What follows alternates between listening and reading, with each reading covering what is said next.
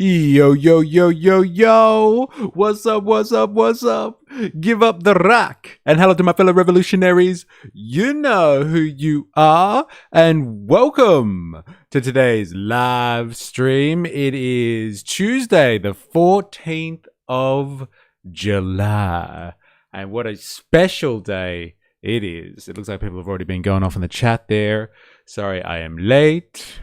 Hope you are all well. Dilemmas has entered the chat. Ravy Baby's here. And Bandsaw Bandit, eh? Government Public Service Office hours here, eh? Yeah, no criticism, please. It's been a wild morning. It's been wild. To all you happy optimistic people out there, happy World War III. Yeah, fucking tell me about it. Pretty crazy, isn't it? Hey, like that lasted what, like a week? Like 2 weeks? Was it 2 weeks maybe that they had the memorandum of understanding going, and like they reopened the strait and people were fucking trying to get out as fast as they can, and here we are back where we started not so long ago. 5 months of this bullshit that was leading to a major conflict. Do you reckon in that time we topped up our oil reserves at all? I would say probably not. I'm going to go with no. No, we didn't top them up. Is that right? Is that the right answer, do you reckon? I'm going to go with no. Bandsaw Bandit. We did not top up our oil. Not at all. Sup, Home Slice? How are you? Hope you're well. Lindsey Graham dies and Shapiro has a new baby. Reincarnation is a thing. That's pretty scary, man. Fuck that.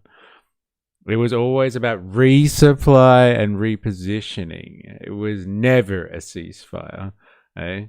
When you say resupply and repositioning, my mind goes wild at the thought of repositioning. Okay? It was really never about a ceasefire. Yes, the fucking was never off. They just needed to reposition a little bit. Let's change positions, everybody.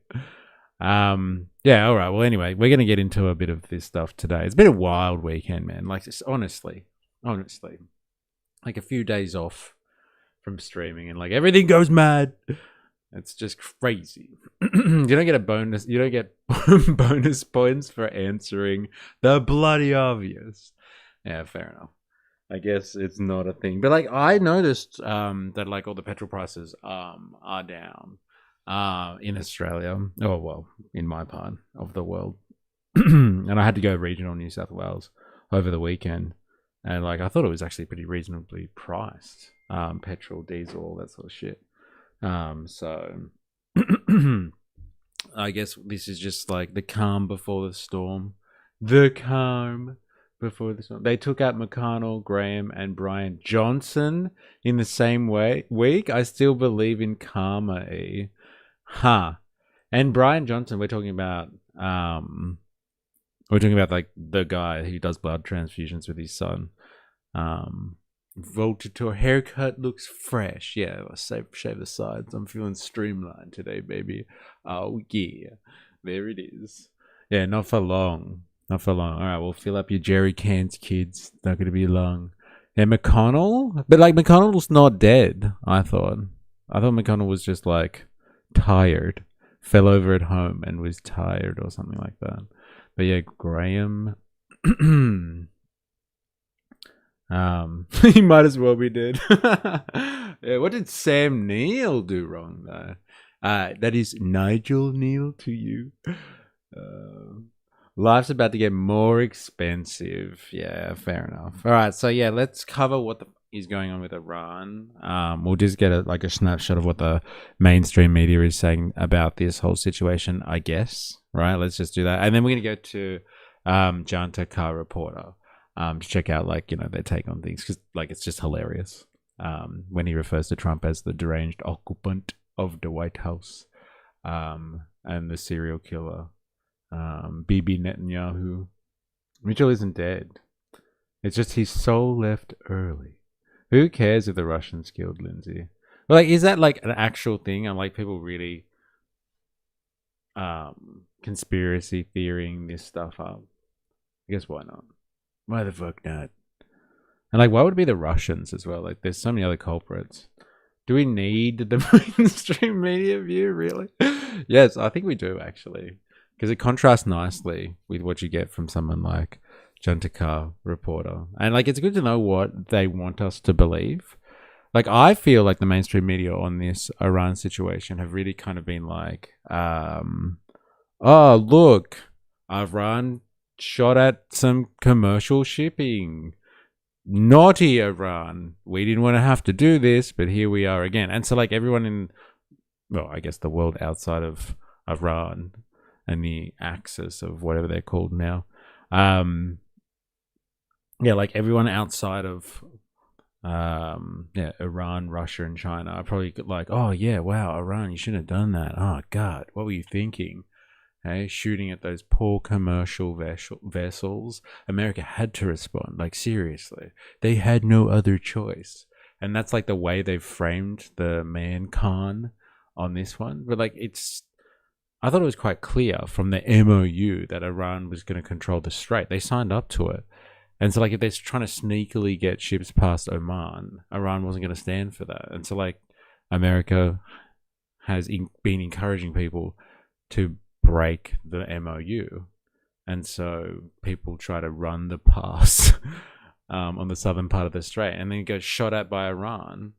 And like, it's pretty obvious that they were antagonizing Iran on this one, but like that you won't get that from the mainstream, I guess. ABC got destroyed by Mirandi. Did you catch the interview? No, but I saw you put that in the reaction recommendations. Is it worth it, dude? I want to watch that. The ABC had Mirandi on. No good way.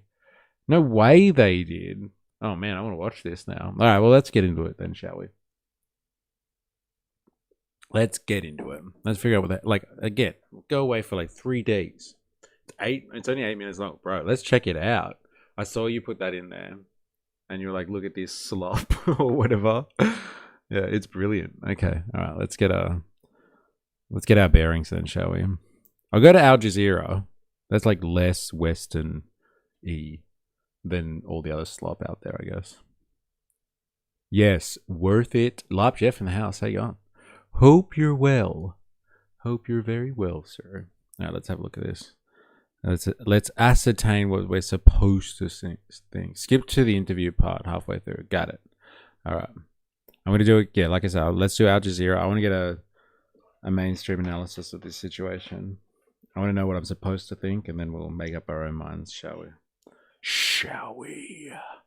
Let's have a listen. Let's bring you some breaking news now. The US President Donald Trump has just posted on social media that he is reinstating the US blockade in the Strait of Hormuz. Let's go over to Rosalind Jordan at the White House. Quite a significant statement. And he's also had something to say about tolls. Take us through that. Dude, what the fuck? What happened to free trade, man? I thought they were all about free trade. Trump's going to put a tariff on the strait? 20% shipping fee? God damn. Well, I'm going to read from part of the Truth Social post that the U.S. President just put on his personal social media account, and I'm quoting, "We are reinstating, in all capital letters, the Iranian blockade, so named because it is only stopping Iran's ships or customers from entering or leaving." And that implies the Strait of Hormuz. So good. This is what the news has devolved to in the age of surveillance capitalism. Is like people put stuff on social media and the news has to read on social media. They used to get press releases. Now they just read Truth Social. The Hormuz Strait is open. Capital letters. If you can't read that, let me just read out a Truth Social post for you, and will remain open with or without Iran. We are reinstating oh my god, there's spelling mistakes in it too. So good. We were reinstating the Iranian blockade. I don't know why it's got the twice there. So named because it's only stopping Iran's ships or customers entering or leaving. All other countries will have fair and open use of the strait. The USA will be, from this point forward, known as the guardian of the Hormuz Strait. But as such, and as a matter of fairness, will be reimbursed, of course, at a rate of 20% on all cargo shipped. for any and all costs necessary to do the job of providing safety and security to this very volatile section of the world. So good. And why is it volatile, dear Trump? Go tell us another truth. Why is it so volatile? It didn't seem too volatile about 6 months ago. Seemed fine, actually. The process and formation will begin immediately. Thank you for your attention to this matter, President Donald J. Trump. Oh, yeah. 4AS in the house. Also, can I be the first to wish E for the double celebration? There it is. There it is. It's fucking Bastille Day in France. So good. 14th of July. And my birthday. Thank you very much, 4IS. What a day to be born as well. At the start of the French Revolution. So good. 200th anniversary of the French Revolution, can I just say, 4IS? 200 years after the French fought for a free society and deposed the kings of old. 200 years after that, I was born, 4AS. Never forget that, baby. Oh yeah, I'm a true revolutionary all the way through. The guy who runs his social media is truly genius. So good. Wee woo. Why stop at the Strait, idiot? Guardian of the Universe sounds so much cooler. Mr. Dude, it does sound cooler. Actually, let me just reread that section. The USA will be, from this point forward, known as the Guardians of the Universe. So good. Pentesta, happy le birthday. Thank you very much. Feels good. Feels good to be here. Not even joking, he was born to be a revolutionary. Bro, I'm telling you, it's in my blood. 200 years before I was born, someone invented the guillotine. And we're going to bring it back, baby. 21st century style. For the Epstein class. And these people that provoke people and call themselves the guardians of the universe. He-Man. Double masculine. Alright. I'll let them continue, shall I? Shall I? All other countries will have fair and open use of the strait. The use of Hormuz. Details on what the process and formation will be, but recall that earlier in the war between the U.S. and Iran. Did you get confetti? Did it happen? Happy birthday. Thank you very much. I appreciate that. It's beautiful. You fucking legend, yeah. I hope you got fucking confetti, yeah. What kind of birthday doesn't have confetti? Oh, that's interesting. I don't know why you didn't get your confetti there. I do. I apologize on behalf of YouTube there, assholes. Thank you very much. Appreciate it. Straight to the stream, baby. Keeping it alive. Oh, you did get it. Good, good. Happy Earth Emergence Day. Oh, lovely. I like that. Thank you very much, Volta. I appreciate it. I appreciate it. I'm feeling alive. Apart from, I guess, what's going on in the Strait at the moment. That's such a drag. Like, honestly, it's tiring. The president ordered the U.S. Navy to impose a blockade on all. They are very bad people. Man with more pick with Epstein than I have with my own family. Is it really your birthday? Yeah, it is. Yeah. Honestly, bro, I'm telling you, 4S is not wrong. I was born on the 200th anniversary of the French Revolution. I am a revolutionary incarnate. Telling you, bro. Telling you, dog. Most authentic revolutionary you'll ever find. Happy birthday, mate. And great use of mate. That's what makes all the difference. Thank you very much, sir. I do appreciate it. I do appreciate it. Okay? And we're celebrating today with trying to figure out what's going on with the world police. And we'll do some other fun stuff as well. Yeah, thank you. Appreciate it. You fucking legend, yeah. Iranian shipping through the strait. We don't know whether the U.S. Military is currently configured in order to be able to carry out a blockade. It has been providing some escort work for commercial ships going through the Strait of Hormuz because there are mines at the bottom of the strait, and clearly there is no desire to have these commercial vessels blown up by these mines. But again, the U.S. Can we just get that fucking crazy analysis there one more time? That was so good.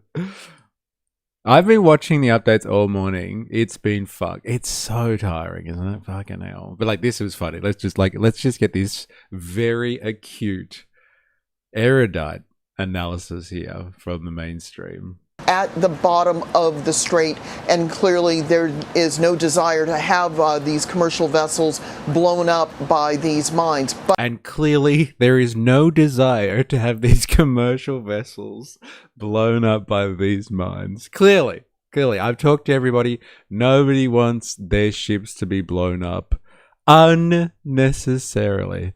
God, thank God. See, Ben, I'm telling you, bro. You don't pay attention to the mainstream. You miss out on the gold like this. I'm telling you. 20% toll, LOL. Yeah, like, what's the toll? And like, how do you charge that as well? 20% of what? The goods on board? The fees being charged for the logistics? Like, what's going on here? But again, the U.S. President Donald Trump is announcing that this U.S. Blockade of Iranian shipping traffic through the... I am wrong. Yeah, take it back. He's like, we're pirates now. Never. Yeah, it's not a bit. I asked E if it was okay to wish him HB in stream. Thanks for yes. Strait of Hormuz is going to resume, we imagine, later on Monday. Rosalind, this is quite a significant change of U.S. policy. What, a fucking backflip? A U-turn? This is quite a significant change. I didn't see this coming, like, honestly. Interesting. Right? What the U.S. president had been saying on June 20th was there will be no tolls or fees for 60 days. What he said on May 29th was more indicative of no tolls and unrestricted traffic. And now talk of a U.S. imposition of some kind of fee. Well, let's unpack this a bit. As part of the memorandum of understanding, as I understand it, there was not supposed to be any more blockade carried out by the U.S. Navy, and that apparently stopped the minute the two countries... Yes, it was a comma. There was a comma. It's no tolls and fees. Yeah, baby. Hey, Hobo Joe in the house. Yo, yo, yo. What's up, what's up, what's up? Welcome. Did you know that the fucking war with Iran is back on? The blockade's back on, and now the US is going to be charging people a fee. They're going to charge a toll. If Iran can do it, I can do it. And so, like, the MOU lasted about, like, 2 weeks. Not even. Democrats can't read. Yeah. They need to brush up on their grammar. Seriously. I need more Ro. Are we talking about Ro Khanna and what happened? Our friend went on holidays. You're like, why was he in Is Not Real in the first place? That's the real question. Was he there to fucking kiss the wall? Eh? He just ended up fighting with settlers. I guess we'll find out. Benzel Bandit. One has to ask why any ship has to be worried. We destroyed the Army, the Navy, and the Air Force. Where's the threat exactly now? Very good question. Really pertinent question, isn't it? Multiple times have we heard that their Navy, their Air Force, their air defenses have been completely obliterated. And they're still able to do this stuff. What? I thought America won. That way, like 50 times over.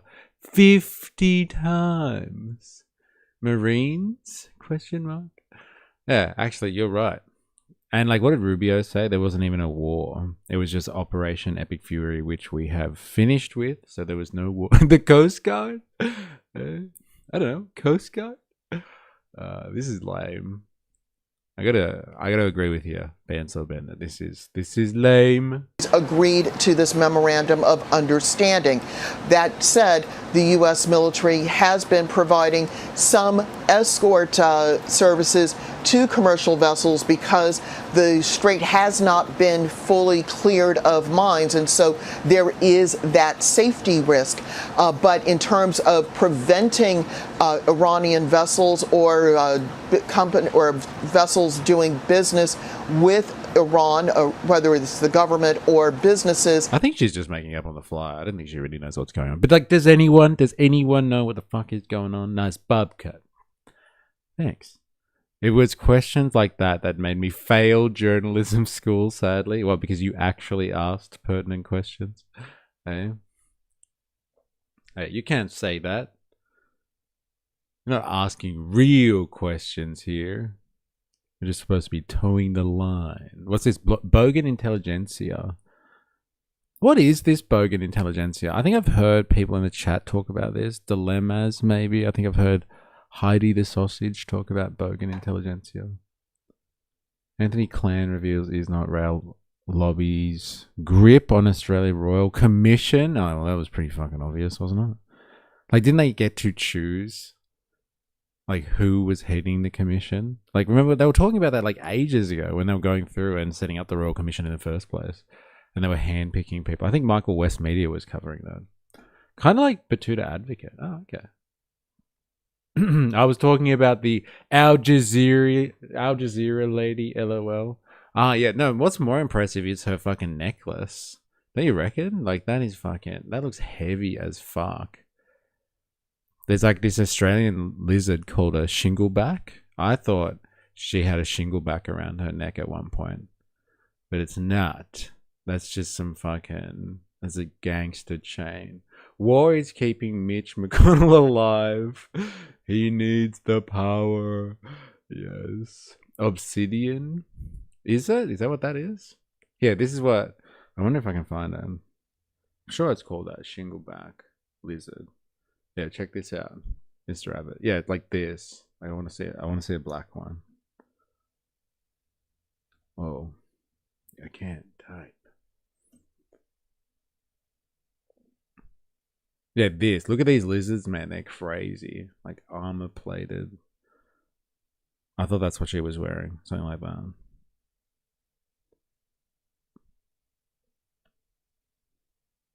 They're like little tanks. But no, it's obsidian. I'm so tired I read that as boob cut and was reminded of Windows. TAFE teacher necklace. Yes, so good. Or art teacher. Alright. That's enough from you, Al Jazeera. You're tiring me. Alright, let's hear what the British have to say about this. This is like more mainstream, I guess. This is what the West wants you to think.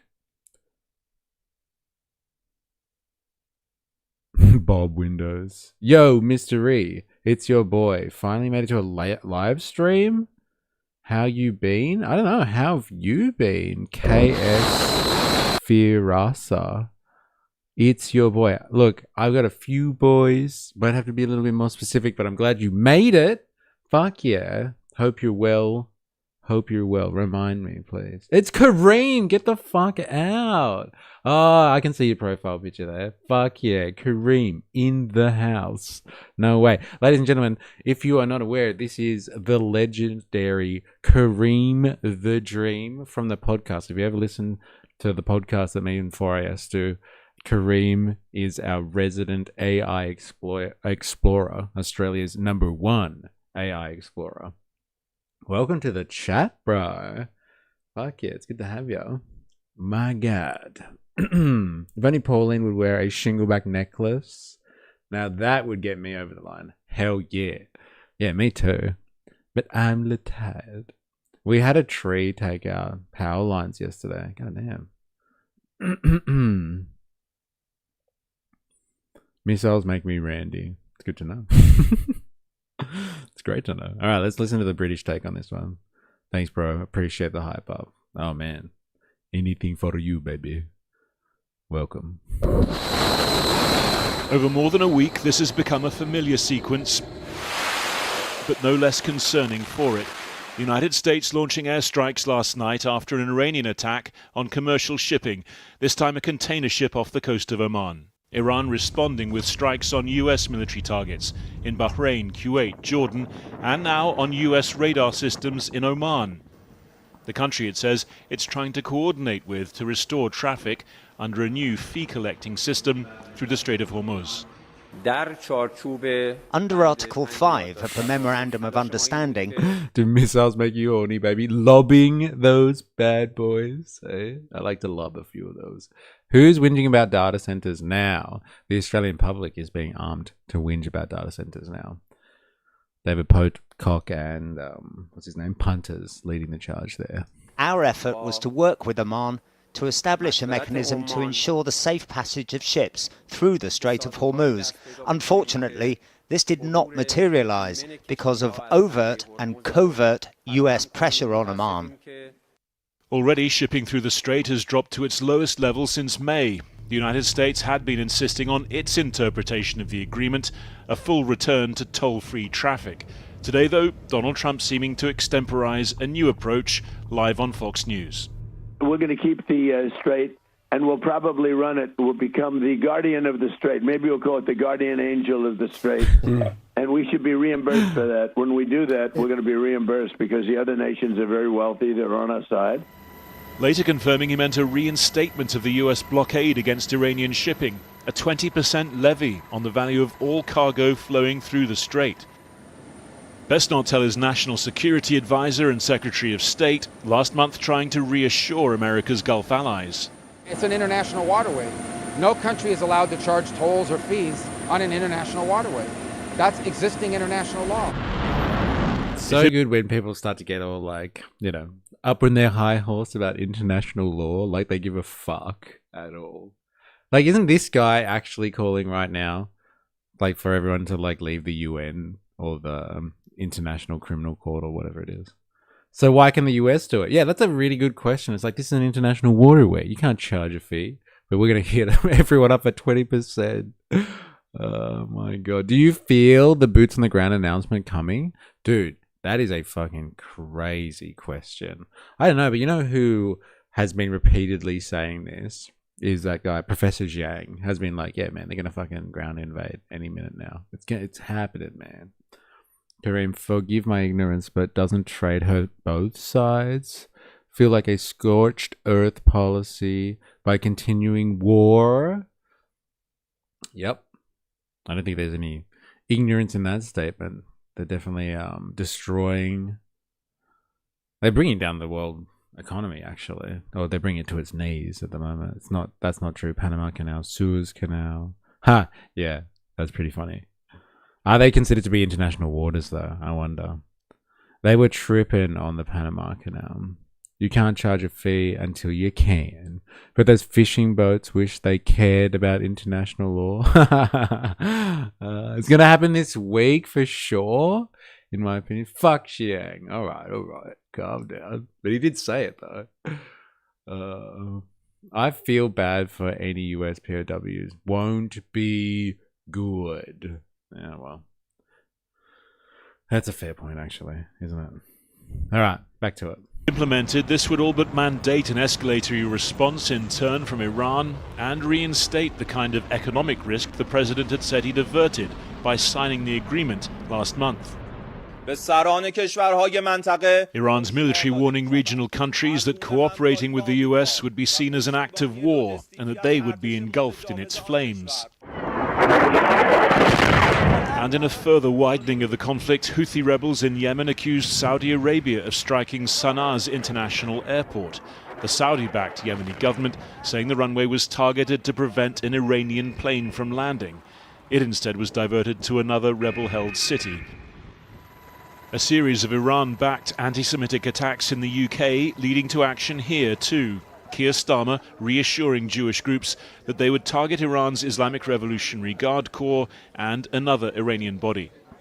We're designating this criminal group the Islamic Movement of Companions of the Right, and we're designating the IRGC. And what that means... What the fuck has that got to do with local news? Like, I know this is a British or a UK public broadcaster or whatever. But like, what the fuck has that got to do with it? Why is he telling domestic Jewish groups that Iran is going to be targeted by the British now? What's that got to, like, where do those two things combine to make sense? That's a weird one. Jiang's daughter or Jordan Peterson's son? Question mark. Is this like a thing? Is this like a game? Like, I will never have I ever, or one of those things. Who's Jordan Peterson's son? I actually don't know about his children. Peterson's son.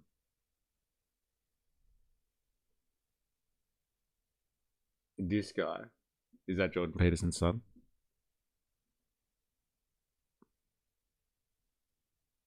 There's a chip off the old block there. Good on you, Jordan. Great genes. And what's the other one? Jiang. Daughter? What's the joke? I don't get it. Is that her there? Maybe I've missed something, Tago. Completely missed. It's a meme. Like, would you rather bad daughter or bad son? Question. Right. Got it. Why is she bad? What has she done? She didn't listen to Daddy Jiang or something? And what did Jordan Peterson's son do? This is the American solution to national debt. Can't cut Medicare, Medicaid, and welfare. Let's charge the world a toll instead. I don't know, man. They took, like, the big beautiful bill definitely cut Medicare, Medicaid, and food stamps. Like, they cut it. They cut it. All right. They cut billions of dollars off that shit. And then just, like, increase the military budget. So, like, I don't know. But, like, yeah, tolls as well. Like, everyone gets a toll. You get a toll. He gets a toll. But they did cut to welfare and stuff like that.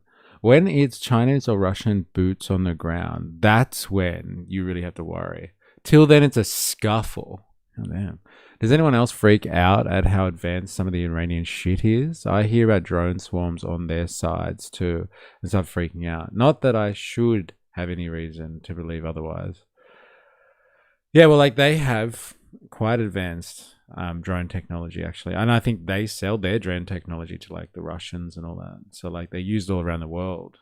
But, like, I don't know, like, freak out is not, like, the type of reaction that I have, I must admit. Like, it's more like, wow, somebody's actually standing up to US aggression. Didn't see that coming. That's more the reaction that I have. Like, usually America picks fights with people that it has complete aerial dominance over. And then just, like, kind of wipes the floor with them for the fun of it. And then claims that they are, you know, the leaders of the free world. Dilemmas. Remember, China's military is not battle tested, and it makes a difference. US laws say Congress must authorize war. Selective rule followers. Just put the little hat on, Starmer. Fear of anti-Semitism? I guess that's a big thing. It's a meme. Like, would you rather... No, I read that before. Would you rather have Jiang Fan for a daughter? Oh, JP Fan for a son. Right. Got it. Dude, that's actually pretty hilarious. Dude, take Jiang all the way. Like, at least Jiang, there's some good entertainment value. Like, JP has just lost it. He should never have gotten into politics. It's awful. Stick to, like, you know, self-improvement and all that sort of stuff.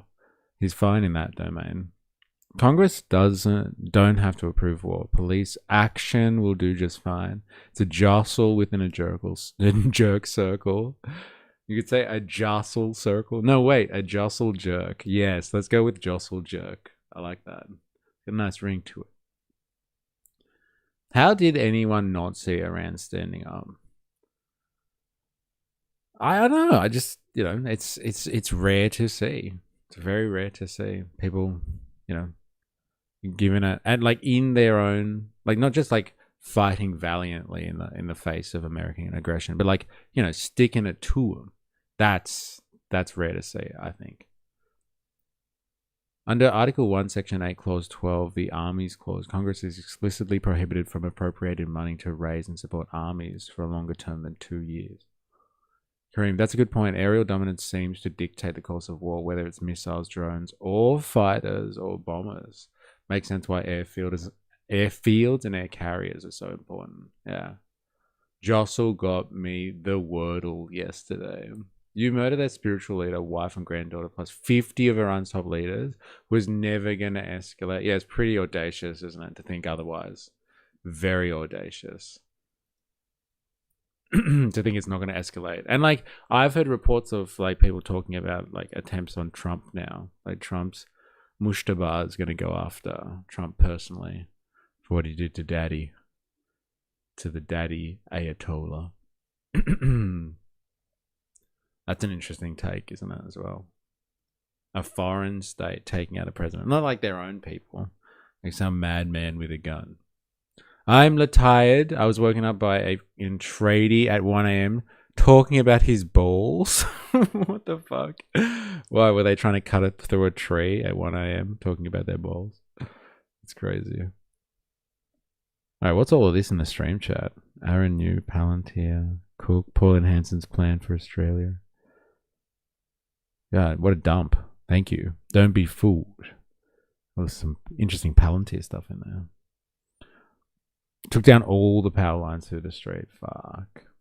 Iran isn't stupid enough to go after Trump whilst he is in power. I don't know, it'd be pretty crazy stuff though, don't you reckon? Is that anyone found supporting or assisting these groups? Mustafa is going to blow out Trump's back, if you know what I mean. Yes, I know what you mean. I know. Hey, the Gayatollah himself. Live wires all over the place. That's pretty scary. Crazy. Groups, IRGC. And what that means is that anyone found supporting or assisting these groups will now face up to 14 years in prison. The US military demonstrating its own means of targeting the IRGC today, for the first time using naval drones in combat. Where this all goes next, largely dependent on what Donald Trump means by this latest threat, a bid for fresh leverage in talks, or a decision to turn away from them. Well, just before we came on air, I spoke to Fouad Izzadi, an analyst at Tehran University who is a supporter of the government, and I asked for his reaction to Trump's latest statement about the Strait of Hormuz. This is what Trump wants to do, wants to control the Strait of Hormuz, wants to use that leverage against China, against Russia. He wants to make money. Dude, is that fucking Brian over there from the new Atlas? He looks a bit different. He wants to use the control over the strait as leverage over Russia and China? Well. Who would have thought? Let's hear that again. Action replay. He wants to control the Strait of Hormuz, wants to use that leverage against China, against Russia. He wants to make money. It's a stupid conspiracy theory that Iran will go after Trump now. They will get him after he's finished. So, like, why is that such a conspiracy for you? Like, it's a distraction, yes, but like a conspiracy? Like, they don't have any plans to take out American leaders as like retribution? Like, that's just too much of a conspiracy? And why after he's finished? Why not as president? Like, it's too dangerous to do that? Like, that'll ratchet up current conflict into World War III. Just wait until he's finished. Will he ever be finished? That's the $1 million question. Will Trump ever stand down? Maybe that's why he doesn't want to stand down, because he knows that if he does, he'll be taken out by someone. So he's going to remain as president for life. Fuck yeah. United States has a lot of debt, $35 trillion. He's very serious about what he's talking about. He has been attacking Iran last night, the night before, and he thinks he is in charge. The only problem that he has is that the resources of this part of the world belong to the people of this part of the world. We have Iranians that realize what Trump is all about, and they're not going to allow him to take over the Strait of Hormuz or take over Iranian oil. But do you believe he means it, or is it a... I think that's like pretty fair, isn't it? It's like, look, this has all come about as two people jostling, two parties, two sides jostling over the strait. And Iran, like, I thought that was in the MOU, Like, Iran got to manage the strait and charge tolls. Like, they were going to do that. And now everyone's pretending like this is fucking outrageous. Like, why does Iran get to do this for? This is crazy. Like, are we supposed to have, like, the whole goldfish memory cycle where we're just, like, news week to news week, just not remember what happened, like, a week or two ago? Like, that was a thing. Why would they get Trump now? 100% after. Because if they miss, he has the nukes. Ah, right.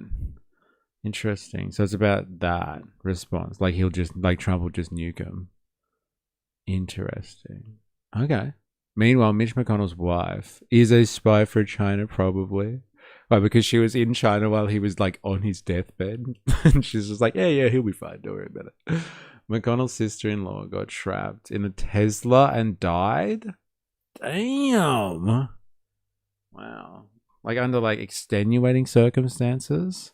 Or just, like, a shit Tesla malfunction? About 2 years ago. Fuck. Nothing sus there. Dude, so sus, right? His missus over in China while she's dying. And she's like, what? I can go on vacation. Fuck you guys. He's fine. Off about improving the negotiating position. Hype train for E's birthday. Is something happening on Twitch that I don't get notifications for? Oh my god. Look at that. God damn. Jag. You fucking crazy man. Look at that. What's that? 1, 2, 3, 4, 5, 6, 7, 8, 9, fucking 10. That's crazy. Fucking crazy. Thank you. Thank you very much, Shag. You legend. I can't believe you did ADD. You gave ADD a gift sub. That's hilarious, man. What a show ADD gave us last week on Far Right Fridays. What a fucking legend. Yeah. What a legend. Enjoy those freedom dollars. Yes, I will. Hey, everybody loves a bit of freedom. And I enjoy freedom just as much as the next revolutionary, can I just say. You fucking legend. Thank you very much. That's a lot, man. That's crazy. Fucking mental. Thank you. But dude, ADD. I don't think ADD is coming back.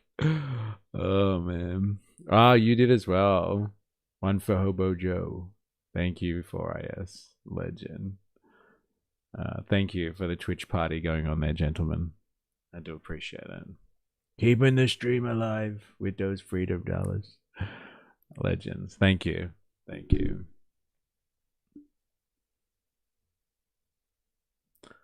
Alright. Back to our friends. This is it's just mental, this Iranian stuff. I think it's a bluff. You know, they're taking over Venezuelan oil. We had this report in New York Times saying that Rubio and Delcy Rodriguez are chatting with each other over WhatsApp, coordinating things. Trump took over the government of Venezuela. So how do you believe Iran will respond? You know, will it attack ships that are passing under American control? You know, since we have been doing this for a number of months now, we have this manual. It's called San Remo Manual. It deals with laws of war when you're fighting over sea territory. And under that manual, if a country like United States attack a country like Iran, and that United States escorts ships, commercial ships, those commercial ships are legitimate military targets. That's international law. Kareem, thanks for hanging. Catch you soon. Maybe in a podcast. It's good to have you, man. So yeah. So Iran, attacking ships by Iran is not against international law. The attack on Iran was illegal under international law. The attacks that we have been experiencing in the last week is illegal against international law. So are we back to... What did he call it? The San Remo. All I can think of is like the people that make pasta.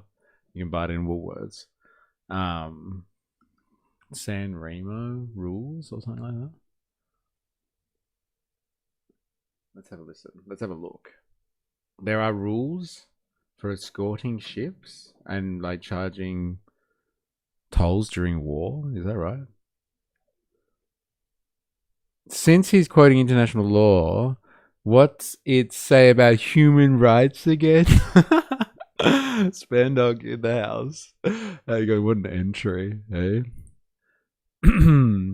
I am just listening to an Iranian commentator talk about something referred to as the San Remo rules or guidelines with regards to accompanying commercial vessels or charging tolls in waterways during war.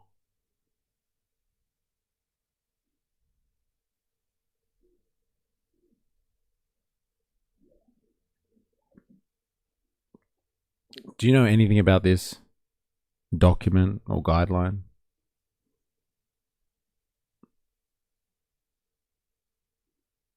Got to make the entrances memorable. Definitely memorable. Hey, take that, asshole. Hey, you care so much about the rules-based order? I think not. A ship escorted by the military by default becomes a legitimate target. Is this what this guy's talking about? Yeah, San Remo Manual on international law applicable to armed conflicts at sea.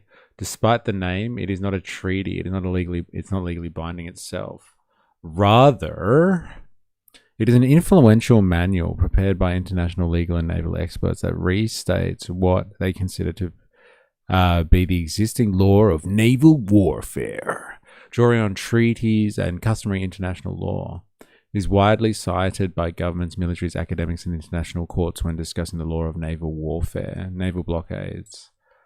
A belligerent may establish a naval blockade during an international armed conflict, but it must be officially declared and notified, effective, not merely symbolic, applied impartially to all vessels, applied impartially. Yeah, right. And must not have the sole purpose of starving civilians or denying them essential humanitarian supplies. Very good. Commercial merchant vessels. Neutral merchant ships generally retain protection, but they may be stopped, visited, searched, diverted, or even captured. Pirates in certain circumstances. For example, if they are attempting to breach a lawful blockade or are carrying contraband. Convoys and escorts. Neutral merchant vessels may travel under naval escort. Belligerents cannot simply attack them because they are escorted.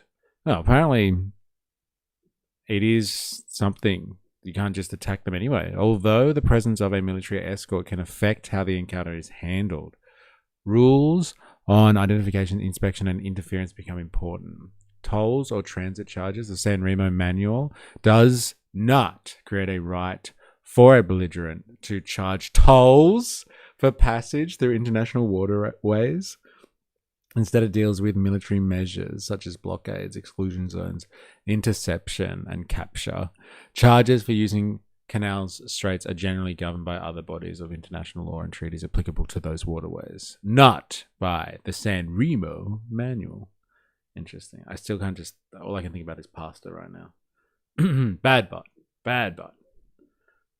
The binding laws of the UNCLOS. Not this random old document. Very interesting. I had no idea. So, like, what are we saying here? Convoys and escorts. Neutral merchant vessels may travel under naval escort. Belligerents cannot simply attack them because they are escorted. Although the presence of a military escort can affect that. So it can make you a target. Even though just because you're under escort doesn't make you a target.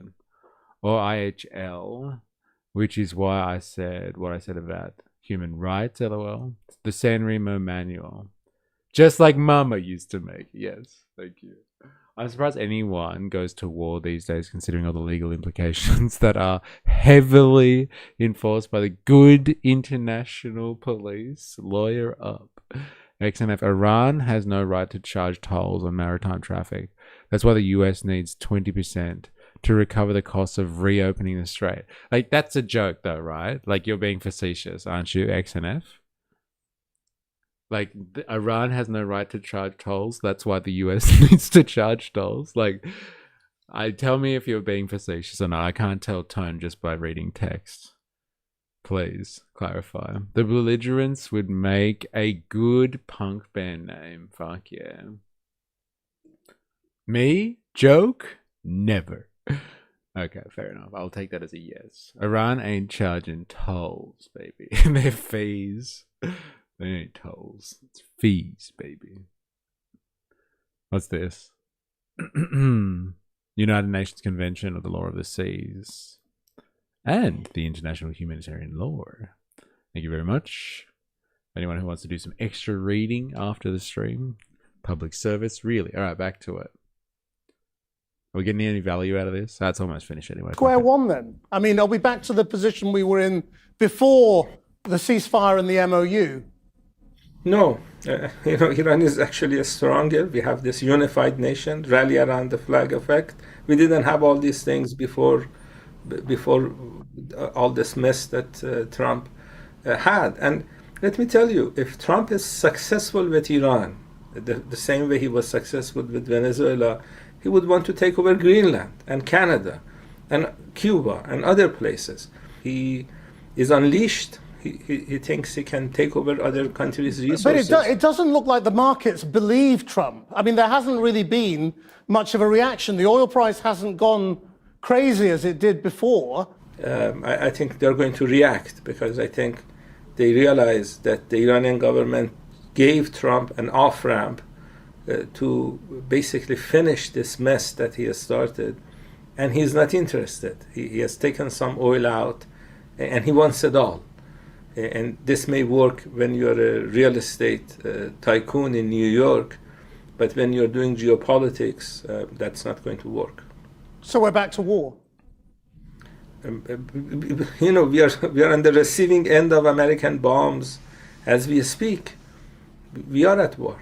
Yeah, what a fucking question, hey? An audacious Westerner perspective. Wait, are you telling us we're at war? Yes, we're being bombed. They are dropping bombs on our territory, within our borders. This isn't hypothetical. We are under attack. I thought Iranians realized the Maduro thing was theater. I've heard these speculations. You believe it was all theater? Two regimes built on ego. Neither will back down. Operation Epic Fury, Pound Hormuz. But America, good guys. They know start war. Apparently. All right, let's go to Jakarta. Janta Carr reporter. Where is he? Yeah, here he is. He's my man. Hey, let's see what he has to say about this. Fuck, it's 26 minutes. Damn. All right, fine. Let's do this. I need to get something outside of a Western perspective on this. You want audacious? Play the Miranda interview. Okay, you know what? Let's do that first. Fuck yeah. Let's do it first. Where was it? Where did you put it? Oh, here it is. Here it is.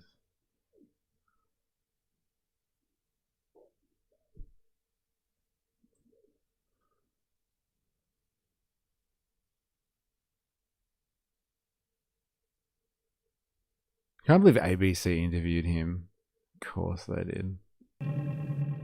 Start halfway through. Yeah, got it. Mohammed Morandi is a supporter of the Iranian regime and a professor at the University of Tehran. I think he's Iranian, actually. But let's go with that. We knew Iran would start a war if the US assassinated Iran's leadership. That's why we had to assassinate them. Dude, this is so, like, circular. I can't keep up with it, XNF, honestly. I can't. With him from Tehran earlier. Mohammed Morandi, welcome to 7:30. Thank you. What right does Iran have to hold the rest of the world to ransom by preventing oil shipments passing through the Straits of Hormuz? Dude, I can't believe she asked that question. What the fuck? Did she honestly just ask that? Wow. Fucking hell. What right does Iran have, eh? Hello? Hello? Passing through the Straits of Hormuz. Excuse me, I think it was the United States that waged a war against Iran, and your government supported it. They did nothing they said nothing in condemnation. Dude, what the fuck? Like, what does she expect him to say to that? Honestly, it gets better. What right does Donald Trump have to bomb Iran? Excuse me? I know, the balls of this guy. Dude, what's her name? She's got balls, man. Whatever her name is. She's got big fucking kahunas. Sarah Ferguson. Yeah, she's got the real balls here. My God, I feel emasculated now. The United States slaughtered our children. The United States murdered our leaders. The United States destroyed our... She's got some stone cold ovaries. Actually, that's so much better, hey. So much better. Sass Randy. The United States slaughtered our children. Did nothing. That waged a war against Iran, and your government supported it. They did nothing they said nothing in condemnation. The United States slaughtered our children. The United States murdered our leaders. The United States destroyed our critical infrastructure along with the genocidal Zionist regime that your government loves. It's true. And so you're in no position to critique Iran. But when we finally had an MOU with the Trump regime, in Article 5 of that MOU, the movement through the Strait of Hormuz is to be managed during the period when the MOU is valid by the Iranians. And the Americans, in violation of the MOU, created their own corridor. The Iranians warned them and warned ships for days, and they ignored Iran. Like, whether you like this guy or not. Hell yeah, we did. I'm talking to you, Spendonk. Or like anyone of, like, you know, whether you like this guy or not. Like, he's not wrong. Like, the MOU, from what I remember, was like, yes, Iran will manage the strait. They'll charge a service fee. Blah, blah, blah, blah, blah. Like, that'll come into effect soon. And so, like, the Americans were running ships along the coast of Oman instead. Like, obviously antagonizing Iran. Like, obviously. Just being like, yeah, fuck it. Just go. We'll take care of Iran. You just do your thing. Keep running the ships this way. It'll be fine. No one will notice until you get shot at and destroyed. But, like, that's the long and the short. Does anyone disagree with what he's saying here? That, like, America was violating the MOU? I mean, yeah, let's be honest. Like, antagonizing Iran. Like, come on. Come on now. I don't think anyone can really object to that one. And, like, this Sarah Ferguson, making this guy look like it's totally objective. So ultimately, Iran was forced to strike those ships so that other ships do not disobey. They have to go through the corridor that Iran has determined for them. And this is not the only violation of the Trump regime. The Trump regime has failed, in accordance with MOU, to hand over stolen Iranian assets. It has failed to force the Israeli regime to leave Lebanon and to stop the slaughter. It has continued to threaten to murder Iranians, to wipe out the country, and to slaughter its leaders in violation. I mean, I don't disagree with who started it, but saying not disavowing, but not disavowing the US war on Iran gives Oz zero right to criticize any of their behavior is wild. America broke a treaty. No way. Yeah, okay, look, I get it. Like, yes, we can criticize them, even if we didn't disavow the US. Fine, yeah, we can criticize all we want. Yeah, fuck yeah. But, like, what he's saying is not wrong, though. Like, the US has violated the treaty. Because that's not the way the manufacturing... That's why we watch the Western take first. The Western take is like, did you know the Iranians shot at people's ships in the Strait? Like, what were they thinking? It's outrageous. I guess the Americans had no choice but to start bombing Iranian territory indiscriminately. Like, it just makes sense. Like, those two things just make sense together. Iran started firing at ships. Devoid of context, Iran just started firing at ships, and America just had to respond. Like, it makes sense. Hey, you didn't say anything when US did it. Now we're allowed to 2. I was watching Russia's and then saw the gift sub. Yeah, you legend for IS. And Jack. Still can't believe that. What a fucking... That was a lot. Thank you, both of you. America is a tiny nation. They did target ships. The legality is a gray area. Okay. Of a commitment in the MOU. So the United States is violating every single element of the MOU, now, not Iran. If I may, in addition, yes, if I may, the United States reversed. That's a long answer. The United States also reversed its removal of sanctions on the Iranian oil sector. Let me just come in because the MOU did not say that about the Strait of Hormuz. But let me ask you this: Will Iran? It does indeed. Will Iran ever return to the pre-war situation where ships had free passage through the Strait of Hormuz? No, indeed, the MOU does say that it is Iran that will normalize the passage through the Strait of Hormuz, and in collaboration with Oman, they will determine how things will be carried out in future. Iran wants the passage of goods and services and products to move through the Strait of Hormuz, because that's how our economy and the economy of our region grows. Is the Strait of we didn't wage war. Is the Strait of Hormuz now even bigger leverage for Iran than the development of its nuclear program? Well, first of all, Iran's nuclear program is legal.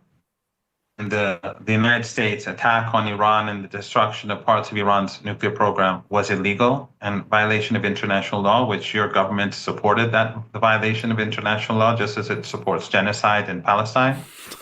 But with regards to the Strait of Hormuz, if you recall, before the United States and the Israeli regime attacked Iran, the Strait of Hormuz was open, and the Iranians had no interest in controlling it. Right now, the Iranians want to make sure they control it in future so that the United States can never again use the Persian Gulf as a platform to attacking our country. The assaults that we saw last night and the night before all came from U.S. bases or were enabled by the U.S. presence in Saudi Arabia, Qatar, Bahrain, the Emirates, and Kuwait. Without its presence in these countries, last night's attacks wouldn't have happened. So as long as the Trump regime and the Zionist regime are a threat to Iran's national security, Iran will maintain a very heavy presence in the Strait of Hormuz. Will Iran still take part in the scheduled peace talks in Pakistan?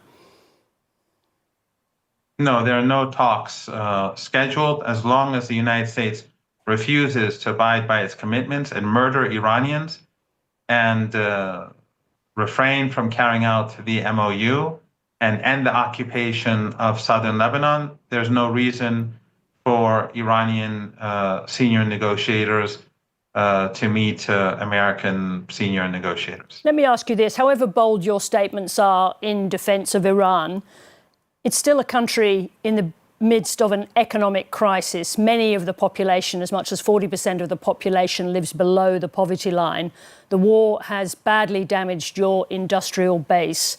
Don't the people of Iran deserve a chance for peace? Well, that's your... What the fuck? Is she serious? Like, don't they deserve some peace? Yes, they do, obviously. They shouldn't be bombed either. Is she serious? She can't be serious. Why are you asking him? Why don't you go ask the Trump regime if the Iranians deserve some peace? Why are they under such economic strain? I wonder if she's gonna fucking ask that question. Dude, she's gotta be like, honestly, this can't be real. She must be teasing him, right? The good guys, by the way. Like, is she teasing him? Am I not missing it? Fucking hell. Well, she can't directly ask, well, you've made your people suffer before the war. Things aren't good for them. Think the regime's going to last. Dude, those questions aren't even related. Like, she just asked if he thinks the Iranians deserve some peace. As in, like, why don't you just give in to the Americans' demands. That's basically what she's asking. She's basically just saying that. She's just like, look, America's not going to back down on this one, and they're going to bomb you anyway. So, like, don't you think your people deserve some peace? Just give in to America's demands, and they may lift sanctions on you so you can get your economy going again, if you're lucky. She tries so hard in painting the regime as tyrants and oppressors of the vulnerable. This is Australian journalism at its best. It's just awful. Like, she's just showing how deeply ingrained within the Western propaganda machine she is. Like, to ask someone that question. Like, you're being bombed by somebody else, and you're like, don't you think you should just relax with the bombing stuff and let your people have peace? Yes, I think he probably does think Iran should be left alone. Suddenly defunding the ABC starts to make sense. Look, I don't think anyone argues that the ABC is absolutely a piece of shit. I don't think anyone argues about that. Like, defunding the ABC, getting rid of an Australian public broadcast, I don't think is the answer to that.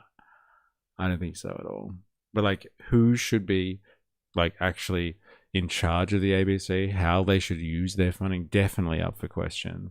But, like, cutting a public broadcaster is not the answer, in my opinion.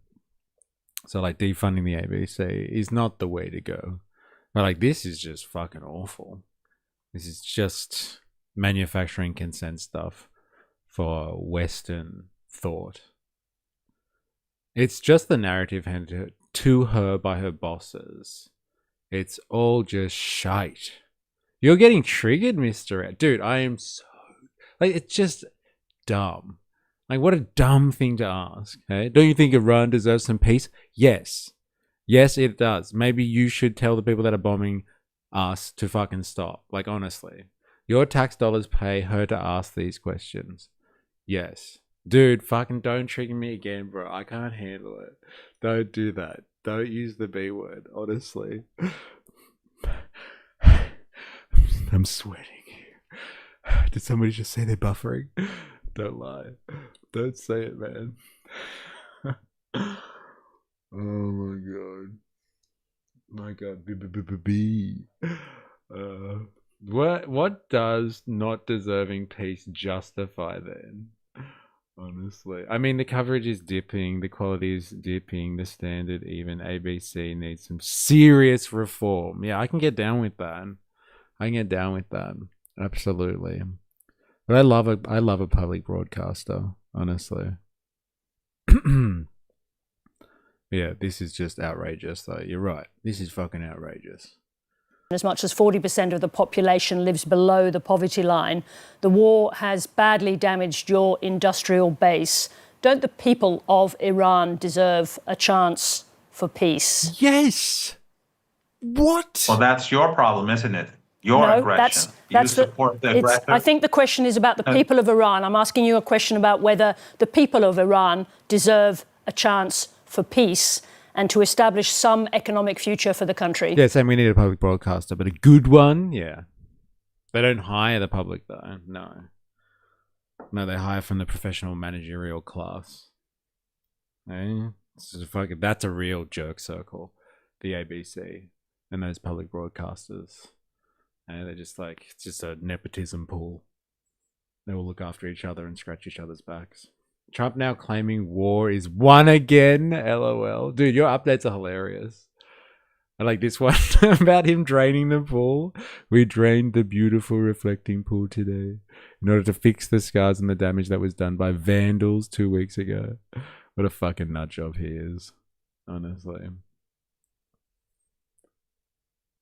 She actually got paid that week too? Seriously. I think that the rapid news cycle makes it so all the news is very shallow with very little investigating. Yeah, my God. We should just make the Carl show, the national broadcaster. Dude, could you imagine? Hey, Carl Stefanovic, the podcast. Now all ABC funding goes straight to Carl. God.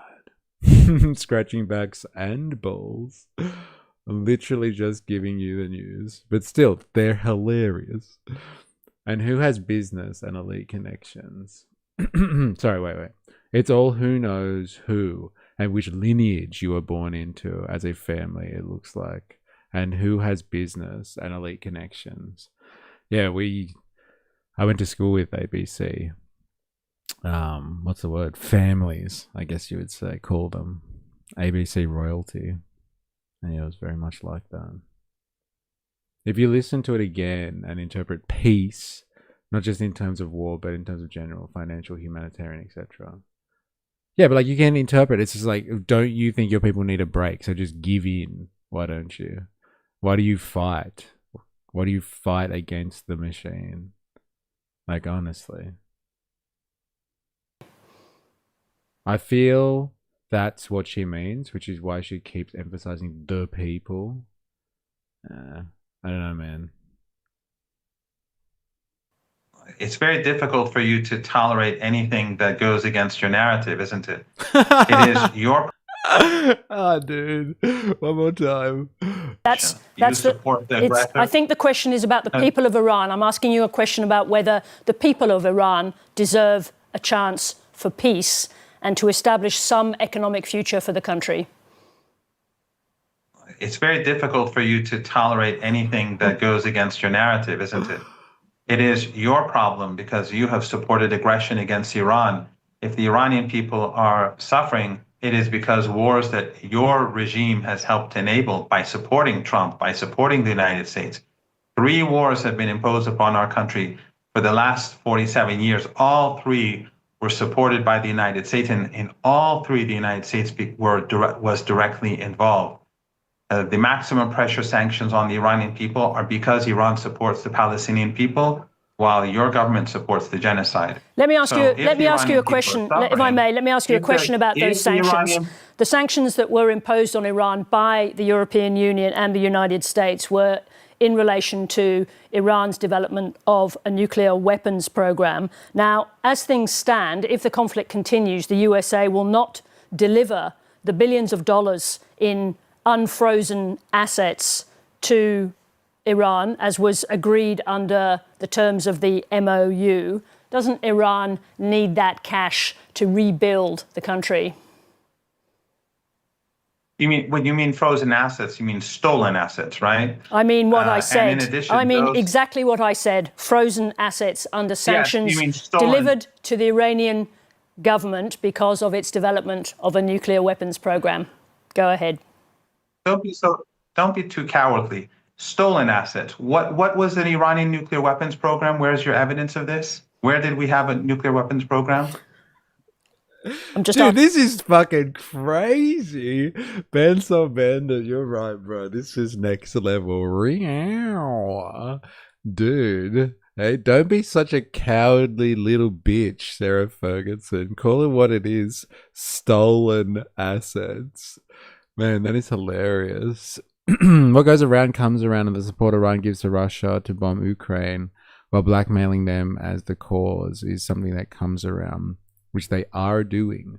Those Iranian drones cause sleepless terror to many Ukrainian civilians, and they would use the same hypocrisy to them she uses to them. I told you Miranda is a messy bitch.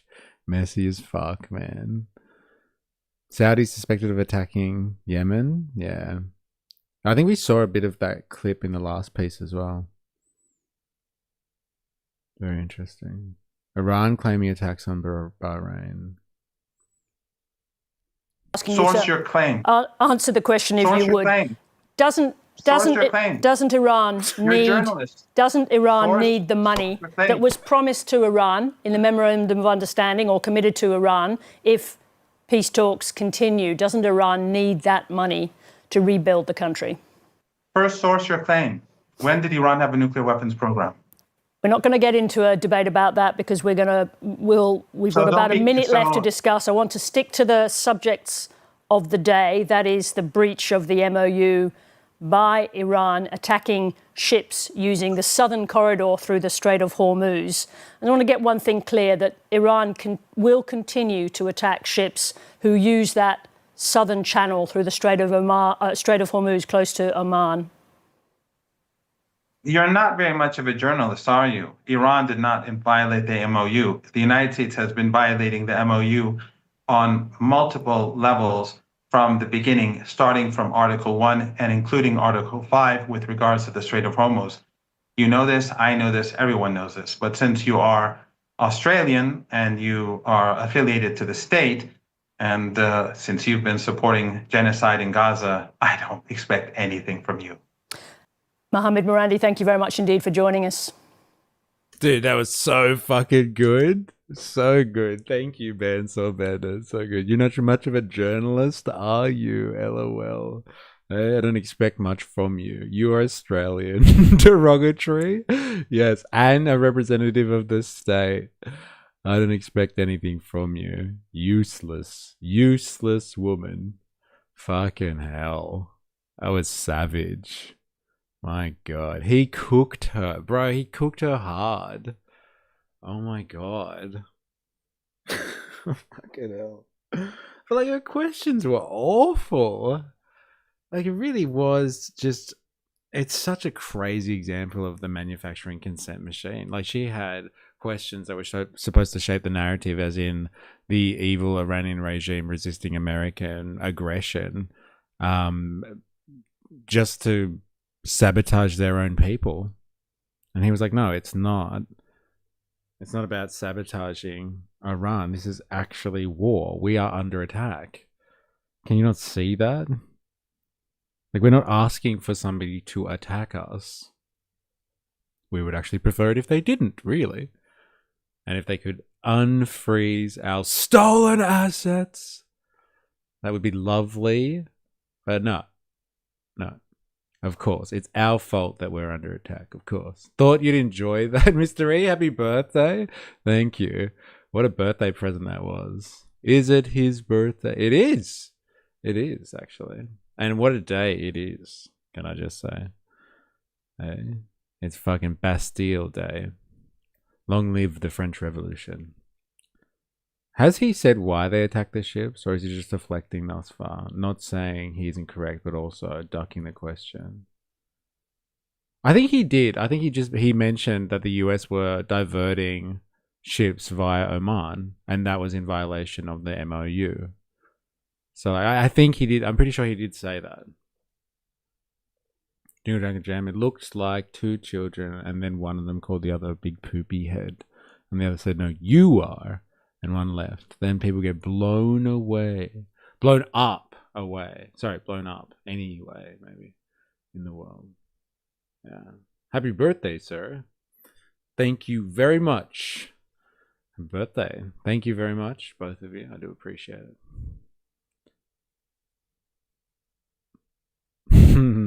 I have an update about it, I think. A true revolutionary. Yeah, alright. That was interesting. Thank you very much, Pencil Bandit. Like, I feel like I shouldn't take any more time on this topic, but like, I just want to hear this guy's analysis. I just want to hear this one, just this one. Let's see if there's anything good outside of that. Iran has hit more US military bases in response to the American. I was born on America's first full day of freedom. America. And when's that? Is like that the day after the Revolutionary War? You're a revolutionary too. Hey, dilemmas, me and you, bro. Let's start the workers' revolution. Jingle Jangle Jam. Those two have a responsibility to look past their childish reactions, like we have an actually be professionals. Instead, they put their own self-esteem in the interview above the. I don't think so, man. I think he just didn't want to answer her questions if they're based on bullshit, like complete bullshit, and like he called her out for it, and she didn't want to retort. That was the thing. I think what we saw there was like somebody calling bullshit, and the other person be like, "No, sorry, I've been told not to engage with you. Why did you interview me then?" I don't know. Thought it'd be cool. I was one of America's first, the 5th of July. All right, happy birthday for the 5th, man. That was like last week, right? Good on you. I'd agree with that, Jangle. They attacked the ships because the US tried to bypass Iran's management of the Strait. That the US agreed to. That's what the MOU was about. So, like, I think he covered it. I'm pretty sure he did. Bombing last night. The US military today once again launched fresh strikes that are bound to be retaliated by the IRGC. In a new escalation, Saudi Arabia today bombed Yemen's Sana'a airport in response. My birthday was February 31st. Fucking crazy. How'd you manage that? The Houthis have fired around a dozen odd missiles. The Houthi fighters have also announced their intention to shut the Bab el-Mandeb Strait. The deranged occupant of the White House has expressed his desire to control the Strait of Hormuz in exchange for 20% fuel as service fee. The Iranian foreign minister has mocked his wishful thinking. The UK government has declared the IRGC a terrorist organization, but Israel's IDF, which has actually murdered many British nationals and their relatives in Gaza, continue to enjoy the Labour government support. That's pretty fucking crazy, isn't it? That's a fair point as well, because there have been a lot of people that have, a lot of Western allies that have suffered death and loss at the hands of the IOF. It's a pretty fair call, isn't it? KK online. Yo, yo, yo. I'm a little late. How are you? How are you? It's good to have you. Doesn't matter if Mirandi's a mouthpiece for Iran. He destroyed her with facts and challenging her narrative. Yeah, he just called out bullshit. He was just like, all right, you address this BS first and then we can continue. And she was like, no, I'm not doing it. Not doing it. I've been told not to engage. It's very interesting interview. And then he just called her out for not being a real journalist. Hilarious. This will be the broad focus of my video tonight. Also in this video, a BBC presenter registers her outrage to Green Party leader Zach Polanski for his demand to track those British nationals who returned home after committing genocide in Gaza. So please stay tuned.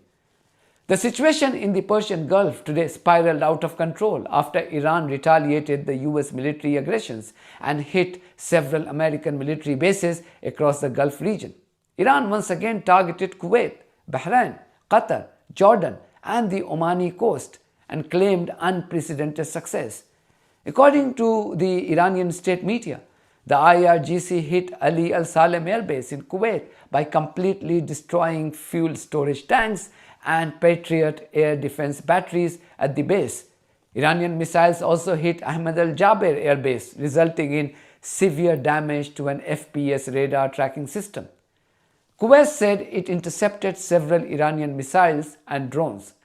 In Bahrain, Iran claimed to hit the Sheikh Issa Air Base by directly hitting helicopter maintenance and repair facilities, a drone command center, and an aircraft hangar housing a US Navy P-8 Poseidon aircraft. Bahrain accused Iran of also hitting civilian infrastructure, a claim denied by the Islamic Republic.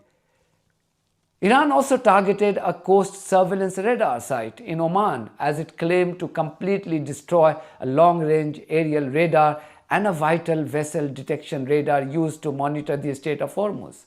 Iranian military has repeated its claims to have completely shut the Strait of Hormuz. Israeli slave Trump was asked about the Iranian claim on the Strait of He says that. Israeli slave Trump.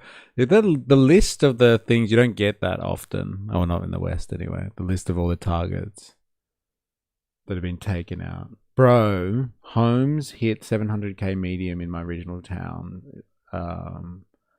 Australia's fucking cooked. The town next door has a crime rate of 400% over the normal rate and homes of 500k minimum. That's crazy. 700k. Hey, what a world. I thought prices were dropping insanely because of all the scare brought about by the end of negative gearing and capital gains changes. So much for that. So the tax hikes are working, huh? Hormuz, visibly frustrated by being outmaneuvered by Iran, this delusional fool from the White House said that he is going to control the crucial waterway, calling his country the guardian angel of this passage. So, Mr. President, Lindsey Graham was definitely on your side when it comes to Iran and the threat, them not having a nuclear weapon. It looks like they're back at their business, trying to take over the Strait. What's your response? Well, we're taking over the Strait. They have nothing. They've got nothing. So something that nobody knows, yesterday they had an 11-hour meeting. Everything's 11 hours with these guys. You know, you can't settle a one sentence in 1 hour and 1 minute. It should be 1 minute. And everything was agreed to yesterday. And they leave the room and they call back and they say, we had to make a couple of changes. I said, changes? They got to make changes? We're not going to make changes. Always changes. They just, was that a snort? Yeah. I think he was scoffing down a Big Mac at the same time. Who would have guessed, hey?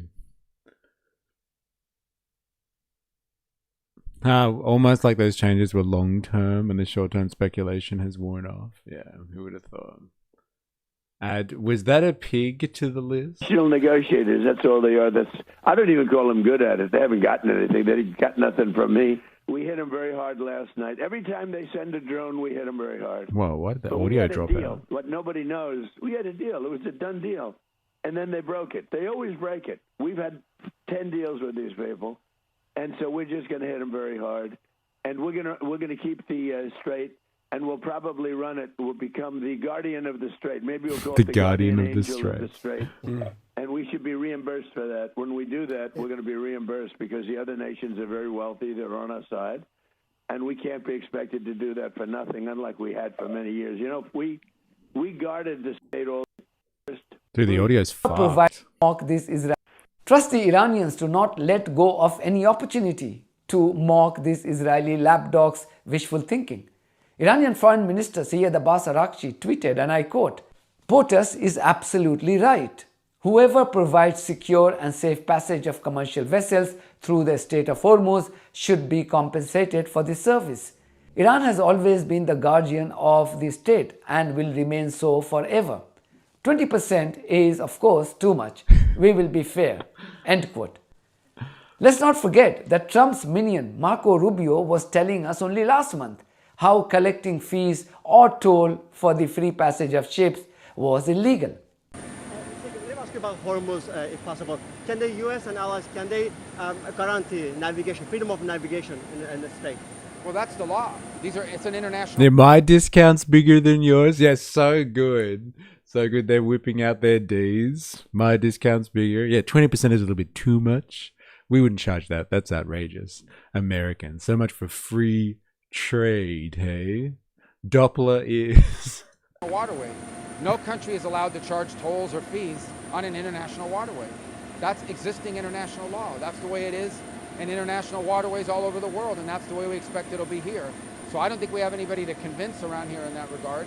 I think all the countries in this region would agree with us. Would he now go and tell this to his deranged boss? The US... deranged boss. The deranged occupant of the White House. Discounts out for the boys. Get your discounts out for the boys. Central Command has also announced the blockade of the Strait of Hormuz for Iranian vessels. But the conflict appeared to take a dangerous twist earlier today after Yemen's Ansarullah fighters, also known as the Houthis, accused Saudi Arabia of bombing the Sana'a airport. This was the scene of today's bombing. Dude, 100%. I bet if you tugged on Rubio's ears, his face would come apart to reveal the tiny Men in Black alien controlling him. 100%. Hey, you could see that. He looks kind of robotic almost, right? Man, the more I listen to the Iranian propaganda, the more hilarious it gets. I know, right? Tell me about it. All right, if you're watching this on YouTube and you haven't already, make sure you activate the like button. Activate away. Ladies and gentlemen, do yourself a fucking favor, yeah. Activate the like button. If you're new here, subscribe for more. If you're on Twitch, follow for more, etc., etc. You know how it is. He looks like he had a stroke. I think it's bad Botox. Half his face was slumped. Damn.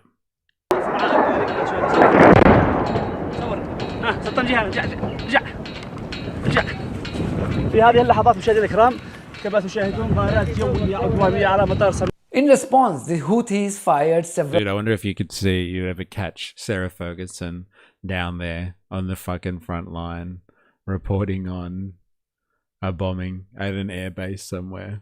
No, I just asked the real hard questions on behalf of my regime. Rounds of missiles towards Saudi Arabia. The Houthis' military spokesperson, Yahya Sari, vowed... I think Rubio's the good alien, not the cockroach one. with the little man inside. He's the good alien. My chosen theory is he was partying with Lady Bird and only one survived. To teach Saudi Arabia a lesson as he announced the end of a ceasefire with the Islamic Kingdom. This is what he said, English voiceover by Kibriya. In its insistence on continuing its unjust siege against the Yemeni people, the Saudi enemy, at precisely 1:54 p.m. this Monday, launched a blatant attack using its warplanes on Sanaa's international airport. This was done by targeting it with a number of airstrikes with the aim of closing it to humanitarian Dude, fight. it's a great beret, isn't it?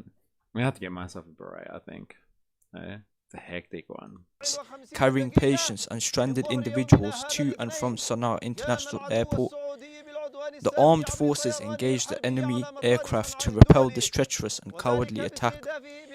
In response to this criminal Saudi aggression, the Yemeni armed forces carried out a military operation targeting Abha International Airport with a number of ballistic missiles and drones. The operation successfully achieved its objectives thanks to Allah. The Saudi enemy, by its reckless decision to launch the unjust attack on Sana'a International Airport, bears full responsibility for the grave consequences of this brutal aggression, which serves the Zionist American enemy and all the resulting repercussions. The Yemeni armed forces... The Zionist enemy. Alright, I don't think we can get anything new from this that we haven't heard already. Dude, I can't believe Tim Dillon's in there. No way. It's hilarious. Alright, interesting nonetheless. Changing topics though. I'm over it. Sorry. Alright, someone called this out for being actual propaganda. But I want to hear this. Because like I've heard like reports that like when Trump was leaving the NATO summit last week from Turkey, that like they had to swap over the old Air Force One plane for the new one, or vice versa. No, I think they swapped out the new one for the old one because it didn't meet security standards, because there's an attack planned on Trump. And like, but I think Bensor Bennett, you called this out as bullshit. Like bullshit propaganda and a distraction. So let's see. Captain Bucket in the house. How we going? Yo, yo, yo. Hope you're well. Hope you're well. All right. Let's have a listen to this. Is Trump now a target? Iran's new supreme leader has vowed revenge for the killing of his 100% bullshit, in my opinion. Well, let's see what they have to say. I wonder if they're going to go after him. father. Mojtaba Khamenei, who succeeded Ali Khamenei after he was killed in US-Israeli strikes, published a statement saying, "We pledge to avenge the blood of the martyred leader and all the martyrs of these two wars from the criminal and disgraced killers. This vengeance is the demand of our nation and must certainly be fulfilled." Now that... Dude, I guess that's pretty vague, isn't it? Like, it's like, we pledge to avenge the blood of the martyred leader and all the martyrs of these two wars from the criminal and disgraced killers. Like, it's not like we're going after Trump because they killed our leader. It's pretty, like, vague and general commentary from these people. Actually, they say it all the time, don't they? Have you seen the Nigel Farage drama lately? No? What's going on? Tell me. Like, unless you're talking about what we were talking, like, covered last week, how he quit Parliament and then he's running in a by-election against Count Binface. That's pretty crazy stuff. That's pretty cool. Why are you gay?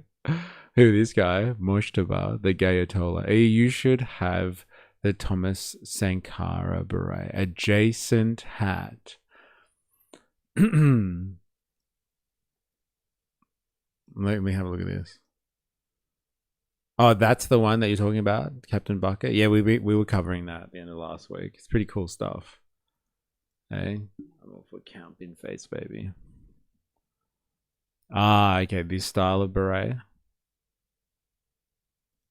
4S, is this the one you're talking about? Red beret, commie star on it. Yep, that's the one. Got it. Would it make any difference if Iran directly said that Trump is a target? I guess not. I guess you're right. Maybe it is just fucking propaganda. Interesting. Message came after days of funeral ceremonies for Ali Khamenei, events that were marked by calls for retaliation to and explicit threats against the U.S. and Israel and U.S. President Donald Trump We personally. will kill Trump. Yeah. That was followed by a response from the U.S. President on Truth Social. That's Trump warned Iran against any attempt to assassinate him. He said, and I quote, 1,000 missiles are locked and loaded and aimed at the Islam. 1,000 missiles are locked and loaded and aimed at the Islamic Republic of Iran, with thousands more to immediately follow. I wonder when this was. Should the Iranian government act on its threat pronounced in many corners of the globe to assassinate or attempt to assassinate the sitting president of the United States of America? In this case, me. So good. Orders have already been given and the US military is ready, willing and able for a 1-year period of time, subject to extension, to completely decimate and destroy all of Iran. Praise be to Allah. President Donald J. Trump. So good, man. What a knob. If they come out and say it, it would be very reasonable. A very reasonable response. Just because Trump assassinated a foreign leader doesn't mean it's fair to retaliate by assassinating the leader who ordered it. Dude, XNF, I can't tell if any of your comments are serious or not. Like, honestly. Just because Trump assassinated a foreign leader doesn't mean it's fair to retaliate by assassinating the leader who ordered it. I can't tell. I'm going to go down for another round of sarcasm on that one. Let's just go with that. The irony is his orders are invalid after he's dead. Very interesting. In this case, me. Right. So how seriously should we take these threats? Let's bring in Kamran Martin, an Iran analyst and associate professor of international relations at the University of Sussex. Hello and welcome to the program, sir. So Mojtaba Khamenei says vengeance is the demand of the nation and must be fulfilled. Should we read this as a threat of immediate retaliation, or, you know, dump truck goes grr, hey, grr, somebody started it, as a longer-term ideological commitment, do you think? Hello, good afternoon. Yes, I think it doesn't say this has to be immediately carried out. I think we can actually compare this announcement or this call by Mojtaba Khamenei with what Ayatollah Khomeini in the 1980s said about Salman Rushdie's Satanic Verses book. If you remember, at the time, it caused a lot of controversy. Khomeini issued a fatwa for his killing, which led to deterioration of diplomatic relations between Iran and many Western countries. But eventually this was solved by Iran declaring that they wouldn't send someone specifically to do so, but other Muslims might carry out this fatwa. I think in this case, Khamenei's the wording is such that it doesn't say Bandsaw Bandit. What do you think about that? It's just like, it's not going to be Iran who does it. It's going to be someone who does it on behalf of the orders of the gay Ayatollah. Let's just say, like, oh, the gay Ayatollah said that we need to seek revenge and retribution for the loss of our leader. Then, like, let's go after it. And so, like, Muslims the world over seek revenge for the previous gay Ayatollah. That's an interesting take. It might not actually be state-sponsored. Could be a vigilante. Everybody loves that word vigilante at the moment. I don't know if I can watch any more of this. Let's go into another piece.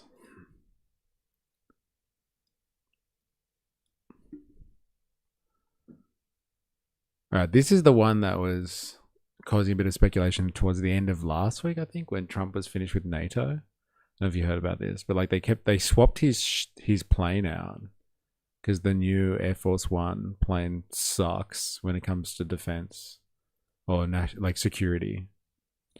So if a non-Iranian Muslim does it, that's different. I don't know. I guess, like, what are they going to do? Nuke Iran if some non-Iranian Muslim takes out Trump and says it's, that's for taking out the Ayatollah, motherfucker.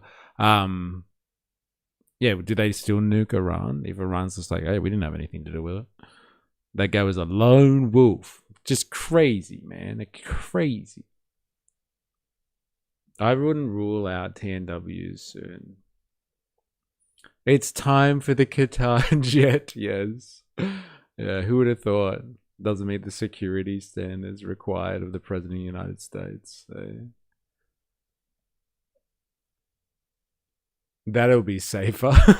So good. CBS Colonial Bias Syndicate. Yeah, well, I don't know. I couldn't find much else on this one apart from Americans talking about it. Seems like nobody else really gives a shit, to be honest. Now to CBS News White House reporter Olivia Rinaldi in our DC bureau. Olivia, good morning. What a week that we've witnessed now. Yo, what's up? How you going? Hope you're well. What do you think about Saudi Arabia and Yemen? Any thoughts on that one? Would like to know. It's Barry Weiss news. The letters don't match. But that's what it is. I'm doing well. Woozle in the house. Morning, folks. Morning to you. Not so morning anymore, can I just say. We are now in the afternoon. Good to have you. You killed the highest leader in Iraq, respected worldwide by billions. How dare you plan revenge? Yeah, it's very audacious. Been discussing security concerns during this week for President Trump. So what new information are we learning this morning about his flight out of Turkey? Yeah, Errol, if you'll remember, President Trump ended up taking the old Air Force One home from his trip to Turkey. He had flown there on that new Qatari jet, that $400 million taxpayer dollar jet, I should say. He had flown there on it, but then was asked by Secret Service or advised by Secret Service to actually fly home on the older version of Air Force One, that iconic Kennedy blue, that robin's egg blue plane that we have come to know over the last 40 years that presidents have flown on. The reason why they did were some of the security concerns surrounding the president. You just heard Rami lay out some of those concerns, but also the fact that the president was departing from Turkey, which is a neighbor of Iran, while these strikes were intending to continue. So the Secret Service had advised for the president's safety that it might be best to fly home on the older version of the plane. And part of the reason why is because that old plane is equipped with a secure communication system so that the president could be in touch with military officials, people on the ground, as the strikes are continuing in Iran, especially as the U.S. is continuing to strike inside and around the Strait of Hormuz. There's also sophisticated military defenses on board that older version of Air Force One. There are flares that they can use. There is laser technology that the plane has that could fire the lasers. That's right. Air Force One OG has fucking lasers, yeah? And the new Qatari Air Force One don't have no lasers. Yeah, it might have a chandelier and a spiral staircase, hey? But where's the fucking lasers, yeah? If I were to tell you, is this why? This is why they're going after? We will kill Trump. There we go. There it is. Zap. Yes, zap. And like what the timing of that as well. Like Turkey. He's leaving Turkey. Last week? Maybe Friday or Saturday or something like that. And like all of a sudden the new plane's not good enough yet. There must have been a risk. There must have been a heightened risk in that area, him getting on a plane. Definitely must have been a risk. I know it's a long shot, Bandsaw Bandit, as you're saying, but they must have thought there was some risk to him. Shook. So Hawaii burning was just Sleepy Joe falling asleep on the fire button. Damn. Lasers, we got him. But the Qatar jet does have a dedicated compartment for slaves. Jesus. Crazy, eh? The Epstein class would love that. They thought shit. Yeah, okay. They thought shit.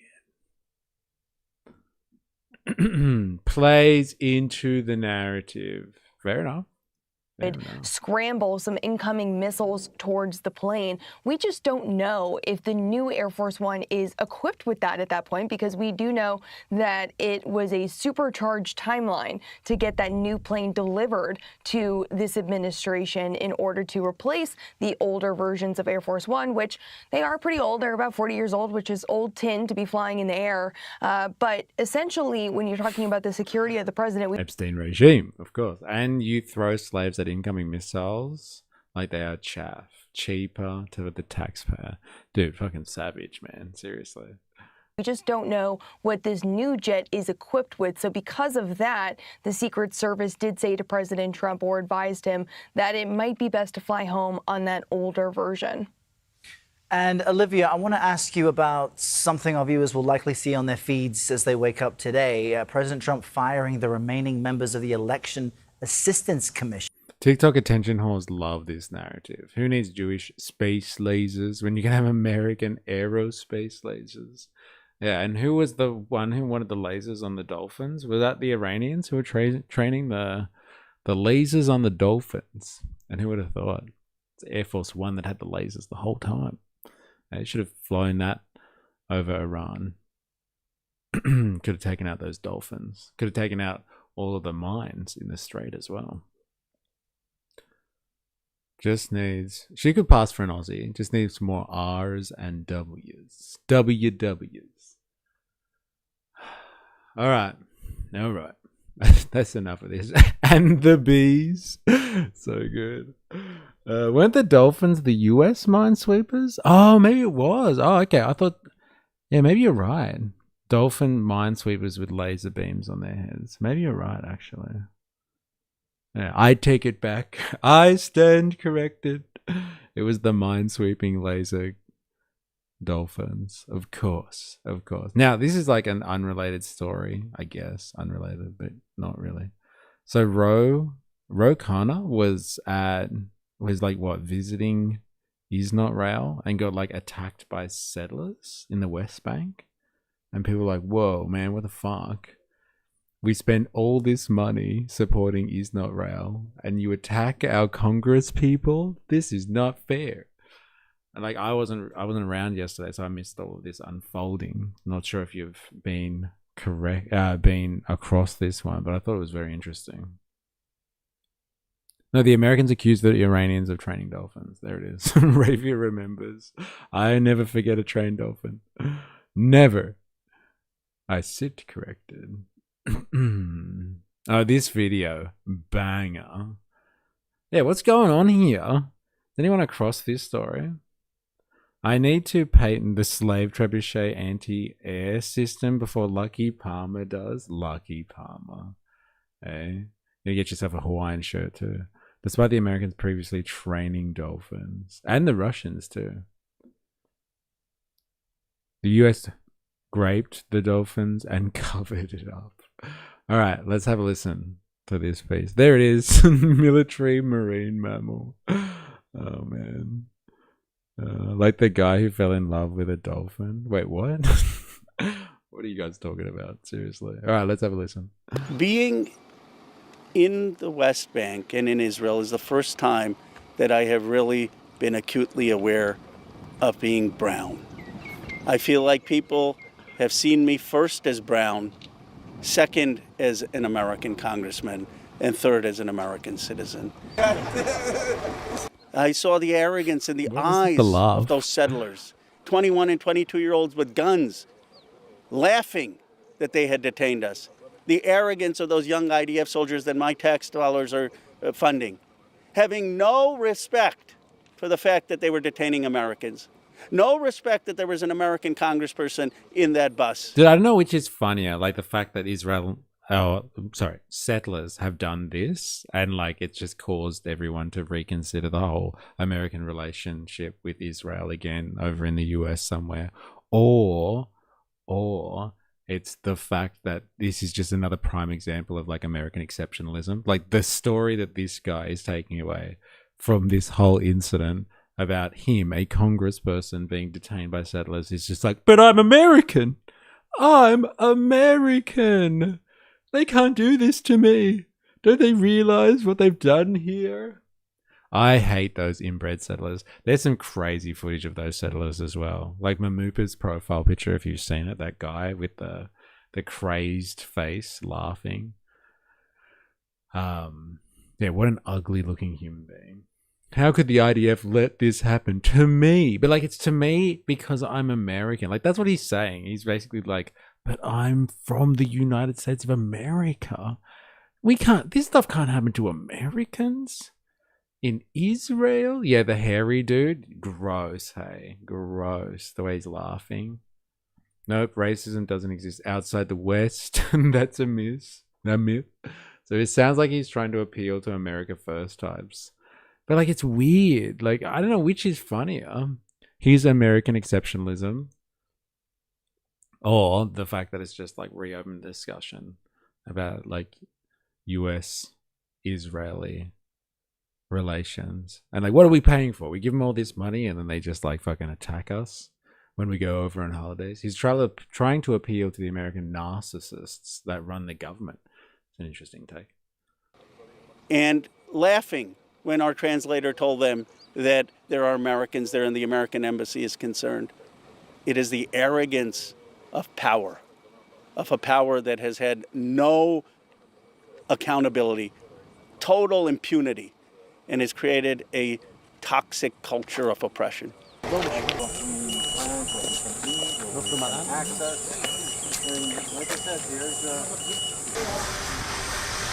I've been to Israel before. I'm sure you have, eh? Like all good democratic persons, Democrats, I should say, eh? Wasn't it like out of the hundreds of... Is that right? How many was there? Out of all the Democratic Congress people, let's say at the federal level, between senators and congressmen, I think there was like a handful. There's like 4 of them or something like that that have not been given the VIP treatment and flown over to Israel. Like a small amount of them have actually not been taken over to Israel. Apparently. And like we get them as well. Like all the Australian politicians get flown over. Oh, lots of Australian politicians get flown over to Israel to, I don't know, see the wall, I guess. If he was appealing to American First types, he would have made it. He shouldn't have made it about race. Just saying you were mistreated as an American. Yeah, that would have been enough. But he brought up but I'm brown. And I got treated poorly because I was brown. And I was American? That's crazy. Honestly, the most ridiculous thing is the claim that there is freedom of speech. These people say that they have freedom of speech, but try talking about agendas like Israel and its violation of state sovereignty. They will treat you like a national criminal and a saboteur in America, says Razor. Interesting. I love projection. I love the projection from his last sentence, yeah. Anyway, to reduce support, even if they can't empathize with the Pallies. Yeah, interesting. Democrats are the oldest political party in the world. Maybe it's time for something new. We've met with Israeli officials. We've gone to Ramallah, met with the President Abbas. But I've never really gotten to meet Palestinians and seen the occupation from the eyes of Palestinians. And it was important to me to have an uncurated, extensive look at the human toll of occupation. I'm certainly probably the first American politician who's been detained by the IDF and Israeli settlers. I mean, we were at a village that Israeli settlers had destroyed. They had destroyed the school. They had destroyed that village, and we were just looking at it.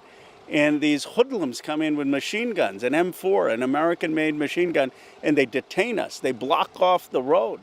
And then they call the IDF, and the IDF is on their side, not on the side of the Americans.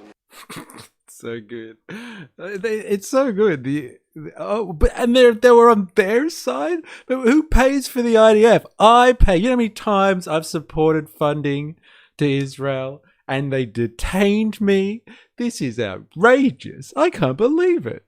That's where our money is going. I am outraged. Outraged. I would like to make a complaint to management. The Israeli military said, the Israeli military said troops and police officers intervened after receiving a report of settlers blocking vehicles near Kibbutz Zanuta. Upon their arrival, the troops dispersed the Israeli civilians and allowed the vehicles to continue on their way. Ha! Propaganda. Why would he lie? Can't trust this Ro Khanna guy. Israeli police did not immediately respond to a request for comment, nor did the US Embassy in Jerusalem. And what people in America are asking is, are you so bought and sold by the establishment and political donors that you cannot see human injustice? So if you're unwilling to speak up for Palestinian human rights, if you're unwilling to speak up against the genocide in Gaza, the apartheid in the West Bank, then you are morally compromised. And we cannot trust you to fight for Medicare for all, or to fight for workers over the billionaires, or to fight for justice and human rights in the United States. Dude, so poetic. Don't give up a military. A rose by another name is still a rose. So good. I remember that, man. Don't change, baby. Don't change. I'm strongly considering it, and I'm more resolved to consider it after this trip. We need a new moral direction in our party, a new moral vision that respects the dignity and human rights of people around the world. What? My God. There's a lot of audacious stuff being said today, isn't there? Yeah, right. The Democratic Party is going to find a new moral compass. Right. Very good. Very good. You are sitting at the helm of the imperial core of world capitalism, and you're just going to develop a moral compass all of a sudden. Come on, man. Seriously. All right, so this guy does an NBC. This trip is what made him realize it. Yeah, it's fucking... There's so much audacious banter going on today. This is the thing. When he gets fucking held up and he's like, but I'm American. This is crazy.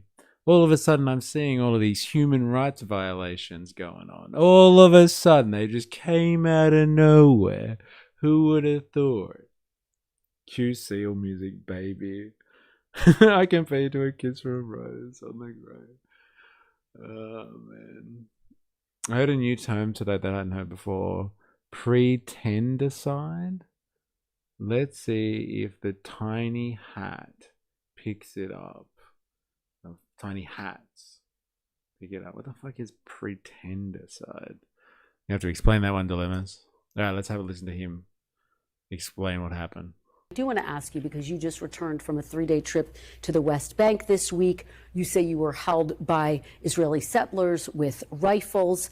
We do have some still footage that was captured by your team of the incident. We should say in a statement, the Israeli Defense Forces, or the IDF, released a statement saying IDF troops were dispatched to the scene, quickly dispersed the Israeli civilians, and it is very American to assume the rules don't apply to you abroad. Interesting.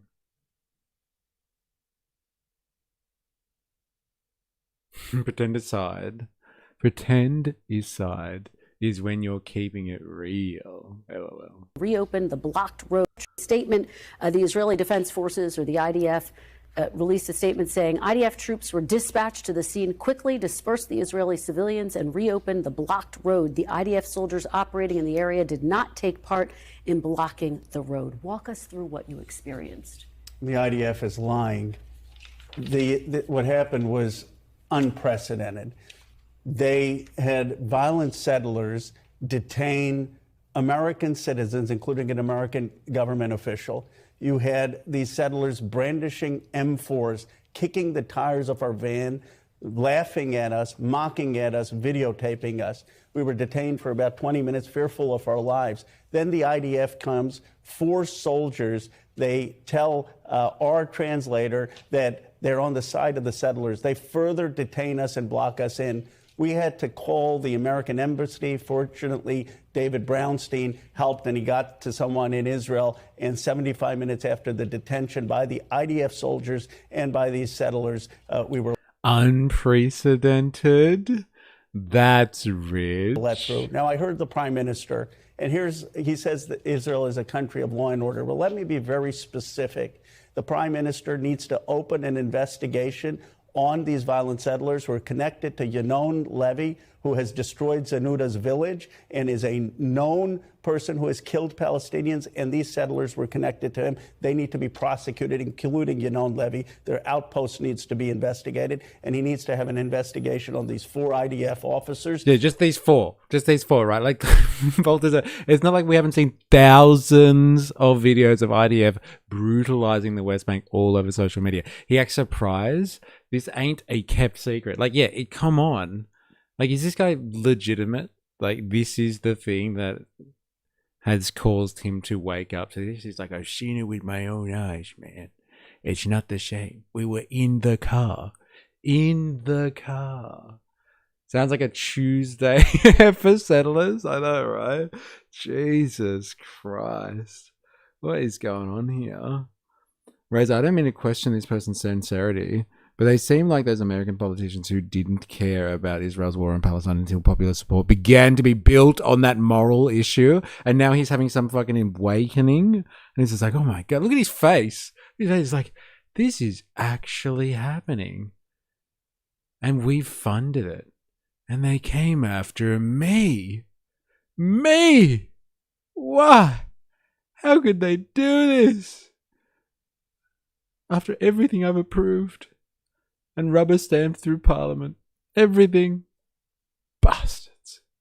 They burn kids with cigarettes and other crazy shit. Yes, Razor, this particular one is what we call Democrats.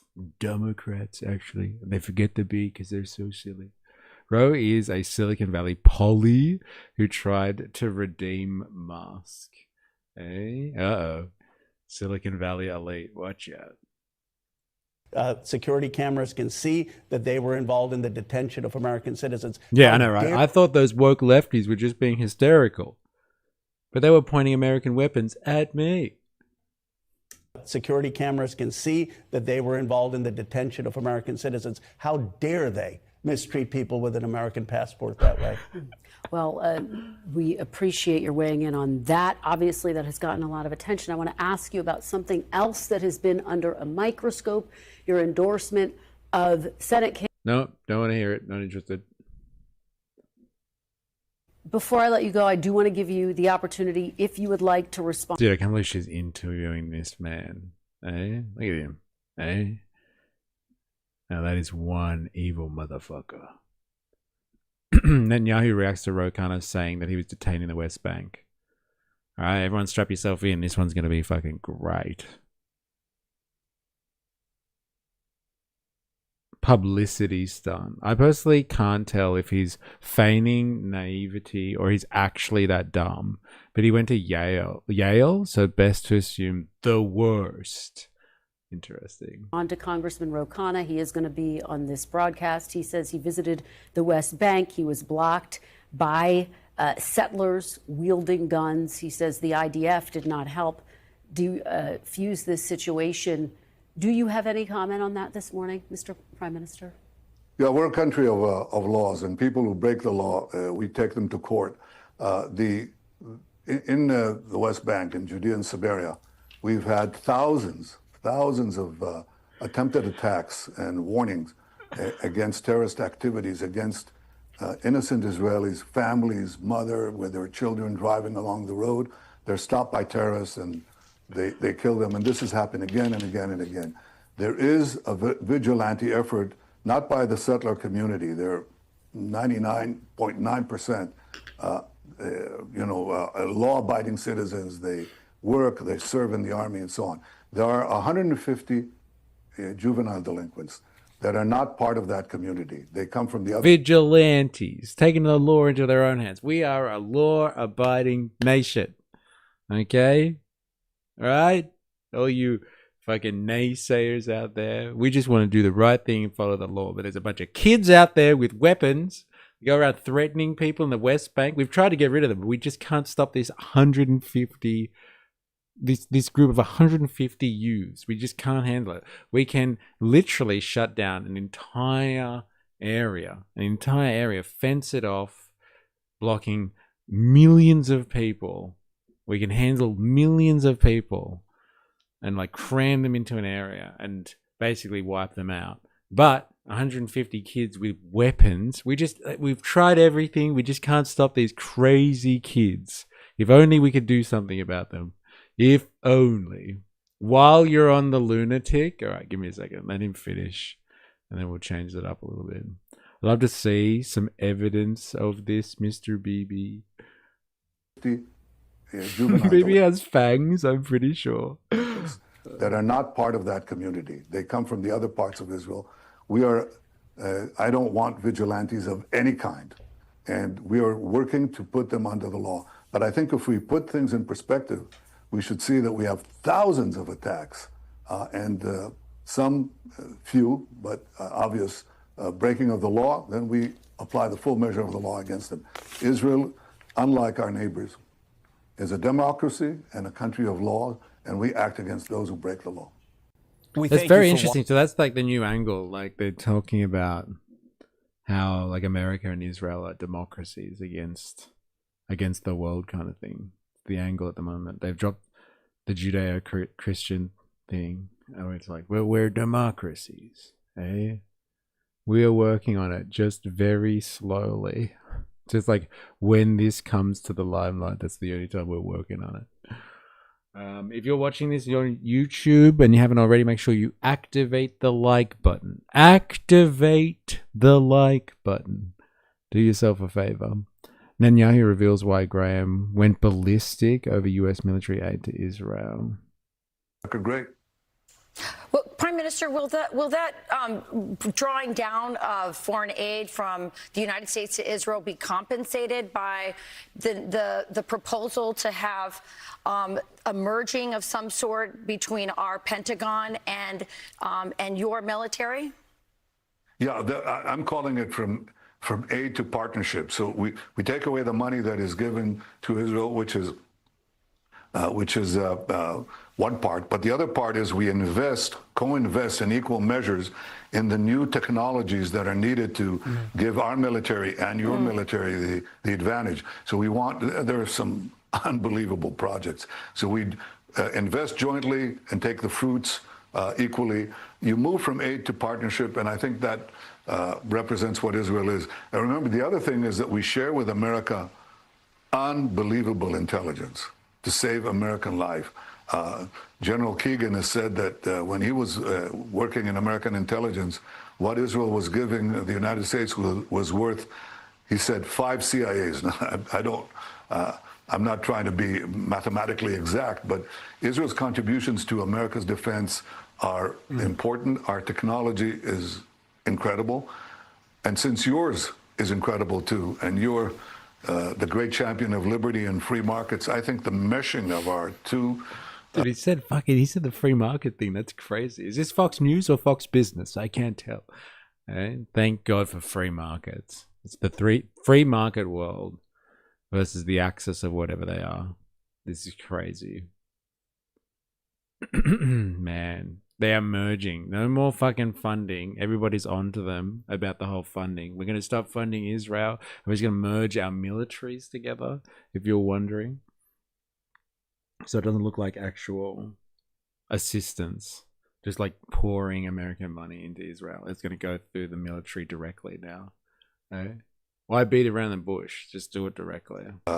Great countries of talent would strengthen America's position, competitive position, both in the economic marketplace and in the military battlefield in many important ways. So that's the idea. The idea is to take away aid, one-sided aid, and move it into bilateral investments for common Well, benefit. it certainly brings up some issues of sovereignty, but we'll have to work that out later.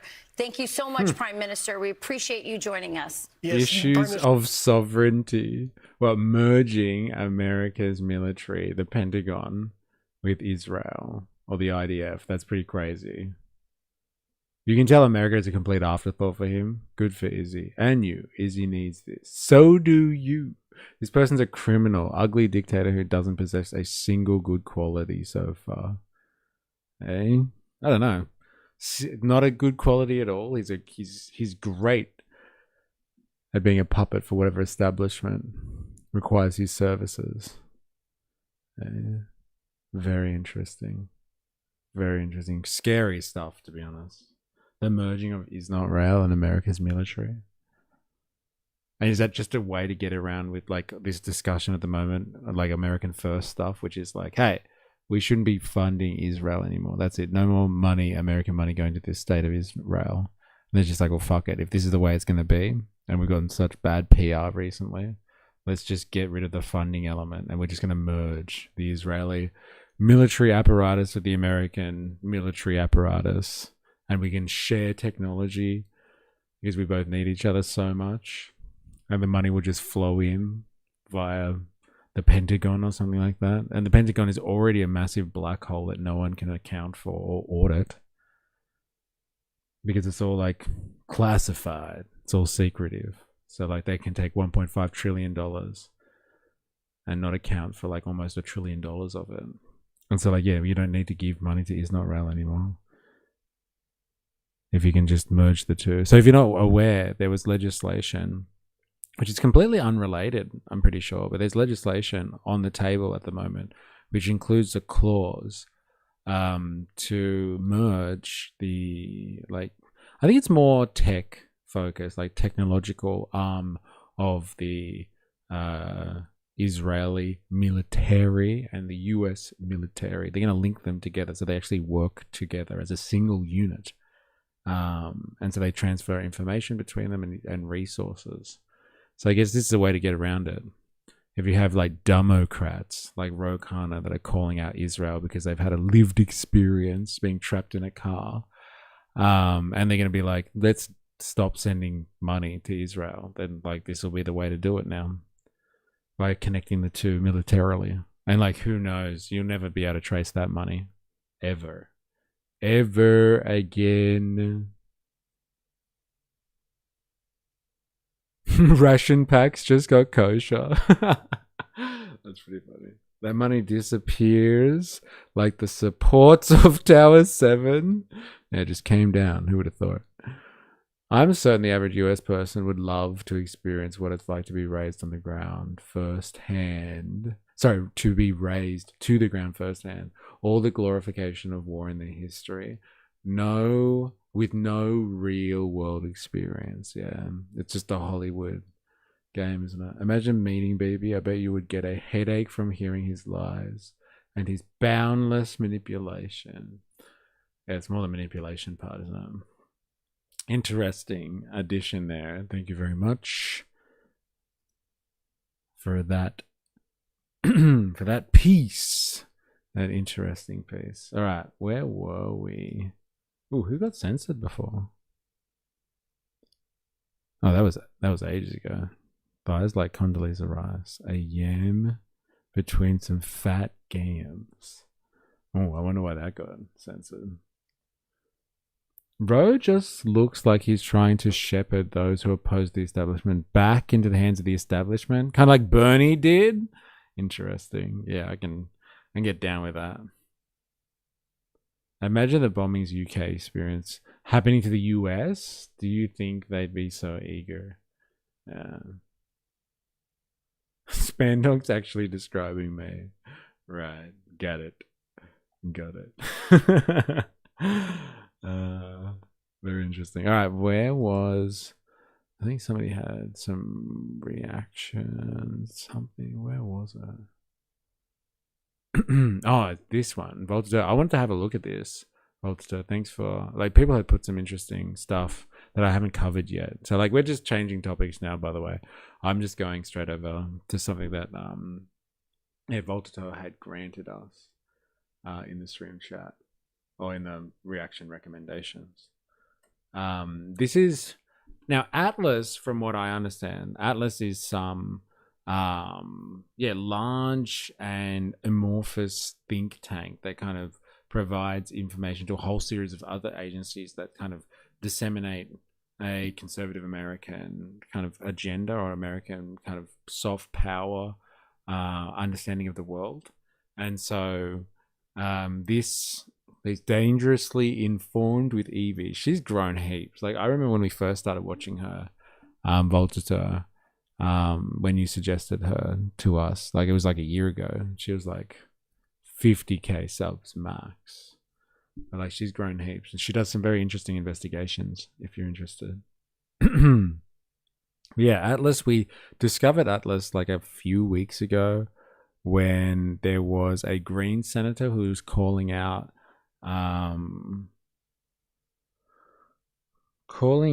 Australians. I think actually it was Australians who are falling prey to like One Nation bot armies and stuff like that online. And this person was calling out links to foreign interference in Australian politics. And like, we got onto the Atlas train from that investigation. So it'd be interesting to know how Atlas is tied to everything else in politics generally across the globe. There is a fairly unremarkable office building in Arlington, Virginia. If you drove past it tomorrow, you probably wouldn't even notice it. No security gates, no giant corporate logo, just another non-for-profit office tucked away between the apartment blocks and office parks outside Washington, D.C. Inside that building is an organization called the Atlas Network. I wonder if this is why Brian calls his organization the New Atlas. Or he calls his channel anyway, the New Atlas. Officially, it's a charitable non-for-profit that supports independent think tanks around the world. But over the last 40 years, this one organization has quietly helped build a network stretching across more than 100 countries, trained thousands of political activists and policy experts, connected them with billionaire donors, and celebrated governments implementing its ideas. Most people have never heard of it. Maybe that's exactly why it became so influential. Dun, dun, dun. And with that, let's find out about a think tank that controls the world, apparently. They bow bow chick, chicka chicka. The moon. What the fuck is going on in the chat?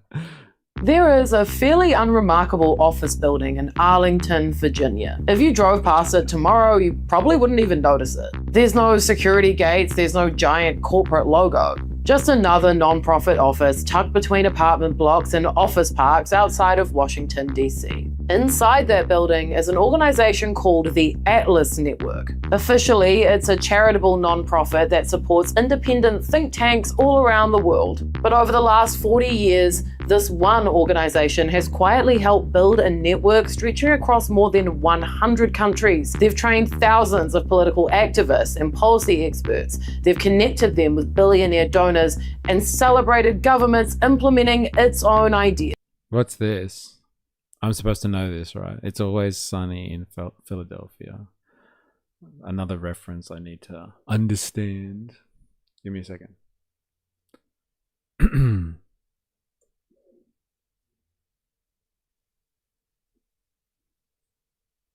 Oh yeah, you need to know this. I can't remember. Actually, oh, yeah, he bangs that old lady, and then they play that song from the 80s, Day Bao Bao. What the hell is Day Bao Bao? Day Bao Bao. Oh, Day Bao Bao. Oh, yeah. Day Bao Bao. Day Bao Bao. Beautiful. Day Bao Bao. No, Max, seriously. Hello, beautiful. At least give him his mail. Okay, got it. Very good.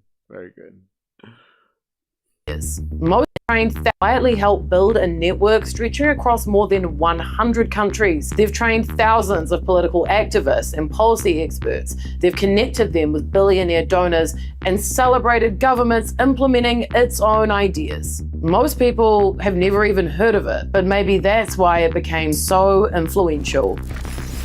Back to work. The Ideas Factory. You probably would assume that politics begins during an election campaign. But what if that's completely backwards? What if the most important political battle has already been fought years before anyone even casts a vote? What if, by the time politicians step onto a debate stage, most of the ideas they're arguing over have already been researched, written, tested, and refined by organizations that almost nobody has heard of? These organizations published reports that journalists quote as independent research. They appear on television as policy experts. They write opinion pieces for major newspapers. They're briefing ministers, they advise opposition parties, and produce ready-made policy proposals that governments can implement almost immediately. Most of them describe themselves as independent think tanks. Over the last 40 years or so, hundreds of these think tanks have appeared across North America, Europe, Latin America, Africa, the Pacific, and Asia. Girl, everywhere. They all have different names and they've got different staff and slightly different branding, yet many of them promote remarkably similar ideas about the role government, taxation, regulation, and free markets. This is not. Ding! There it is. Who would have thought? You love the free market because there's an ideological powerhouse out there funded by billionaires who warp your thinking and co-opt your governments into making policy decisions that continue the free market, whatever that is. Now, interestingly enough, 100 years ago, people were talking about the idea of free trade being like this amazing thing that everybody had to get down with, right? The ideas of the free market. 100 years ago, people were discussing this because Americans, for instance, had huge tariffs to control and support their industry. And so they were all about tariffs to make sure America caught up with Europe, especially with England, in terms of its industrial capability. And so they were all about protective tariffs to support local industry. And around that time, you had think tanks. They probably weren't really think tanks back there, but you had people starting to come up with this idea of talking about free trade and free markets as the best way to run economies. You can't run the world economy without free trade. And so we should smash tariffs, get rid of tariffs, and allow like the free movement of goods and capital around the world. Now, the reason that actually started to become a thing was because the countries that had industrialized started to want their goods to be dispersed around the world, around the global economy. And they didn't want tariffs, they didn't want protective measures being put up by governments because they had now industrialized and they were ready to actually make a lot of money. And so like this whole idea of free trade and free markets really started raising its head around 100 years ago after England, France, Germany, Italy, the Netherlands, America, had all industrialized to a point where they were comfortable with the amount of industry they had grown on home soil and wanted to start pushing their products around to the world market. So they started smashing this propaganda about free trade and free markets being like the best way to manage an economy and to like get rid of tariffs. They had benefited from tariff policies for 100 years, building up their own industry, and when they were ready to start taking over the world and opening up the entire world as a consumer market for their shit, that's when they started talking about free markets and free trade being amazing. Only once they set themselves up and were able to benefit off a global market, the selfish bastards. So next time you hear people talking about the free market and free trade being the best form of economy, it's only good for the only people that are spreading that story are the winners, the people that are completely set up and have control over the world economy. It's just the way of the land. It's the story that's written by the winners. History is written by the victors. Regulation, and free markets. This is not a coincidence. They are all connected by the Atlas network. Based in Washington, D.C., Atlas doesn't directly run political candidates or publicly contest elections. What it does do is arguably more interesting and spooky. According to its own figures, it has built relationships with 493 partner organizations across 106 countries. They've distributed more than $15 million in grants last year alone. They've trained almost 1,000 people and celebrated more than 100 policy victories achieved by organizations within its network. Atlas has spent decades building an international infrastructure designed to influence the people who influence politics. Modern political power isn't just about winning elections anymore. For Atlas, it's about making sure that whoever wins the election, that they're choosing from a menu of ideas that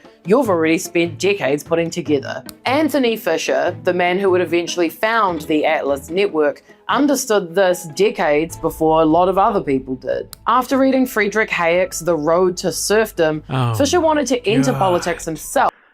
Where the fuck is Han? Where the fuck is Han? The Atlas is tied to the fucking libertarian think tank. Who would have thought? Only the best. Only the best form of economics out there. Libertarian at its heart and soul. The Atlas Network. Hayek, out of all the people. Matt Bond, I have arrived. Where is Han and Saint Chi? Yes, for God's sakes. The credit card was the hyperscaler of the free market. Thanks to the capitalist machine, for 60 months interest free, you too can be a hyperscaler. Oh man. Till Australians sometimes say decades instead of decades. Oh man, that's hilarious. Because he believed Britain's post-war economy was heading in the wrong direction. Hayek famously discouraged him. According to multiple historical accounts, including the Economic History Society and research by Karen Fisher, Hayek argued that trying to win elections was the wrong approach. If Fisher really wanted to change society, he first needed to change the ideas that politicians and intellectuals considered normal. Nah, this chick is Kiwi.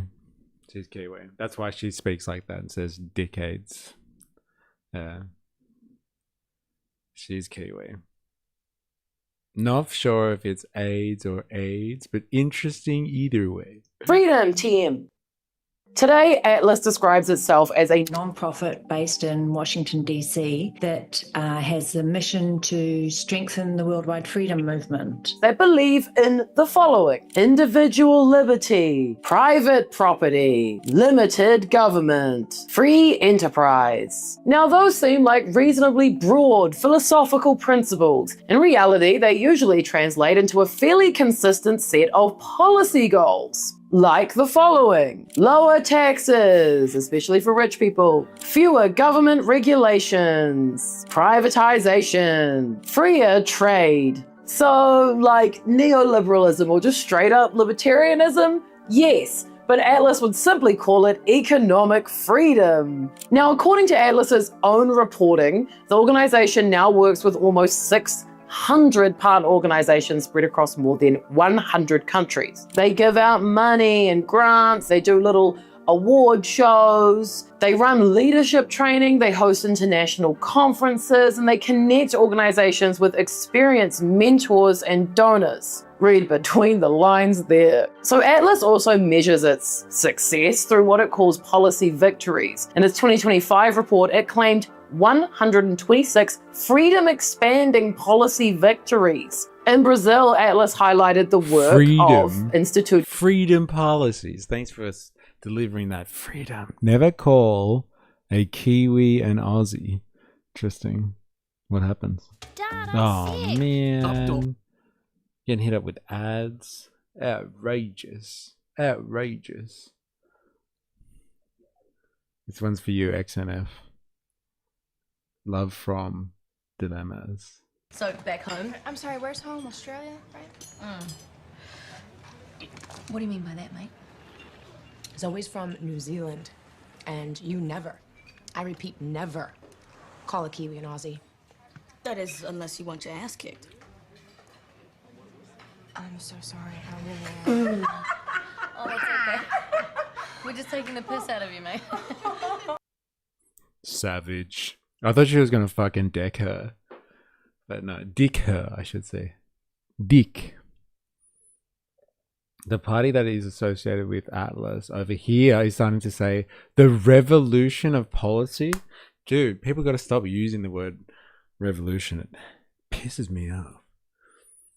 The Shot had a piece about this, but came at Atlas from the Hanson side of things. Yes, that's how we came across Atlas, because people were talking about Atlas's influence on Australian politics via One Nation. The claim from the Greens senator that, like, you know, they're doing a Cambridge Analytica style campaign with One Nation at the moment, and Atlas is behind it somehow. The party of freedom. Stop gatekeeping the word revolution. Nah, that's all I've got, man. Like, all the other words have destroyed. Like, they've destroyed the word fascist, racist, snowflake. They've destroyed the word woke. All I got is revolution, man. My vocabulary is slim. 1970 was the credit card debut. Coincidentally, so did prostituting Asian, cheap labor, and lack of regulations. Who's laughing now, I wonder? That's an interesting coincidence, isn't it? Spanner, why on earth you choose a Greek mythical god as your namesake already is beyond me. Before you get into the fact that it's used as the name of the evil corp in so many IPs. If everything's a revolution, then nothing is. Kind of like racism. I said that one for you, Dilemmas. I thought you would enjoy that. Trump now launching Umbrella Corp. They need to change the Peabody Awards to the P-Bobby Awards. Yeah, come on. Liberal de Sao Paulo, which helped push economic freedom reforms across 9 states. Atlas says those reforms affected nearly 130 million people by reducing licensing and reducing barriers for businesses. In Atlas language, that is freedom. In more normal person language, it means making it easier for businesses to operate with fewer government rules, especially ones, regarding how they treat their workers. In Bulgaria, Atlas celebrated the Institute for Market Economics after the government withdrew a proposed tax and spending agenda. The partner group promoted an alternative budget focused on fiscal restraint, lower spending, and opposition to tax hikes. Now again, Atlas called that a policy victory, but whether you see that as heroic taxpayer protection or just an attack on public investment depends entirely on your politics. These so-called victories are not random, they move in one direction. Less government, less regulation, more private enterprise, less public provision, and they call it freedom, which just sounds a lot nicer than deregulation, privatization, or cutting the welfare state, or just, letting poor people die. In the United States, the Heritage Foundation's mandate for leadership became one of the clearest examples of think tanks writing a governing agenda before a president even takes office. Heritage itself would later claim that a major share of its recommendations were adopted or initiated during Ronald Reagan's first year. The Heritage Foundation is in the Atlas network. Dark money, bright ideas. So who supersedes who there, do you reckon? Do you reckon the Heritage Foundation and Atlas Network are just joined together? Or the Atlas birthed the Heritage Foundation? That'd be pretty crazy. The Atlas is even behind the Heritage Foundation? Mental. Funding all this. Who's behind it? Where does the money come from? Since 1981, the Atlas Network has consistently received money from fossil fuel giants like Shell, Exxon, and Santos, and have been instrumental in pushing CIA supersedes both. Very good. Very good. Policies that have shifted trillions of dollars from working people and the middle class to the top 1%. Their CEO famously stated that elites are our ideal customer. Okay, it's right-wing billionaires. They're all getting the money from the right-wing billionaires. Wow. Oh, wow. Welcome to Dangerously Informed. And a shocking twist, we're talking about right-wing billionaires again. Who could have seen this coming? Who else would it be, though? Come on. One of Atlas's most significant financial backers has been Charles Koch. He's the billionaire chairman of Koch Industries, one of the largest privately held companies in the United States. So good. Hey, this one's for you, XNF. Hey? Koch Industries. That's how the Kiwis say it. I don't think it's all just a group of competing gangs. Sorry, I think it's all just a group of competing gangs that team up when it's beneficial for both parties. The hardest industries. So good. It's not Coke. It's Cock Industries. Fuck yeah. States. Now, Koch Industries has interests spanning oil refining, pipelines. We work hard, we play hard. Oh, yeah. Chemicals, manufacturing, paper products, and commodities trading. Oil money. This guy is... Deregulation is chaos. Body pillow case. Body pillow is size for a hobbit. Body pillow case for an elf. Worth about $75 billion. He's old as hell. He loves libertarian ideas and donating heaps of money to lobby politicians. Now, Koch Industries and its subsidiaries employ approximately 120,000 people globally, yet Charles has spent a shitload of money opposing increasing the minimum wage, various anti-union or union-busting projects, and campaigning for lower corporate taxes, all of which benefit large corporations and wealthy individuals while reducing protections for workers and limiting the role of government in addressing inequality. Oh, and he's not a huge fan of the government doing anything about climate change. Why? Because he loves oil pipelines. Koch family foundations funded organizations that questioned or challenged the scientific consensus around climate policy and opposed measures like carbon pricing and stricter emissions regulations. At the same time, Koch Industries grew into one of America's largest fossil fuel and petrochemical companies, meaning the company's political spending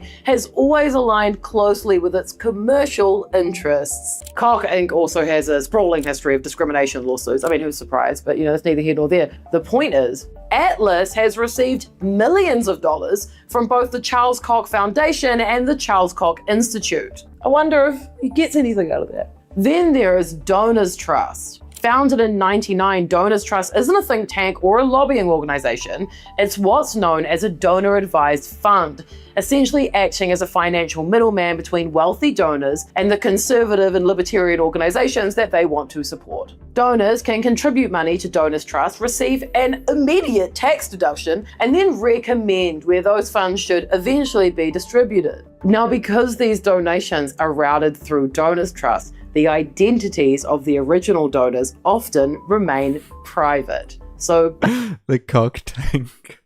Oh my god, it's Coke, isn't it? Like, unless my whole life is now a lie. I thought it was pronounced Coke, not cock. But like, if it is cock, I want to know so I can start calling them cocks. Like, they deserve to be called. Come on.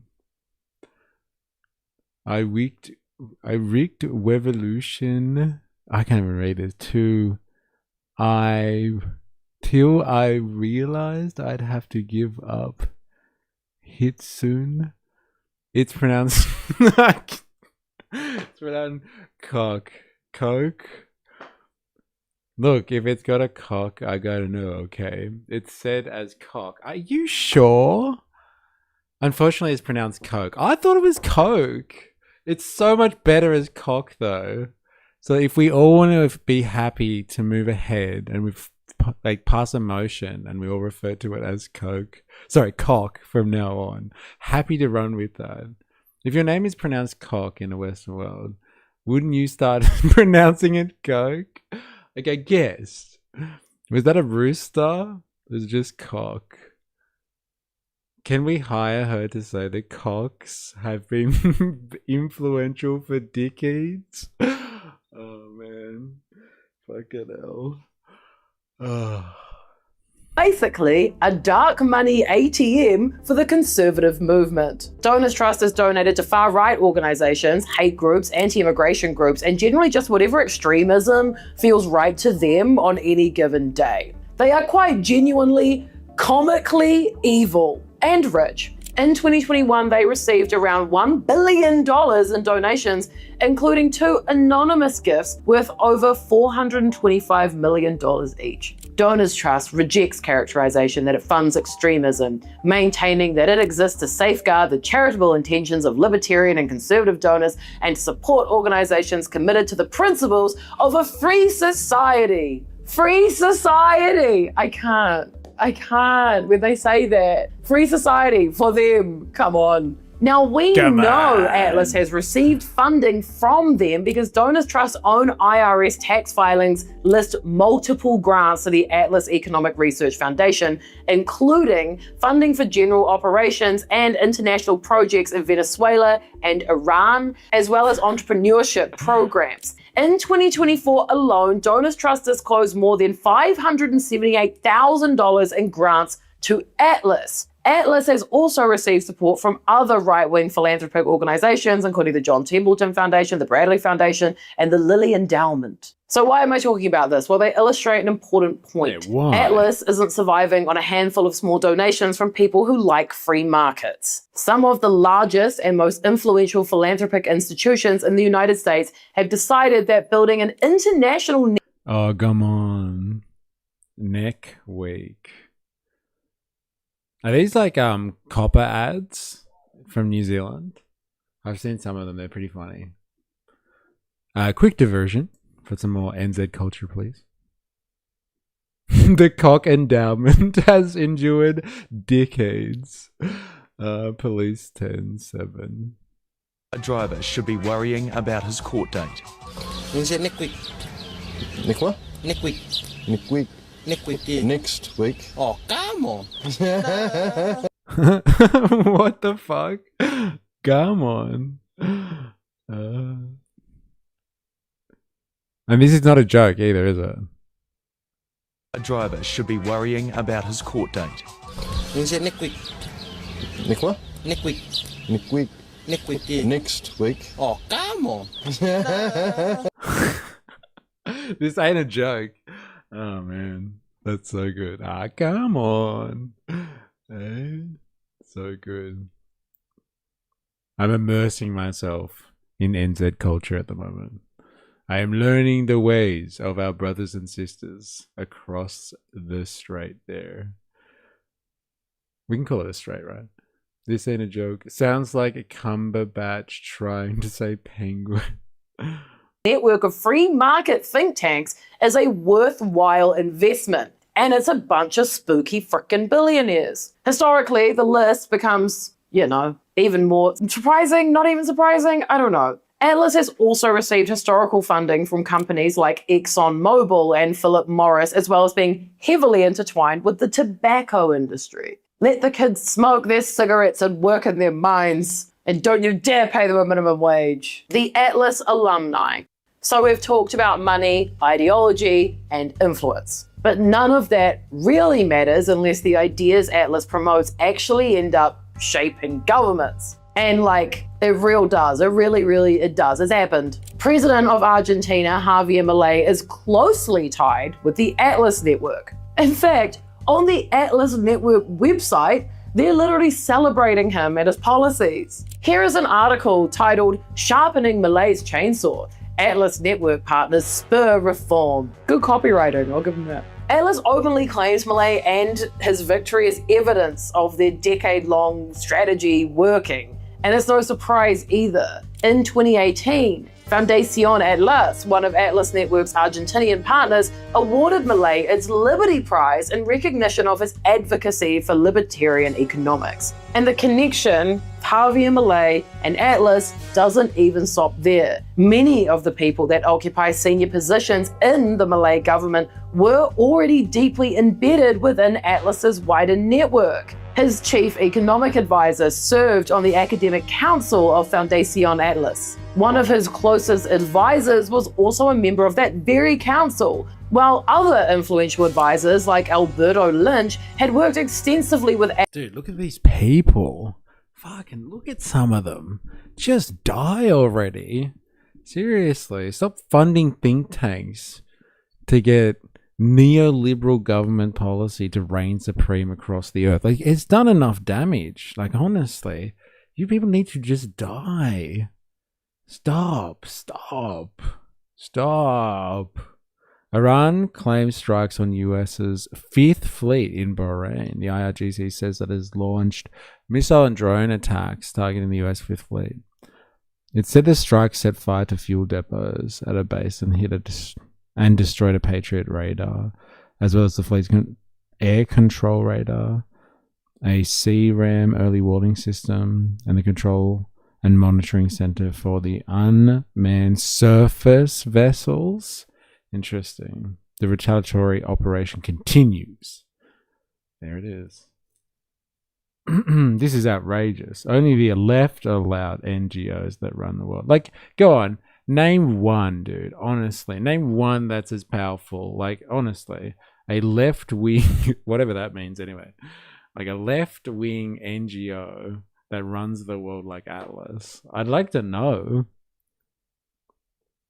Yeah, give all their funding to the IPA. Remember when oldies used to retire and go play golf?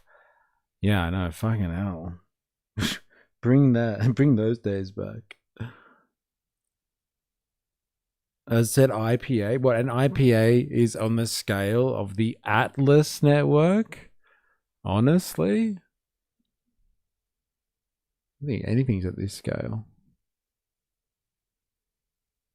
Timing. Atlas partner organizations across Argentina, Uruguay, and Guatemala. Doesn't end there. Long before Liz Truss became Britain's shortest-serving prime minister, the policies she would champion had been promoted for decades by one of Atlas Network's oldest partners, the Institute of Economic Affairs. During the Brexit years, Atlas-linked organizations became increasingly embedded with conservative politics, with researchers and policy experts moving between think tanks, government and political campaigns. Rather than simply commenting on government policy, these organizations... I haven't actually seen it because I saw that Pauline talked to Truss. Yes, who just came up, right? Is there an actual clip of it? Of them chewing the fat? Left wing, I admit, is a generalization, but the insinuation is that any right have these global networks. But like, do they? Like, who's out there? What think tank is out there? Like, if this is a libertarian, neoliberal think tank, like, what fucking think tank is out there that is spreading like, no, we need extra welfare. We need to double down on social security spending and infrastructure spending and like, don't worry about going into debt. It's okay. Spend money on the people and like forget all of this worry about like, I don't know, overtaxing the wealthy. Actually, you know, let's advocate for taxing the rich even further. Like, what NGOs that have this power that we're talking about here actually exist as a rival to something like this? Like, what of them? There are clips. Yeah, I've only just seen like a clip of them talking. And like Pauline's just complaining about how, you know, England's really bad, but Australia is close behind. I've got so much to learn from you English types. It's just influencing the political system, not just funding. When you say power, no, I'm talking about influencing the political system on this scale, globally, pushing a neoliberal agenda. Like, what left wing, whatever like that means in this context. Soros comes to mind. Okay, but like, what is Soros doing that is like pushing left wing, like politics, like anti-neoliberal or anti-libertarian politics? Like, what is he pushing? Is he pushing to tax the rich? Is he pushing for redistribution, progressive tax systems? Is he pushing for an increased social spending, increased infrastructure spending? Is it at this scale? Don't IPA do exactly the same for left? Like, are we talking about the Institute of Public Affairs? Like this one?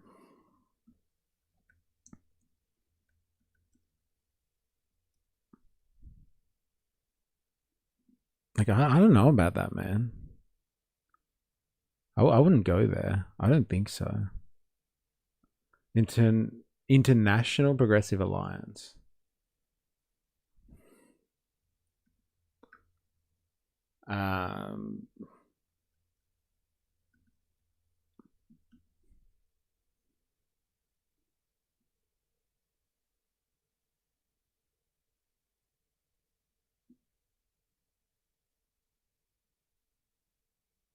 Deny.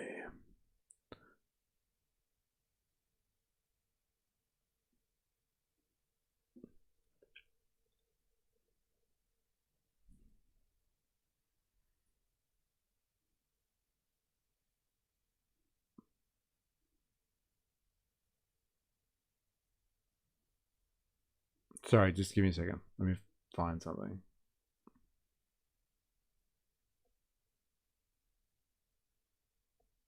Progressive Democratic, Social Democratic, Socialist and Labour movement is funded on the belief of human rights and pursuit of freedom, justice, social equality, and international solidarity. I don't know, man.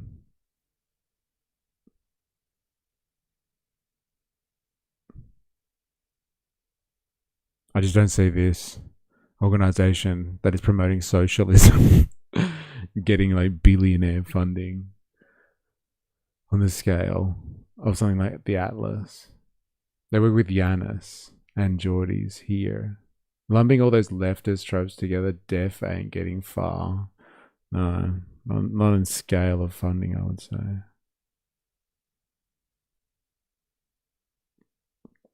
Like, that's just a hunch. They have money, maybe not as much, but a lot. Okay, fair enough. I'll have to take your word for it. They get a lot of funding. And their networking is better. Arguably better. And like on what grounds?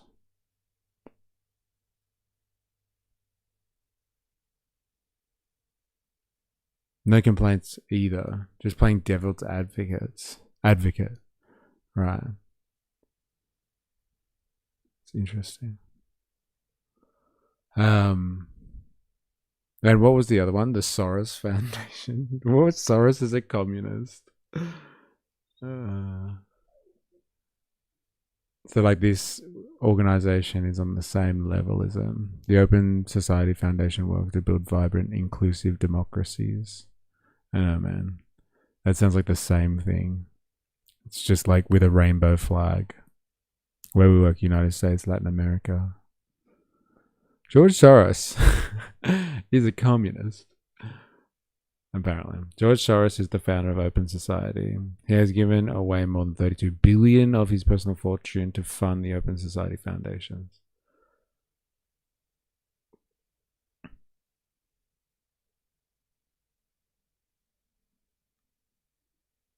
A lot. Open Society funded Sayoran.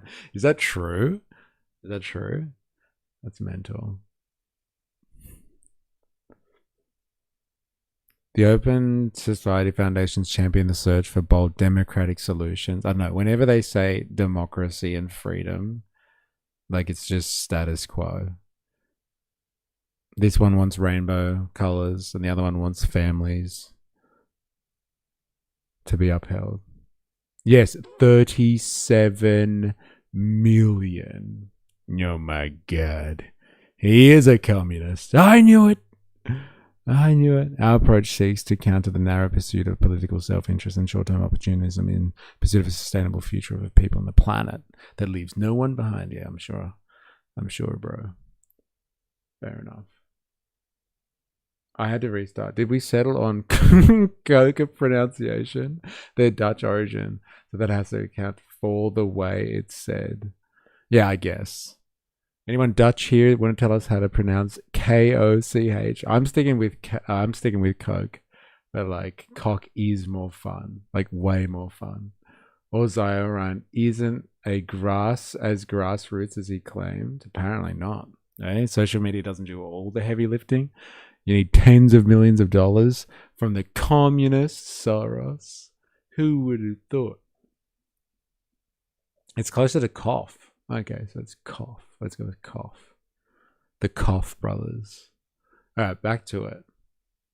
Helping write it, providing ministers with policy papers, economic arguments, and legislative ideas that increasingly shape the direction of the Conservative Party. Within days of taking office, Liz Truss announced the mini budget, a sweeping package of tax cuts and deregulation built on the promise that lower taxes would unleash economic growth. It was almost a direct reflection of the economic philosophy of the Institute of Economic Affairs and all the ideas that it had spent decades promoting through its reports, campaigns, and policy papers. Now, in the United States, one of Atlas's best-known partners is the Heritage Foundation. Now, we talked about them before. Back in 1981, they produced a document called the Mandate for Leadership. It was essentially a ready-made governing manual for Ronald Reagan. Great. How great did that go? Everyone so loves it. But did you know, almost 40 years later, Heritage attempted something remarkably similar with a little something called Project 2025. They produced another detailed blueprint for how a conservative administration could rapidly reshape the federal government. Like, you've heard that somewhere? Like, this IPA is actually behind Get Up? Or like it's like rumored to be behind Get Up? That's interesting. Very interesting. The billionaire operating system. So I actually think calling Atlas a think tank is underselling everything it's become. A think tank publishes reports and hopes that somebody important will read them. Atlas builds the organizations that publish those reports. It also trains the people who write them. It teaches them how to communicate with the media. It helps. Yeah, fair enough. I've always been wondering who's behind Get Up, to be honest. Like, exactly. Because they've just been MIA for so long.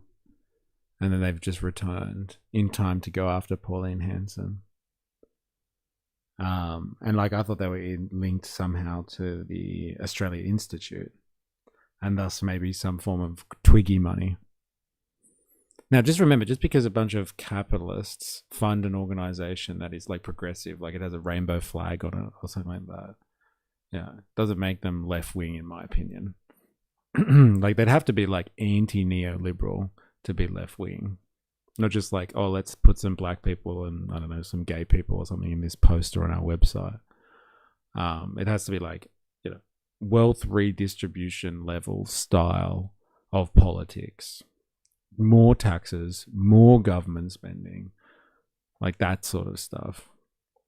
It has to be the antithesis of this, what she's talking about. Not just like democracy, but with, yeah, rainbow flags and stuff like that. Like, that's pretty much like Get Up. Like, it's rainbow flag kind of politics. Fabian Society is a big left-wing think tank.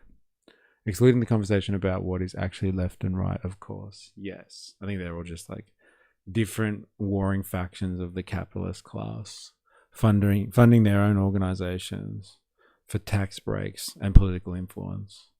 Some more conservative socially, some more progressive socially. Could almost put the Atlas Network and Fabian as radical centrists. Yeah, well, if they're espousing neoliberal policies, they're radical centrists all the way. I mean, the overall ideology is there at least.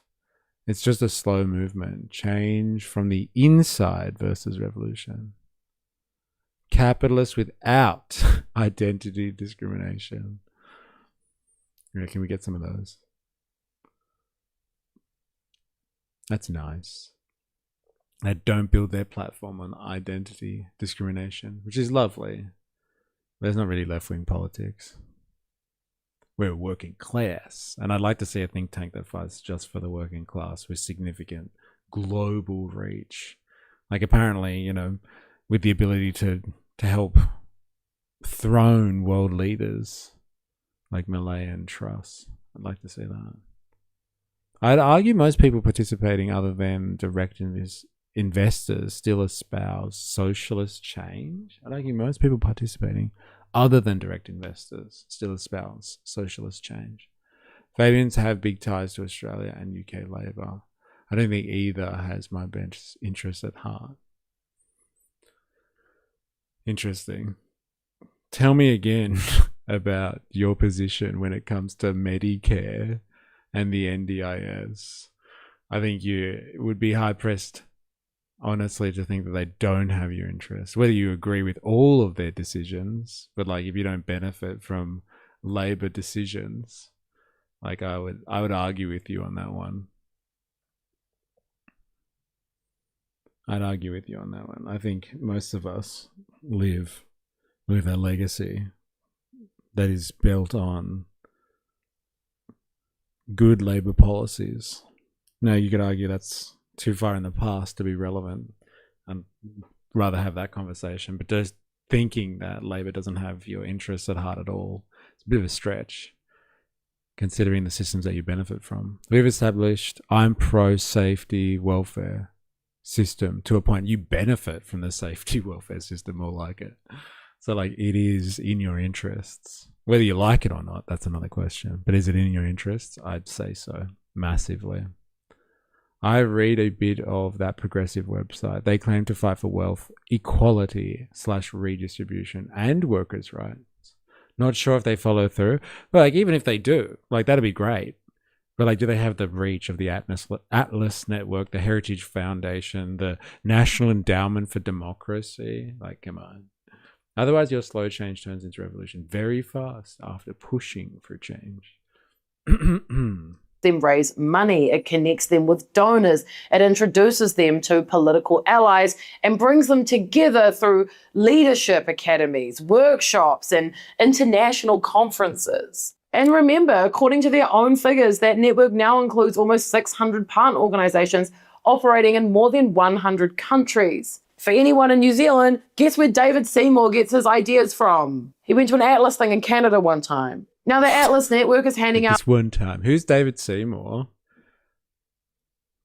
She said that right, David. Seymour, I guess. Oh, Deputy Prime Minister of NZ. Interesting.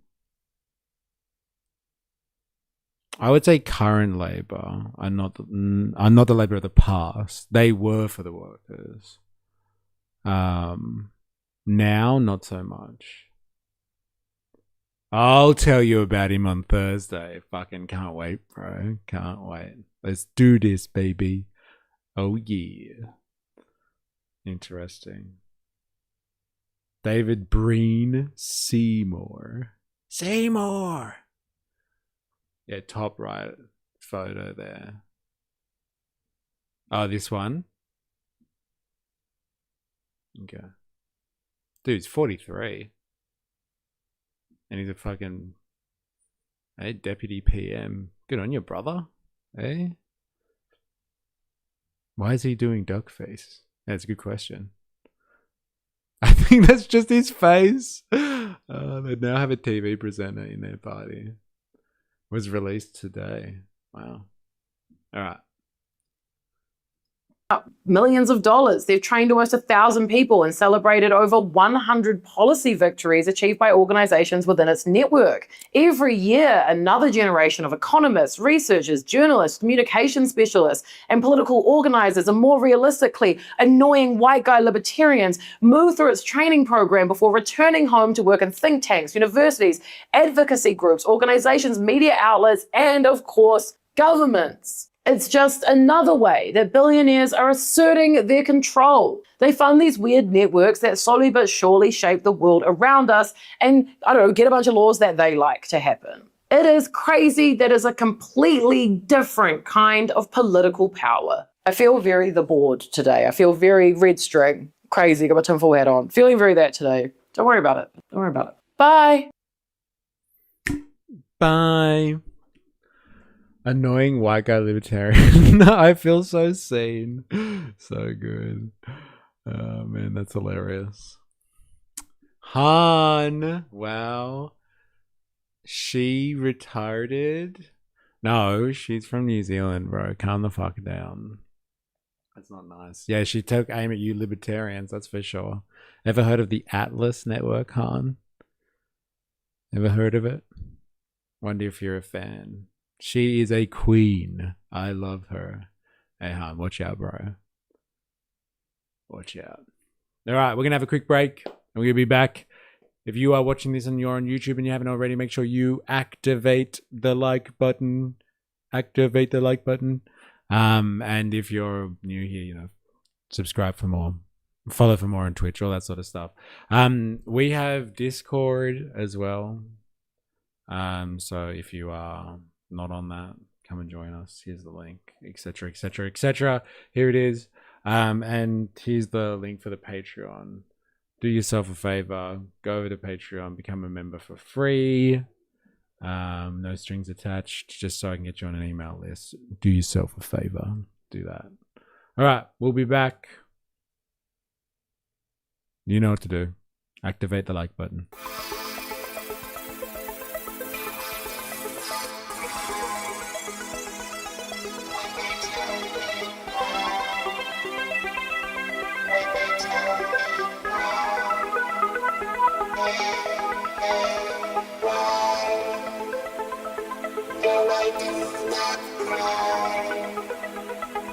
when they tell me why. When they tell me why. Why?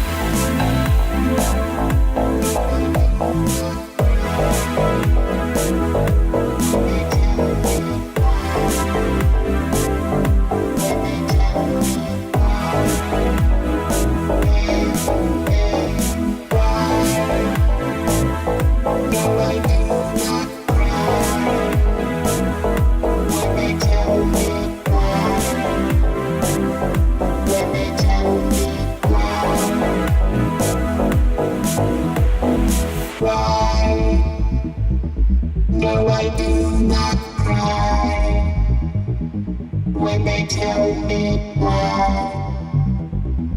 When they tell me why.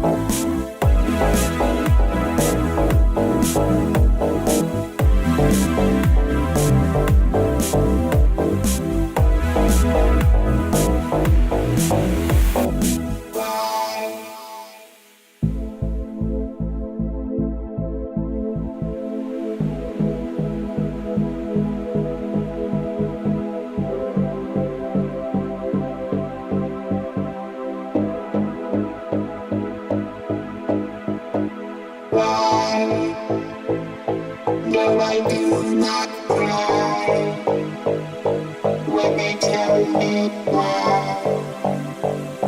When they tell me why.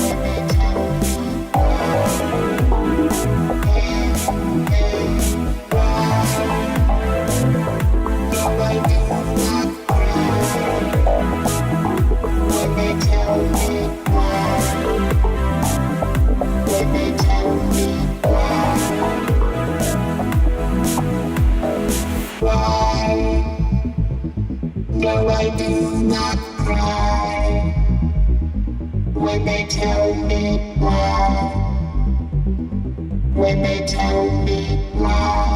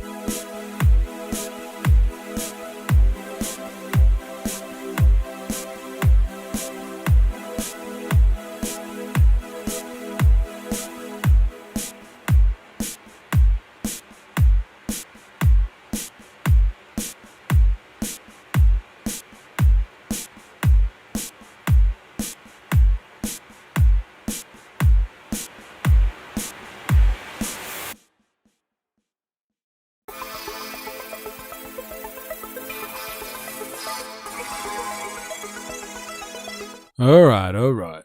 Everyone calm down. We're back. So I'm not finding a link between the IPA and GetUp. Going through the transparency thingy for donations and hitting 3 AIs. Can anyone point me somewhere that can help search? I don't know. It's a good question. I'm going to have to trawl through all of their documents, to be honest. I heard it secondhand, but I haven't looked into it yet. I wonder if they are interrelated. All right. So, I don't know if you've heard about this. But like, this is a thing, apparently. The US is trying to, or Marco Rubio anyway, the Secretary of State, is trying to get America. No, it's trying to get everyone else to withdraw from the ICC. Pretty crazy.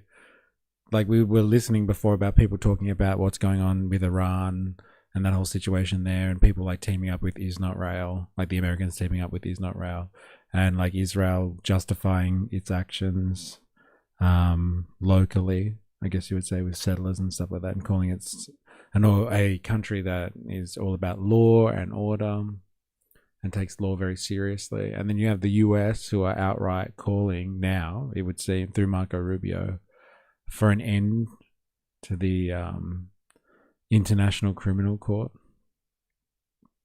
Pretty crazy shit. International Court of Justice, International Criminal Court. I can only wonder why. And like a rogue state like the US, or a rogue state like Israel, would want to be pushing for people to dump the ICC. But I haven't watched this yet.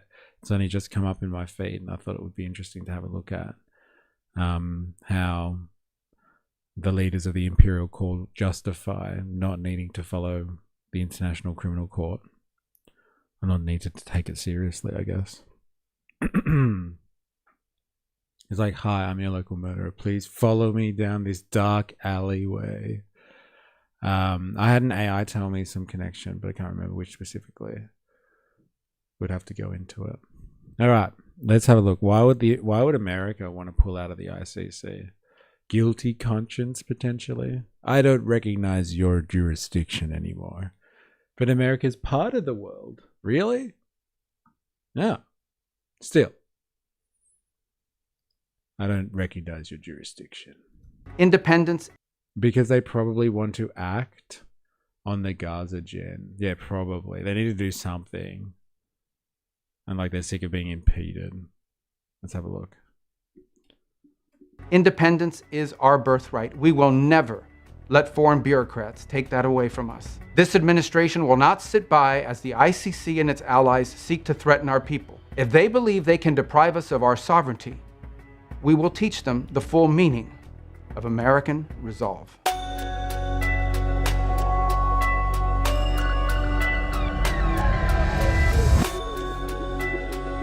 Is this AI slop news? Maybe it's just AI slop news. The Trump administration is trying to diplomatically isolate the International Criminal Court and ensure it cannot target Americans, Reuters reported.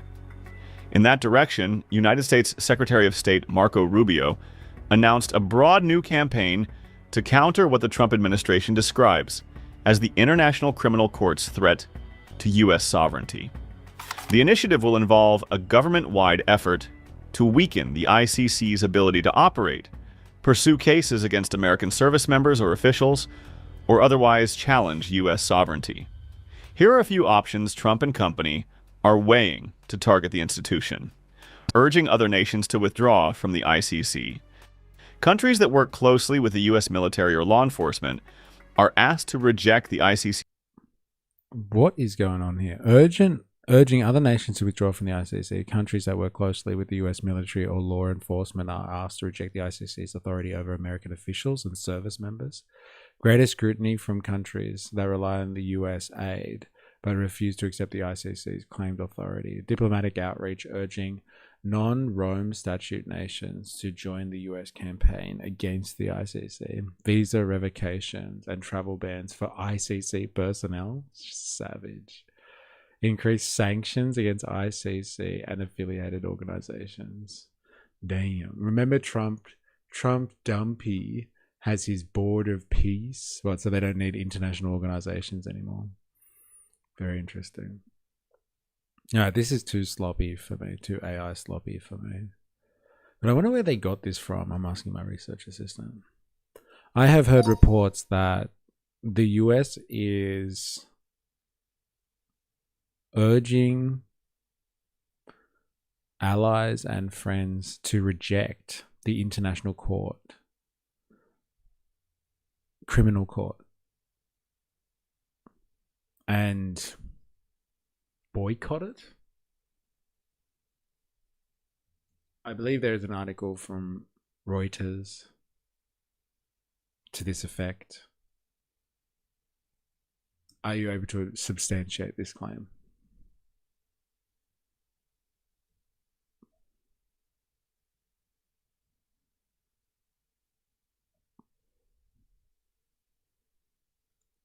Yes, Reuters has reported the Trump administration has launched a coordinated diplomatic campaign aimed at isolating the International Criminal Court and encouraging allies to reject its authority over US citizens. Okay, so it's protecting US citizens from what? Well, who would have thought? We are above the law. Trump administration launches get fucked subscription payment. My ass, not happening. Actually, I better not do this here. Give me a second. Let's find the actual article, shall we?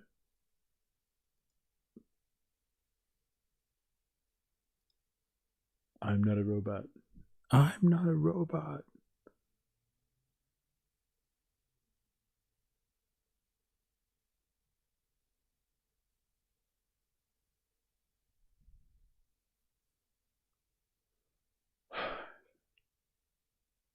Damn, it's taking a while.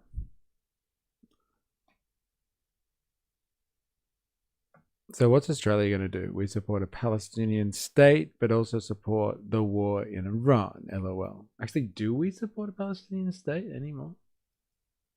Is there even a chance for that? I think there is a chance for that anymore. Damn, this is not happening.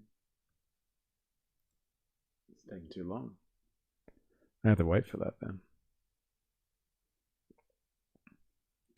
Let's find out another source.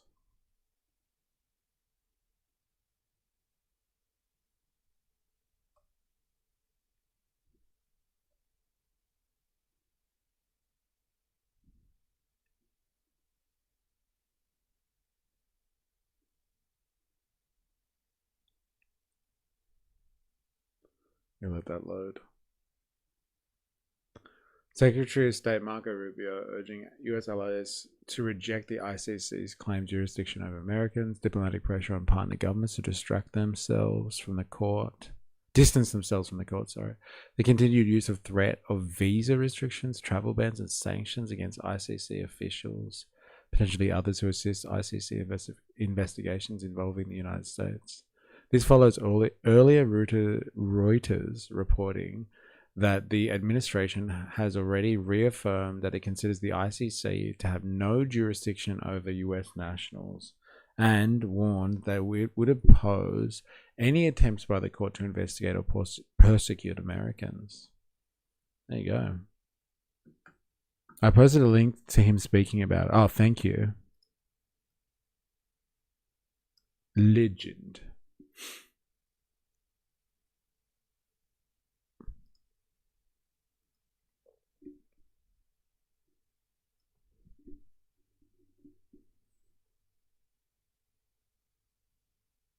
Oh, this is the one. Okay, good. Not the AI slop version we were looking at before. For 250 years, Americans have governed ourselves as a free and sovereign people. We choose our own leaders, we determine our own laws, and when we're accused of a crime, we stand for judgment before a jury of our own peers. This is the essential and indispensable feature of our form of government. It is the foundation of our shared way of life. But today, powerful people in faraway places want to take that away from us. Powerful people They believe that they in faraway places. Makes it sound like the beginning of a fairy tale, doesn't it? Powerful people in faraway places want to take that away from us. They believe that they should be in charge of your laws, of your country, your life, and they don't care whether or not you agree. Halfway across the world, there's an institution that calls itself the International Criminal Court. Maybe you've heard of it. Maybe you haven't. Maybe you have. Chances are you don't know the names of its judges, of its prosecutors, or its president. Yeah, I know. In a land. But as we speak, in a land far, far away, Iran. Could you imagine? It's so good. It's hilarious. Big Daddy Butt. I'm back from taking the dogs out. They also have radar ears. Who's Big Daddy Butt? What's your usual name, Big Daddy Butt? Let us know. La la la la la as I cover my ears.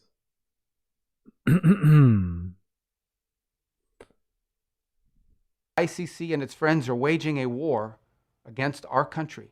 Not with bullets or missiles, but with statutes and compacts and the force of so-called international law.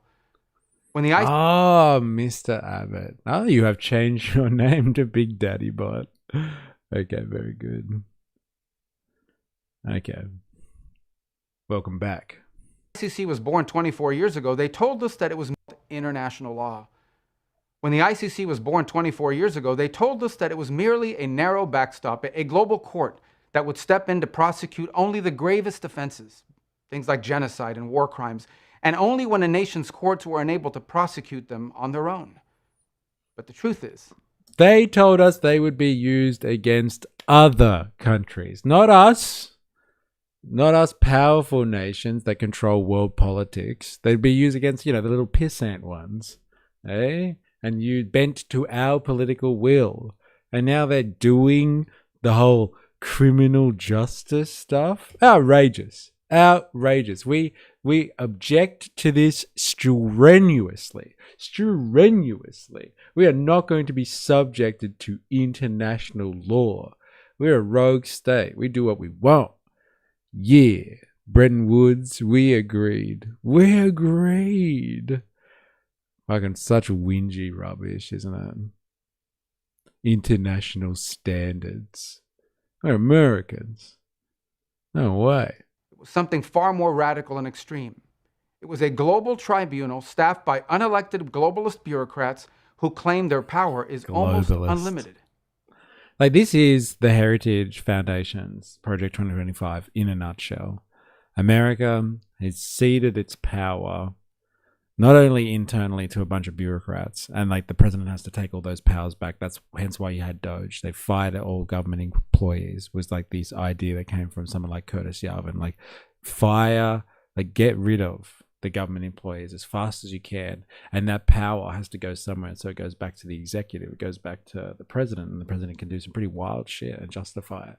And like on the international stage, they don't want to be held to account, like the Americans or any nation state doesn't want to be held to account to international standards. They want to be able to do have the power to do whatever they need to, or whatever they think is necessary. Now, in an age like 24 years ago, where American dominance over world politics was unquestionable and it was arguably the end of history, like, it's easy to see why they would like an international court, because, like, hey, no one was going to challenge their dominance. But like in a world where their dominance, their hegemonic power is challenged at its core, and like holding themselves to international standards is anything but an accelerant to their decline as a sole superpower in the world. And so, like, it makes sense why they're rejecting international law, because they need to be able to do whatever they want.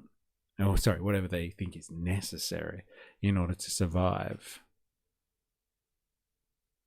the axis of evil that is forming against them. The Russia, China, Iran, Brazil, India, fucking coalition that's going to come and take America away. The danger of this global court has only continued to grow. Today, it threatens every aspect of our political and legal system. Border Patrol agents removing violent criminals from our country. American Marines risking their lives to defend our homeland. Prosecutors working to dismantle terrorist plots to attack and kill Americans. If we stand idle, all of them would be at the mercy of foreign judges thousands of miles away, facing the constant risk of prosecution and even imprisonment for the so-called crime of defending their own country. Defending America. I wonder in the lead up to like taking over more countries like Iran or Cuba or Greenland, like they need to shake off the old ICC, eh?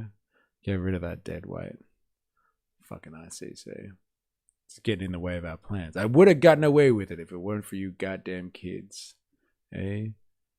Yeah, goddamn kids. Can you give me a list of Americans, as in persons from the United States, that are wanted by the ICC right now? Give me 5.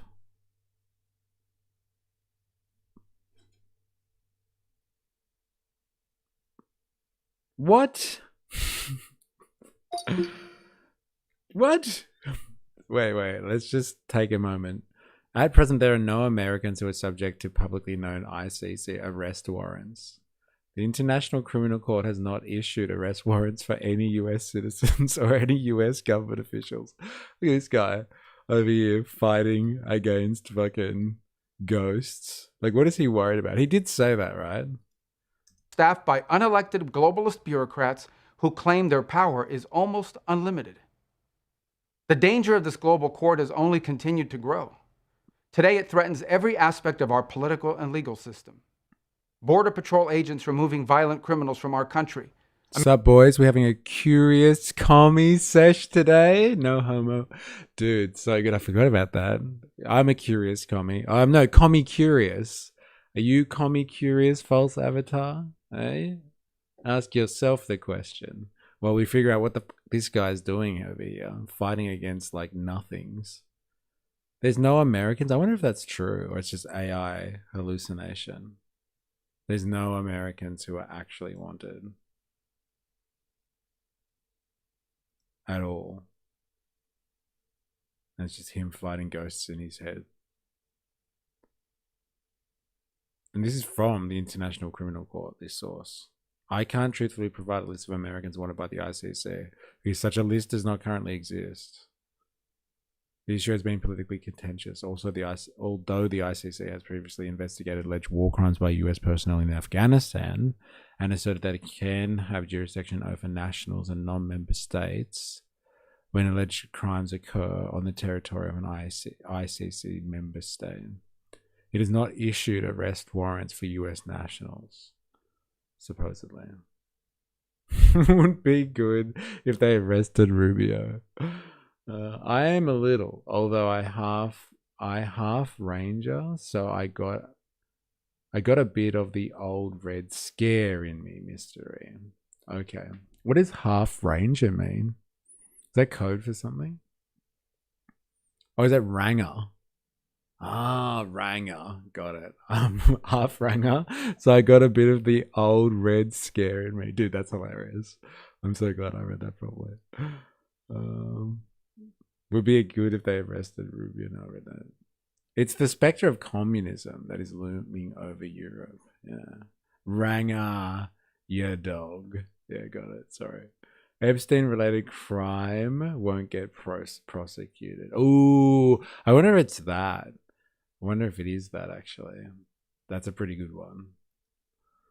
American Marines risking their lives to defend our homeland. Prosecutors working to dismantle terrorist plots to attack and kill Americans.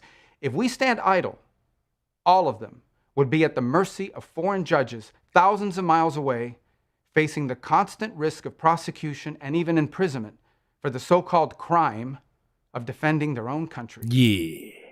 The American people never agreed to any of this. Never. And they never will. Read the words of our Declaration of Independence. We fought a revolution against a foreign power, transporting us beyond seas to be tried for pretended offenses. Independence is our birthright. We will never let foreign bureaucrats take that away from us.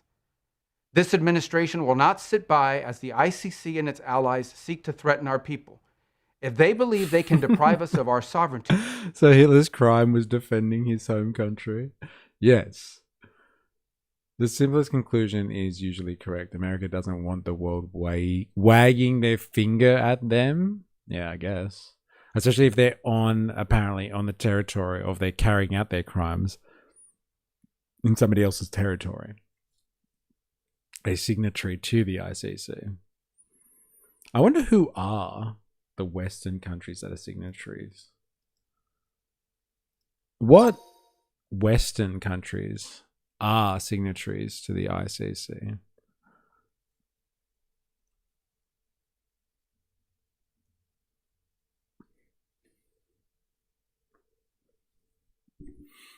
Australia, New Zealand, Canada, United Kingdom, Ireland, France, Germany, Italy, Spain, Netherlands, Luxembourg, Austria, Switzerland, Denmark, Norway, Sweden, Finland, Iceland, Greece, Cyprus, Malta.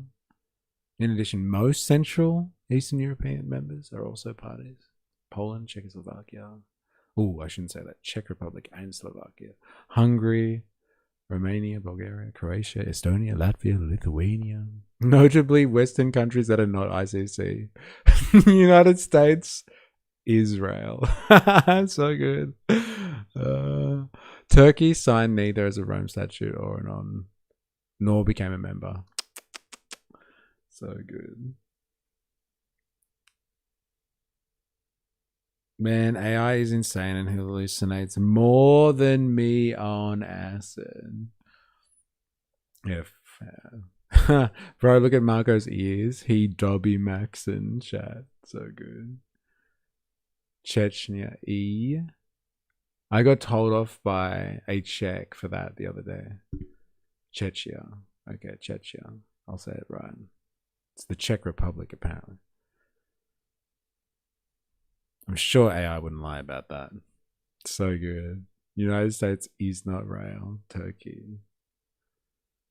Having said that, I also got told off by another Czech that it is the Czech Republic. So horses for courses.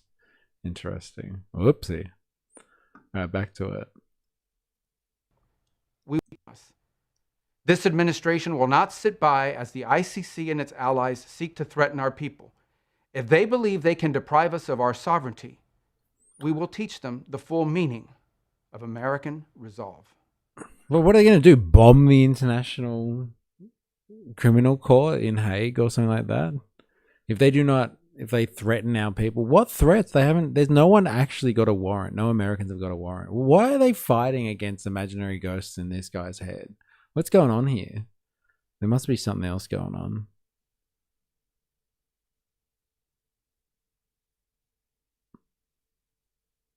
The background is that the United States was never ratified the Rome Statute, the treaty establishing the ICC, and successive administrations have objected to the court exercising jurisdiction over US personnel. Trump administration has taken a particularly confrontational approach, especially after the ICC pursued investigations relating to Afghanistan and issued arrest warrants for senior Israeli officials, including Prime Minister Benjamin Netanyahu.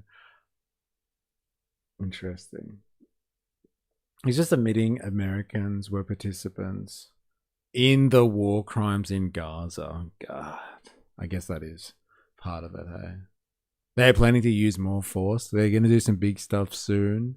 And they just need to clear up their position with the ICC. Oh, man. I talk shit because I'm jealous. So good. We're going to bust some ghost terrorists and feel good doing it. Dick Cheney's corporal form. Oh, man. It's all for BB, baby. Right. Got it. It makes sense, I guess. Makes sense, I guess. Interesting. All right. Let's move on. I'll do some local politics. So me and 4AS did support for a one piece on this over the weekend, actually. Came out. We have a podcast, if you didn't know about it. Me and 4AS have a podcast. It's actually in the Discord, right? You put it in Discord, didn't you? Yeah, you did. We've been copying some flack about it from some One Nation bots. But here's the podcast. Here's a link to it. This is the podcast episode that we've done recently about the rise of the Pauline wave, the One Nation wave, and how they've kind of disappeared from the conversation. Like the last couple of months, it's just been all One Nation on the rise, taking over Australian politics. And now it's just like died. One Nation support has kind of just, it's just lost all of its traction. And like they're not even really talking about her in a positive light anymore. They're just talking about how she's dropping in the polls and the day of reckoning has come. So like, what's going on there? The Pauline clankers infiltrating again? Sheesh. Well, it seems like they've failed. And people aren't really questioning One Nation's rise. On Sunrise, they're questioning it. Let's have a quick look-see, shall we? Has slumped in the latest Resolve strategic poll, with the party dropping by 3 points while the coalition increased by the same amount. Labor stayed the same but became the leader in the primary vote. Pauline Hanson suffered an even worse result when it came to preferred Prime Minister, falling by 8 points compared to last month. Anthony Albanese... What the fuck happened? Like, she was preferred PM, baby. What happened? Bring back fucking Pauline for PM. Come on. Even Angus Taylor's on the rise. Like, what a fucking drop kick. They're dropping in polls like Americans dropping missiles. Oh man, that's hilarious. What's going on here? The election is in 2 years. Who gives a fuck? Like, it's been all the rage, hon. Like, people haven't been able to shut up about it for like 2 months, 3 months almost.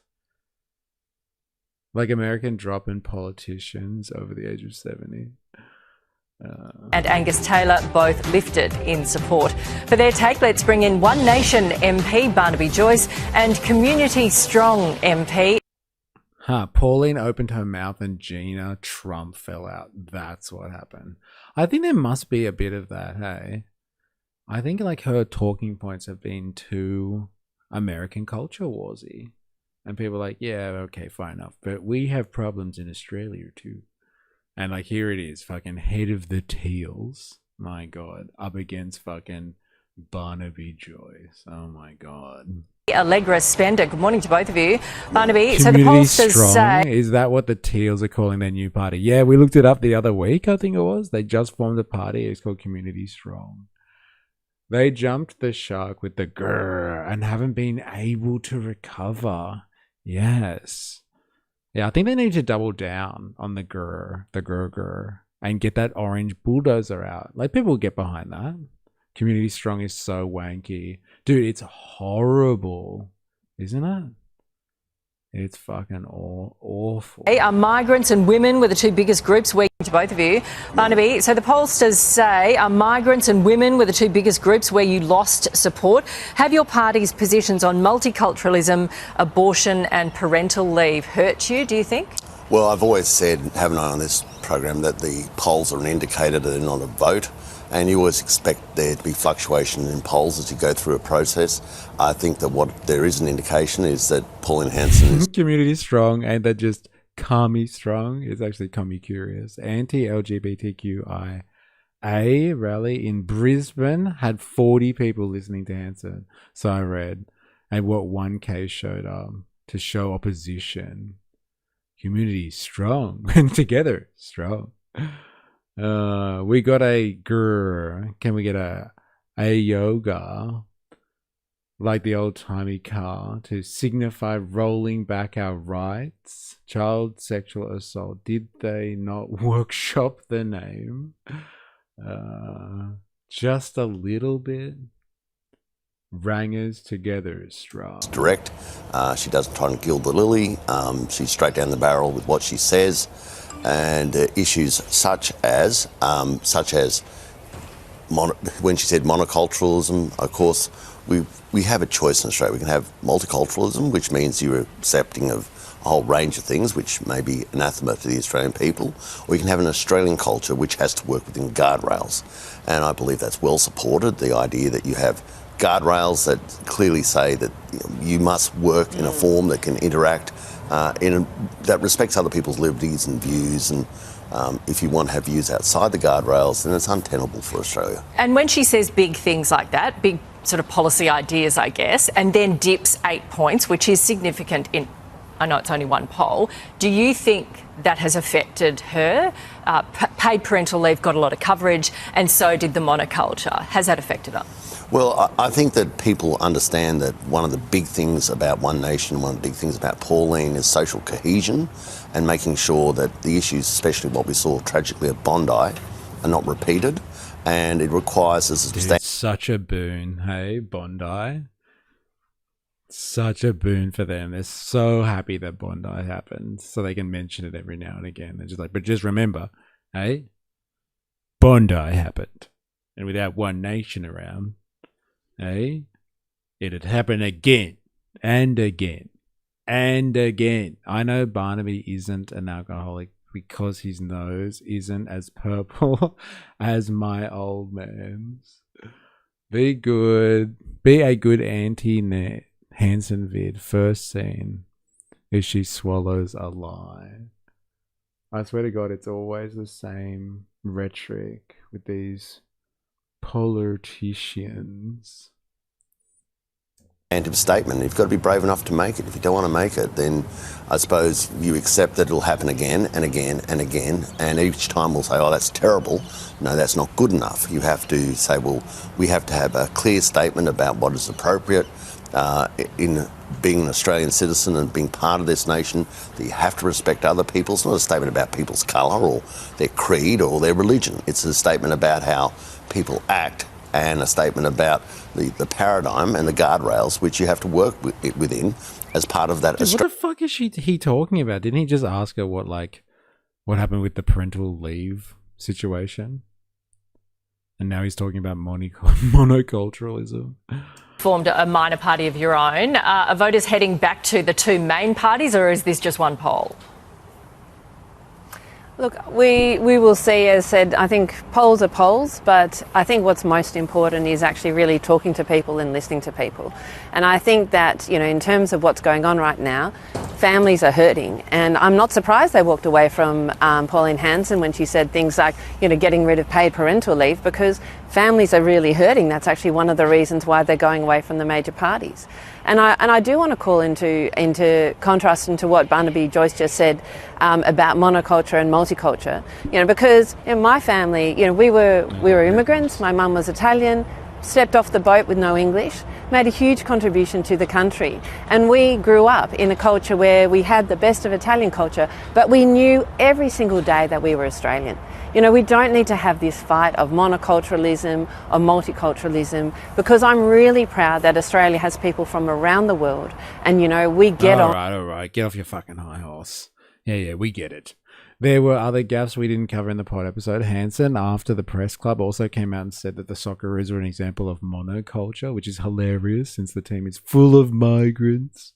She also said that Paul Hogan was a perfect example of monoculture, and Hogan called her a pelican and a racist. Yeah, we read that article about him calling her a pelican. That's very interesting. Centrelink gave me 3 weeks of paternity leave. Sure, it took a month for the money to arrive, but it's something, I guess. Hey, look at you. Hey, sounds like that big government is oppressing you by giving you free handouts. And they were delayed? Assholes. Absolute assholes. This sucks. Alright. You guys have put some other stuff in recommendations that we should be looking at, right? What's this, Spandonk? Are you still here? Just want to check this out. Yeah. Meanwhile, Hogan lives in America to avoid taxes. Yeah, what a shit cunt. What is this? Law-abiding citizen. Capturing a killer? Clip zone? What the hell's this? When are you going to read us the Quran? Oh man, I've got like, I think I've got like 2 pages, or like, yeah, maybe a little bit more than that left on the book that I'm reading at the moment. And after that, it's Quran, baby. Quran. You actually want me to do readings of the Quran? That's not a joke. Out of the way. Yes, Discord Quran readings.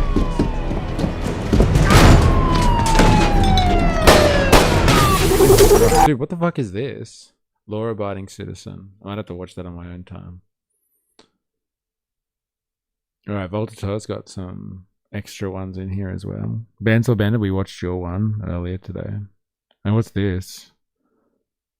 Alt-worldly Mark Andreessen.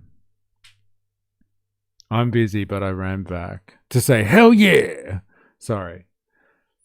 Is this just like clips, I'm assuming, from like a TV show or something, right? Oh, this is the one about Ben Shapiro. And there's dilemmas. You've given us another one here. Oh, Spandog. This is the other one that you did. Iran's influence in Lebanon is crazy. All right, let's check this one out. This one's for you, Spandog. Oh, dude, it's like 39 minutes. All right, discover how ancient Baalbek became Hezbollah's strongest bastion, where Roman grandeur, Iranian influence, war politics, survival collide in Lebanon's most fascinating contestants and misunderstood city. Let's have a look at this. The city of Baalbek in eastern Lebanon is a pretty unusual place. It's over. Pauline is the sign of the right-wing political system failing. Yeah, fair enough. Well, like, they really should have consolidated their power. That's my theory on things. Like, if Pauline wants to win Australian politics, she can't just take on Labor. Like, from this current position, she's got to like basically cannibalize the coalition and turn them into one nation, or one nation like feeder parties, and then she can take on the Labor Party. She's an example of her voters. That's all you need to know. Fair enough. For one thing, it is the home of the Baalbek stones, a series of gigantic limestone megaliths left behind by the Romans in roughly the 1st century AD. These are known to be some of the largest stones ever quarried. In fact, one of the smallest, the memorably named Stone of the Pregnant Woman, weighs in at no less than 1,000 tons. Goddamn. Another oddity is the city's name, since nobody really knows what Baalbek means. It is presumed to be related to the word Baal, meaning Lord, in ancient Semitic languages, which became an honorific title for several gods, including Roman ones. Even so, precisely what the name means isn't quite certain among historians. And because of the area's well-preserved Roman ruins, the city is something of a tourist hotspot in Lebanon, which ties in with the third thing that makes it unusual. You see, Baalbek is considered the stronghold of the Lebanese Shia Islamist political party and militant group Hezbollah. Hezbollah is prescribed as a terrorist group by at least 25 countries, including the US, the UK, Germany, Canada. It's described by terrorist outfit by all of the countries that are at war with them. Who would have thought, eh? Baalbek. I will be back, chat. I'm going to smack someone. Oh, goddamn, good luck. I'd like to know what these center-right policies are that people think the coalition needs to win back votes. Yeah, it's not going to happen. Fun unnecessary fact, but me cousin met Tash Peterson once at a party back when she was Norma. Okay. Good to know. Thanks for the tidbit. The Netherlands and Argentina. It is also in near permanent war with Israel, which has routinely resulted in Israeli bombs flying across the border and bombing Baalbek and other cities. Now that might seem... How's the framing of that one? It's like the existence of Hezbollah means that Israel has the license to completely destroy Lebanon at will, just because Hezbollah exists. And you can't exist without Israel justifying bombing you. Strange. I mean, after all, Hezbollah activities are mostly concentrated in southern Lebanon or in the Lebanese capital of Beirut. So how did it come to be that its single greatest power base is a small antique city in Lebanon's east? Well, let's have a look, shall we? Welcome to Baalbek. First of all, Some background. Baalbek sits in Lebanon's Bekaa Valley, roughly 85 kilometers or 53 miles northeast of Beirut, and only about half that distance from the border with Syria. Formerly, Baalbek is a normal Lebanese municipality, the seat of the Baalbek Hamar Governorate, with a mayor, a council, rubbish collection services, and all the usual municipal furnishings. Population estimates to the city hover around 80,000, although Lebanon has not run a proper census since 1932. And the area is home to many Syrian civil war refugees, so the precise population count is crazy. They haven't done a census since the 1930s. The fuck are they supposed to know who's in there? Okay, who funds Hezbollah, Iraq? Determined, but let's just say it's probably higher. Staying with demographics, this is where we find the first clue as to Hezbollah's unusual predominance in the area. You see, Baalbek and the wider region are predominantly Shia Muslim.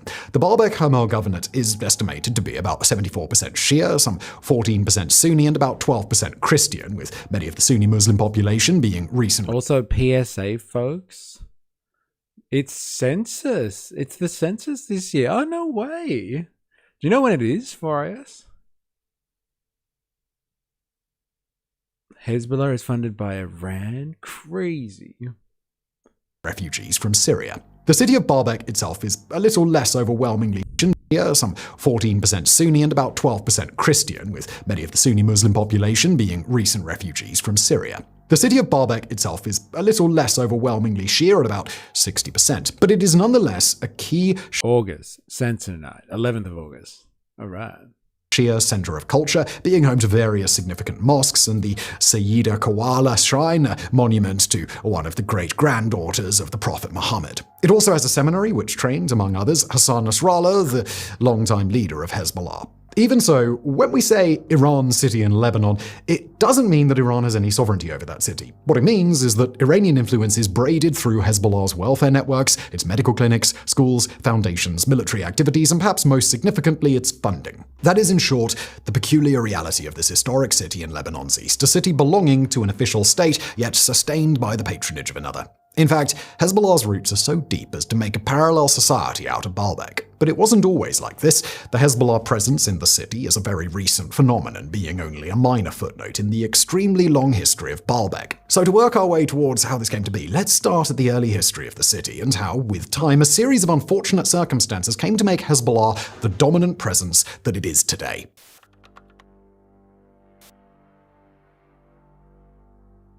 Now, in antiquity, Baalbek was known as Heliopolis, or the City of the Sun in ancient Greek. Its history dates back at least 11,000 years, although it gained prominence, as well as its Greek name, following the arrival of Alexander the Great in the year 334 BC. The city was later occupied by the Romans, the Byzantines, various Muslim civilizations, the Crusaders, the Ottomans, and the French, before becoming part of the modern state of Lebanon, with its foundation during the Second World War in 1943. Each civilization made its own contributions to the city, yet it was the Roman influence that remains the most visible today. Rome built one of the largest temple complexes in their entire empire at Baalbek, dedicated to the gods Jupiter, Bacchus, and Venus. 6 colossal columns of the Temple of Jupiter still rise above the modern town, each one standing at about 22 meters, that's about 72 feet.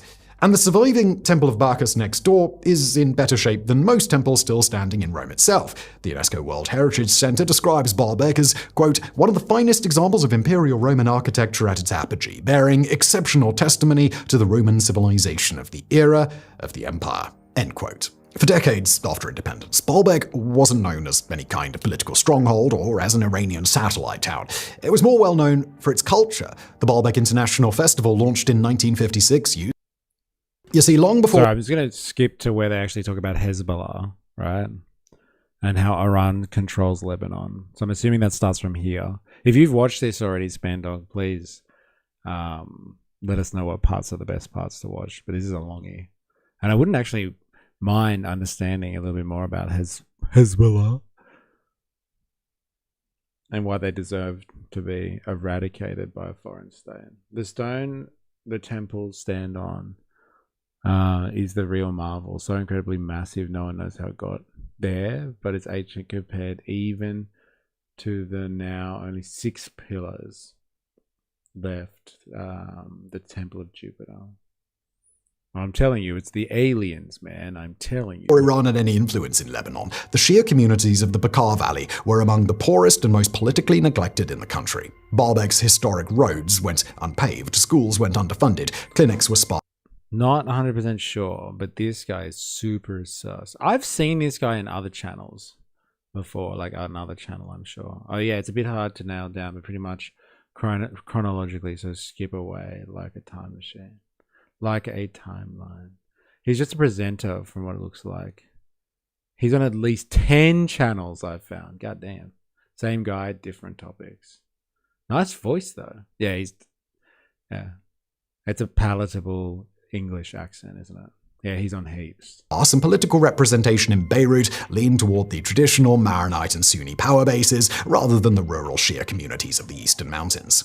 All that changed with the beginning of the civil war in 1975. For the next 15 years, Lebanon's central state effectively dissolved into a patchwork of sectarian militias and foreign occupation. Syria, under Hafez al-Assad, invaded Lebanon in 1976 with the aims of suppressing the Lebanese branch of the Palestine Liberation Organization, suppressing leftist power, and gaining leverage over the country. The Bekaa Valley ended up inside the Syrian sphere of control, not unsurprisingly, given that Baalbek was located closer to the Syrian capital of Damascus than it was to Beirut.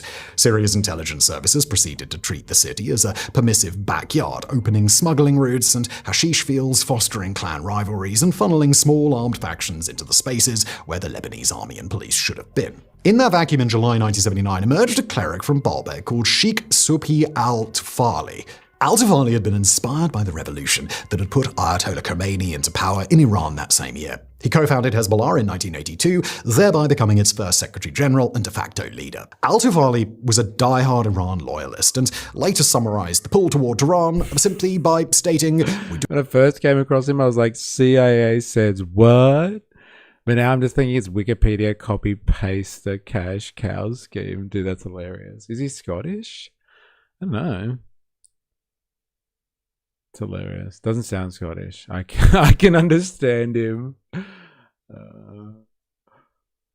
We could move 100k ton stone today. Such a weird mix of accents. Took up arms because the state had abandoned its people. The state gave us nothing. Iran gave us a model.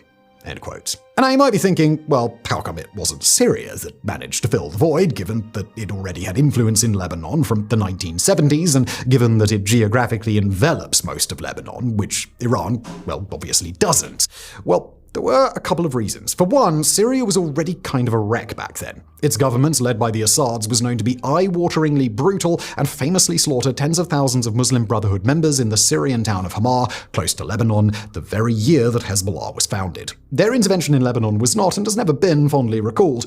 All told, it lasted 28 years and directly caused up to 60,000 deaths. It also caused tens of thousands of forced disappearances of civilians at the hands of the Syrian army and its notorious intelligence agency. Often, instead of aid workers and food provisions, what came across the border from Syria to Baalbek was little more than smugglers, crooks, and problems. Moreover, the religious angle didn't quite fit between Baalbek and Damascus. The al-Assad family were not only political deviants, they weren't even Shias. They belonged to the Alawite religious minority, a group which is admittedly classed as a branch of Shiism by some scholars, but which is equally seen as simply a standalone sect of Islam on its own. And the Assads weren't a pious bunch anyway. The heir apparent of the family dynasty, Bassel, was famously extravagant and died in 1994 after crashing his Mercedes at high speed en route to a ski holiday in the Alps. The Islamic regime in Iran, on the other hand, offered something very different. They were ostentatiously devout, bedecked in traditional religious garb and scholarly declarations. Ostentatiously devout. I didn't see those two things coming together like that. That's a very interesting call. If he's AI, I'm a bit pissed. Damn, beat me to it. Most importantly, Ayatollah Ruhollah Khomeini was perhaps the most revered cleric in Shia Islam, being both a Grand Ayatollah and a Marja, literally translating as source of emulation. This allowed him to issue edicts to Shias on faith, law, and daily life. And in practical terms, there was something else too. You see, from 1982, Lebanon was also invaded by Israel, also with the aim of stamping out the PLO. Wait until Iran joins all three armies together. Yeah, well, that's why they've been cut off, right? Separated. Yeah, whoopsies, no Alp for you. Can't wait to move out of his goddamn house. This goddamn house, Jesus fucking Christ. Did you go and slap someone? Hope the slapping went well. Not only did this make southern Lebanon, later the main point of Hezbollah activity, much too volatile for the newly formed Hezbollah to operate in, but the Israeli intervention also played a role in something that would stay in the memory of many Shia Muslims. In September 1982, the IDF stood by and allowed the mostly Christian Lebanese forces to carry out the Sabra and Shantia massacre, a slaughter of Palestinian Sunnis and Lebanese Shias in Beirut. It was seen as retaliation for a previous massacre of Christians by the PLO and Shia leftists, as well as the recent assassination of the Christian president-elect. Sabra and Shatila led to between 1,300 and 3,500 deaths, all of which caused not only a greater hatred of Israel, but a renewed paramilitarization drive among the religious factions in Lebanon. And then, as Israeli boots established themselves on southern Lebanese soil, troops from Tehran arrived in the Bekaa Valley, wearing Iranian Revolutionary Guard uniforms. And that was when Baalbek's modern history truly began.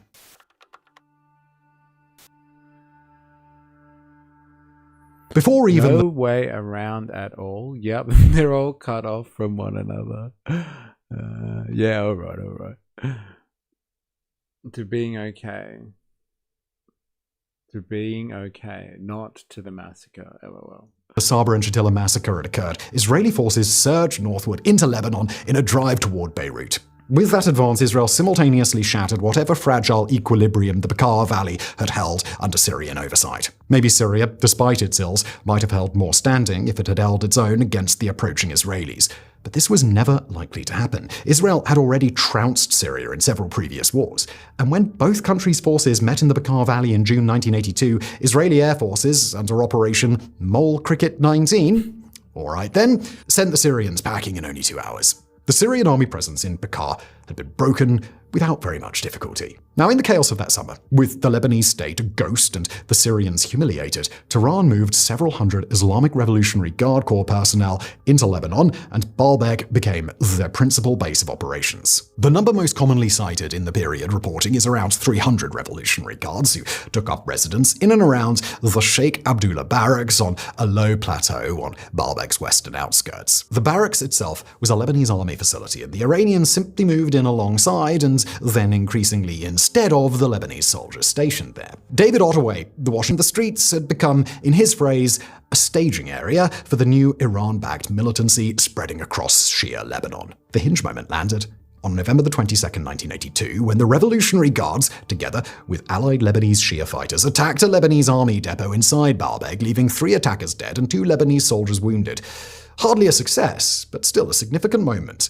This was an armed assault on a state military installation conducted in uniform and in daylight by foreign troops and their local allies operating on Lebanese soil. Iran had broken new ground. The Iranians who arrived were not infiltrators, but Remember when women used to poison men? Like, a lot. Not for any reason, just thinking about it. It did happen quite a lot, actually. Quite a lot. And like, I was reading a book about life in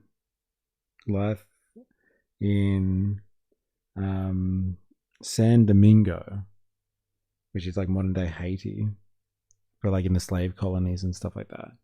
And like the slave women who were like, you know, working domestically for slave owners and stuff like that. They used to poison a lot of people, not just like slave owners, but like anyone who pissed them off.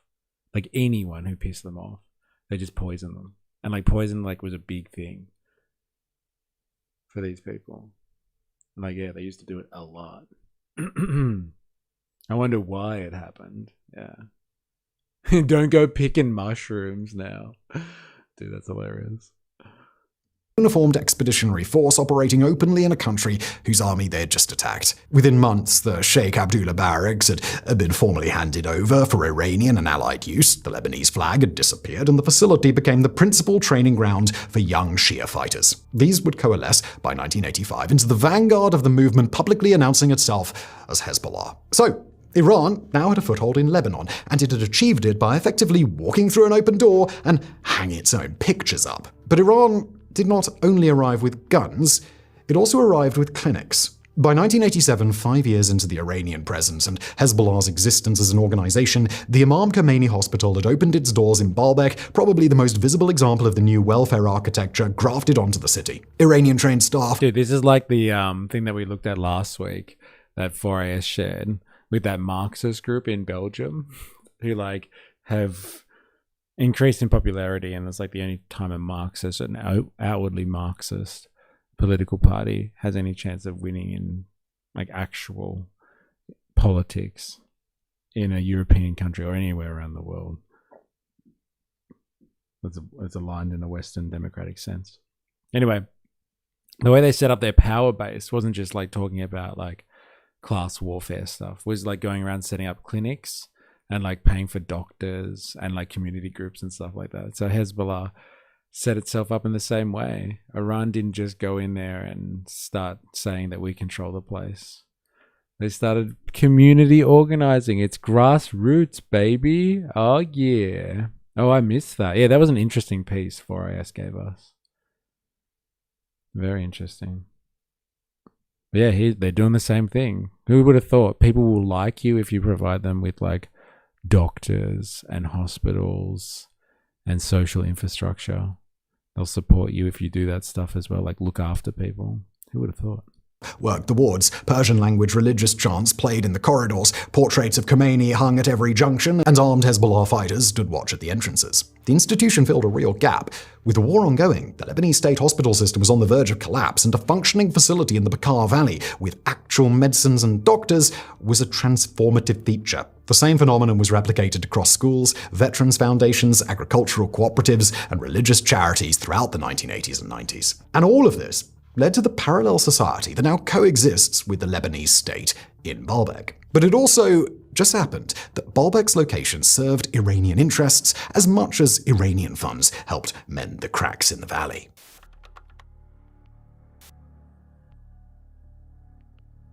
Okay, so let's zoom out for a moment to take a look at the Eastern Mediterranean, because when it comes to what Iran... That's why the reminder is so important. Foreigners don't always realize their life is on the line.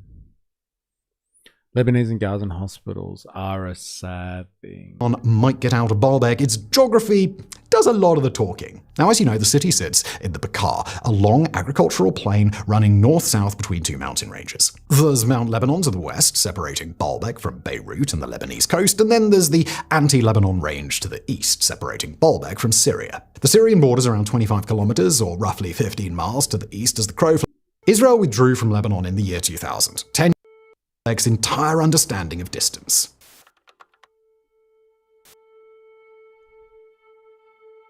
Israel withdrew from Lebanon in the year 2000, 10 years since the end of the civil war, although still 5 years before Syria did the same. In their absence, Hezbollah's power grew and grew, still replenished by the support of Iran and the supply lines offered by Syria. So, by 2006, Israel was back, this time intent on wiping out Hezbollah's growing power. And with that came the onset of the 34-day Lebanon War. Now, during that war, Baalbek absorbed more than 70 Israeli airstrikes, among the deepest sustained attacks Israel had conducted into Lebanon in decades. So the good. campaign withdrew from Lebanon, no doubt. Dude, that's so good.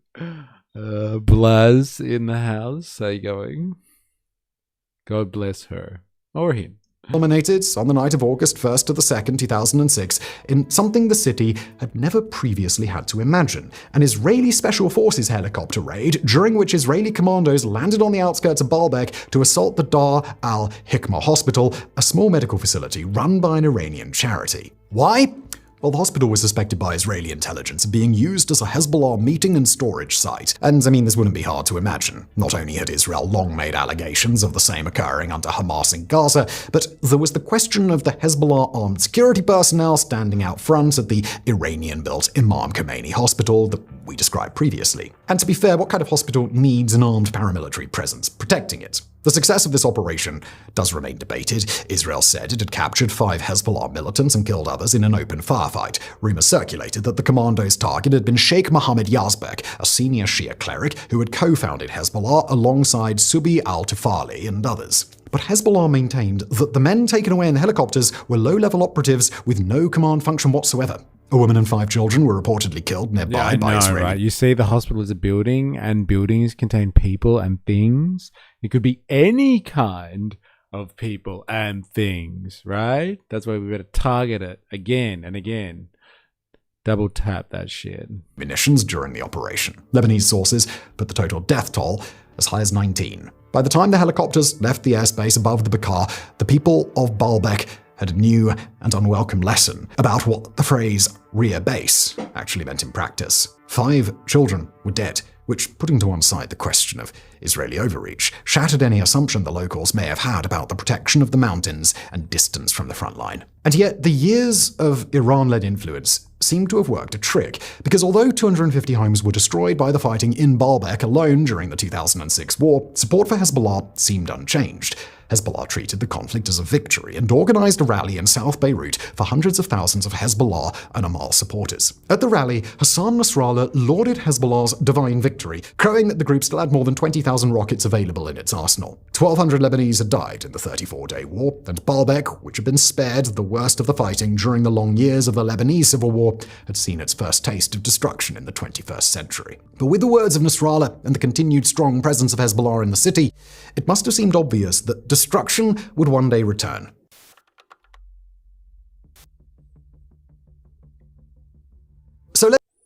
Interesting. So it's just like an Iranian outpost. And so in spite of the brief flash of warning signs from those 2019 anti-Hezbollah protests, Lebanon's ills generally resulted in handsome dividends for Hezbollah's interests in its longtime stronghold. As the Iranian diesel convoy drew into Baalbek in 2021, a local resident captured the local mood by telling AFP, quote, "Today is a happy day. It is a victorious day. It is a victorious day for the people of Lebanon." Another reflected the ideological symbolism of the event by declaring, "This is all thanks to Nasrallah and the blood of the martyrs." The Lebanese government could do little more than shake their fists in displeasure. Prime Minister Naib Mikati grumbled that the shipments were not approved by his government and represented a violation of Lebanon's state sovereignty. But the trade-off of all of this was visible at the ballots. Don't forget, Hezbollah is also a political party, and in the May 2022 general elections, they stormed to more than 330,000 votes nationally, almost 20% of the total. Not only that, but Hezbollah led an almost comically large parliamentary alliance, featuring the Amal movement, around 10 other parties, and dozens of independents, which together claimed more than 700,000 votes. The Hezbollah-Amal alliance swept the Baalbek-Hamal constituency, returning 9 of the 10 available seats, a tidy political return on investment for running a parallel petroleum import system. Of course, Hezbollah is still a violent, often criminal outfit, and this, though perhaps not outwardly visible to all, was also harming the locals of Baalbek in its own way. The Bekaa Valley has been associated with cannabis cultivation, opium poppy fields, weapons smuggling, and clan-based armed enterprise for considerably longer than the Islamic Republic of Iran has existed as a state. Baalbek's geography, porous border, mountainous hinterland, weak state presence, has kept all of those trades durable across regimes, wars, and ceasefires. Hezbollah has consistently denied any involvement in the narcotics economy and treats any such allegations as politically motivated attacks designed to delegitimize its armed resistance. Gulf states and Western sanction authorities have, on the other hand, alleged the existence of Hezbollah-linked or Hezbollah-tolerated capped gon production. This is an amphetamine derivative which became heavily produced in Syria during the civil war. The allegations revolve around trafficking networks operating in and around the Bekaa Valley. Meanwhile, the clan problem has not been resolved. The clearest illustration of clan impunity in the Bekaa Valley came by way of No Zatir, Lebanon's most wanted drug trafficker. Zatir reportedly faced hundreds of arrest warrants for narcotics, weapons, and violent offenses while continuing to appear in public and operate from compounds in the hills around Baalbek. The US and the UK imposed sanctions on him in 2023, and Zatir was finally arrested after surrendering to Lebanese military intelligence near Baalbek in 2025. But perhaps the biggest price paid by Baalbek's locals for their Hezbollah-brokered living reality is the organization's never-ending war against Israel. By late 2024, the regional spillover from the Israel-Hamas... Of course. Whether it's Palestinians, Syrians, Lebanese, Iranians, Somalians, Hamas, or Hezbollah, you think at some stage they wouldn't put military targets in or under schools, hospitals? Yeah, silly people. I know, right? Who would have thought? Works well, though. It discourages engagement and camouflages. Very guerrilla. Hezbollah deny using the CIA as its drug supplier. alone, gorilla weak together, gorillas strong.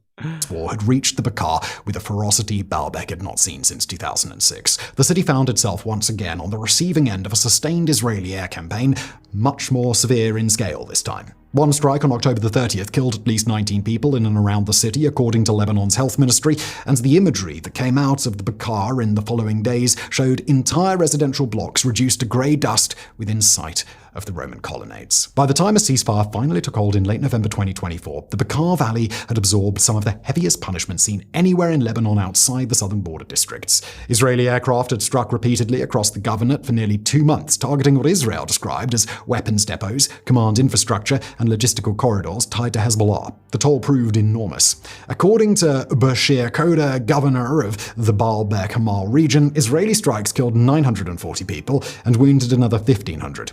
This amounted to almost a quarter of the countrywide death toll announced by the Lebanese government. Kaddour added that Israel mounted 1,260 airstrikes in the province. More than 100,000 residents were displaced at the height of the fighting, many fleeing west toward Beirut or north toward Christian enclaves thought less likely to be hit. Infrastructure damage proved equally severe. Roads cratered, electricity grids severed, water systems disrupted, and agricultural land. Video of the guy getting flipped into the air by a bison? No, I saw that come up on my feed. And I was like, don't click it, don't click it, don't click it, don't click it. I've got shit to do. But I really wanted to click it. I might look at that next. Abandoned during harvest season. Reconstruction now faces the same familiar obstacle that followed the 2006 war. A bankrupt Lebanese state incapable of rebuilding, leaving Baalbek once again dependent on the very parallel networks of patronage and armed authority that had helped place it on the front line in the first place. With Hezbollah in the firing line, but very far from eradicated, it remains to be seen what new ills the group's long presence in Baalbek will bring for the residents in the years to come. Thank you for watching. Well, it sounds like the residents are pretty happy with the situation. Let's just put a fucking target on them. What up? The guy who got spun when firing a Russian machine gun? Alright, let's have a look. Bison. I bet she'll come up first, right? Is this the one? Which is the one that has like 2.6 million views? This is the one that came up on mine. Now to the frightening scene at Yellowstone National Park. A grandfather out on a walk with his grandson was attacked by a charging bison and thrown at least 8 feet into the air. Oh. He was injured but is expected to be okay. ABC's Melissa Dunn has the latest. Tonight, these are the heart-stopping moments a grandfather was attacked by a bison at Yellowstone National Park. The dramatic video posted online by a professional photographer shows a bison, which can weigh more than 1,500 pounds, charging after the 65-year-old, flipping him into the air. Ooh. You see the man and his grandchild stop to take photos of the bison. Seconds later, the massive mammal then charges, chasing the family around trees before the man is thrown multiple feet into the air, seriously injuring him. Bison! Look out, bison! Another video shows the bison running past tents at a campsite before the incident. The grandfather is lucky to be alive. Millions of people visit Yellowstone every Dude, look at the size of that fucking thing. I thought they eradicated the bison. Grandpa. So good. I've watched a bull do that to my cousin. Oofed. Pushed into the Middle East. It makes me laugh when people leggies are thrown up. Damn. He flips so well. Dude, it's probably better that he flipped, hey. For sure. If he didn't flip, he would have fucking broken his neck.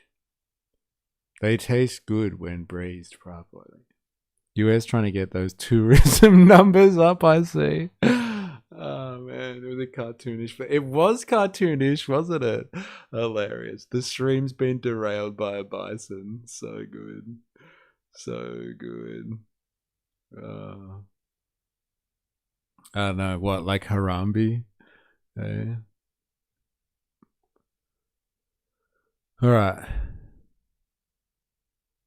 That's enough of that. You kids are crazy. You're all crazy. Yeah, this is the one. Russian soldier gets thrown from helicopter gun turret during training. Dude, what's this dilemmas? It's up there with the bison video, I swear. So good.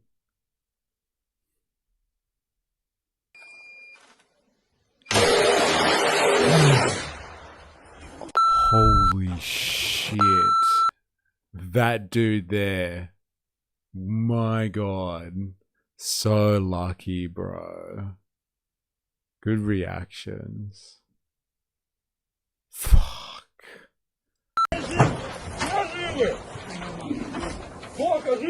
Тачка, чё? Тачка, тачка, тачка.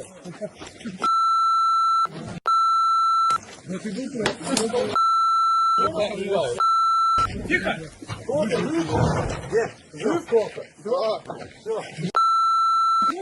Dude, that's fucking mental. That's why training matters.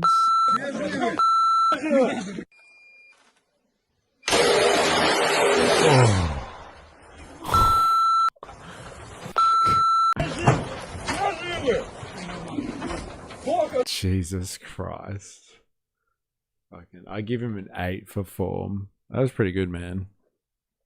That was pretty good. Memorable visuals for both helicopter gun turret and the bison guy. Thank you. I'm not going to play music though, I apologize. Helpful for people not to get confused. Martyr, a person who willingly suffers or is killed for refusing to give up their religious, political, or personal beliefs. Satyr, a minor woodland deity in Greek mythology. Famously depicted as a creature that is half man, half goat. Or sometimes half horse. Someone's got to put Trump on that one. Funnily enough, shotguns are the best thing kinetically for drones. Modern problems require old school solutions. Lovely. Absolutely lovely. I had another topic suggestion. What is this one? Bravey, I think you've suggested. Yeah, you suggested this one about Ben Shapiro. How Ben Shapiro destroyed himself. Like, I'm not one to watch someone destroy themselves, but like, if it's good, am I right? Oh, it's a longie. Eh? How Ben Shapiro destroyed himself. Shall we shit on Ben Shapiro for a little bit? Shall we do that? Look at his eyes. My God. It's essentially commentary on the right-wing grift. Yeah, let's do it. Well, hello, everybody. The Daily Wire, you might have noticed, is instituting significant layoffs. There was a time when Ben Shapiro could reasonably call himself the king of all conservative media. That's all over now.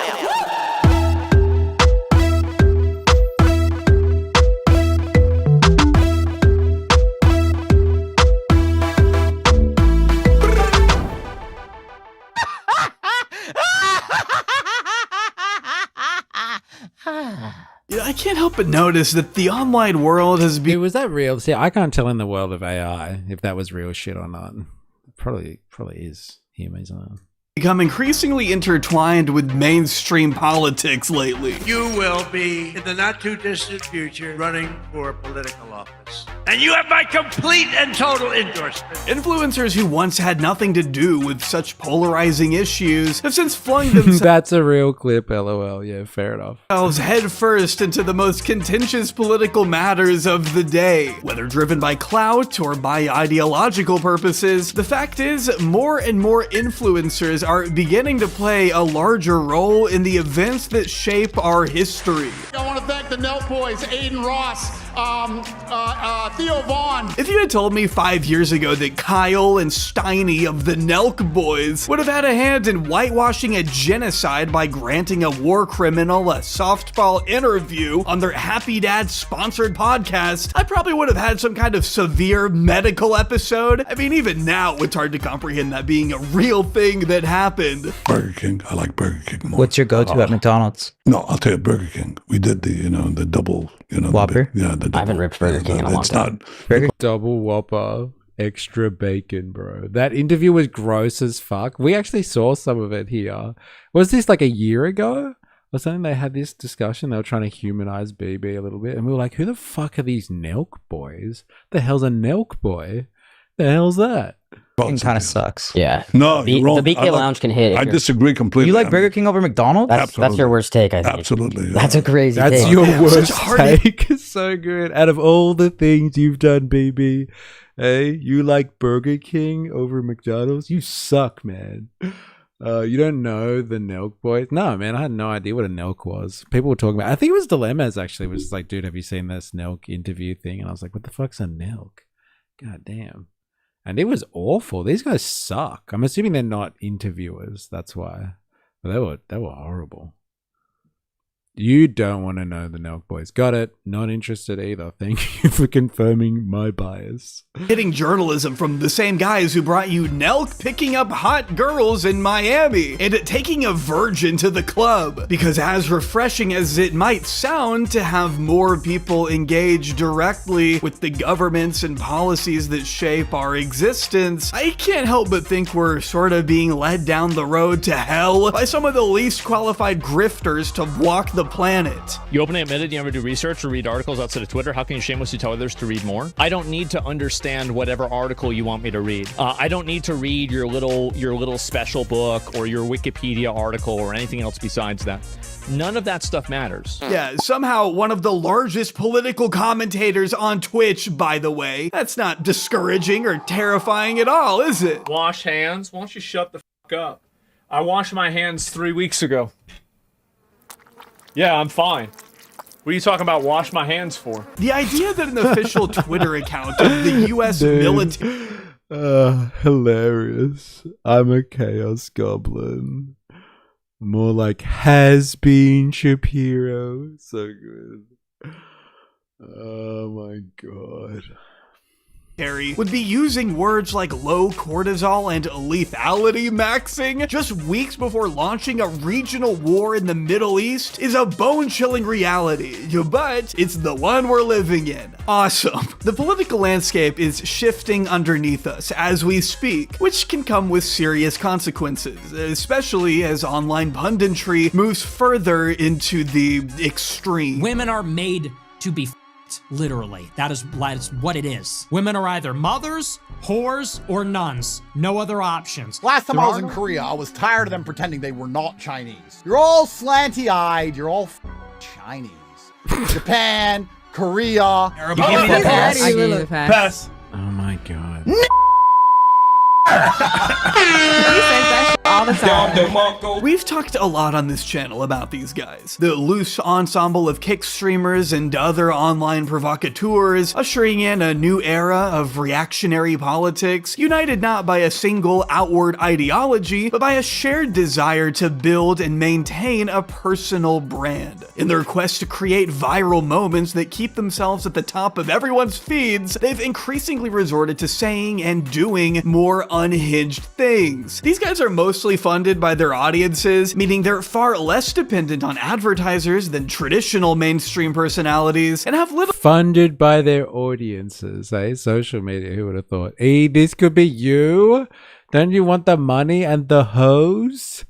Well, look, I guess I could get more grifty. Like, we've talked about this, right? I just need to say, like, outrageous shit. Like, Chinese and Koreans, they're all the same, right? They're all like slanty-eyed or something like that. Whatever the fuck he said. Yeah, I guess I can do that. Or like women, what was it? Women are either mothers, whores, or nuns. There's no crossover there. There's no whores out there that are also mothers, apparently. And there's no mothers who are nuns. Absolutely no crossover ever happened in history. Not gonna happen. Get the MAGA hat. Just clip you out of context. Dude, very doable. Yeah, I do say some stupid shit that would be fucking hilarious out of context. I guess I could get down with hoes. Hey? I guess I could do that, right? I could be a Nelk boy. Am I saying that right? Nelk. I'm gonna go with Nelk. I could do that. I could do that shit. Oh my god. I know, like, actually just thinking about it now, it's making me sick. I liked it when you called my dog Punani. Okay. Clip that. I call him that now. Milk is milk from a nut. Okay. As in like a nut? Or a like euphemism for a testicle? Actually, you know what? I don't really want to know. I'm just gonna keep watching this video. This guy hasn't talked about Ben Shapiro yet. It's definitely about Ben, right? I want to see Ben cry. I have nipples. You can milk me, Greg. I'm assuming that's a reference to something. Gonna leave it there. To no incentive to temper their rhetoric. I'm Candace Owens' biological mom, and she is my biological son. And we're gonna get married. Moreover, the billionaires who keep the lights on at Kick and Rumble are hardly interested in reining in the wild rhetoric so long as it continues to generate traffic. After all, much of their appeal stems from a perceived willingness to speak their minds, a supposedly moral commitment to tell it like it is, which of course only opens the door for more controversial moments, more clicks, more attention, and more money. Rinse and repeat. This less organized, less restrained, and in some cases, less explicitly political band of influencers with their fingers on the pulse of online culture and a younger, more energetic fan base at their disposal has set fire to the old guard of mainstream conservatism. And perhaps no organization better embodies that old guard than the Daily Wire and its most recognizable figure, Ben Shapiro. Would you be concerned if that wasn't a reference, or just assume I'm being myself? Could be 50-50, yeah. I'm gonna go with reference. What's this, Han?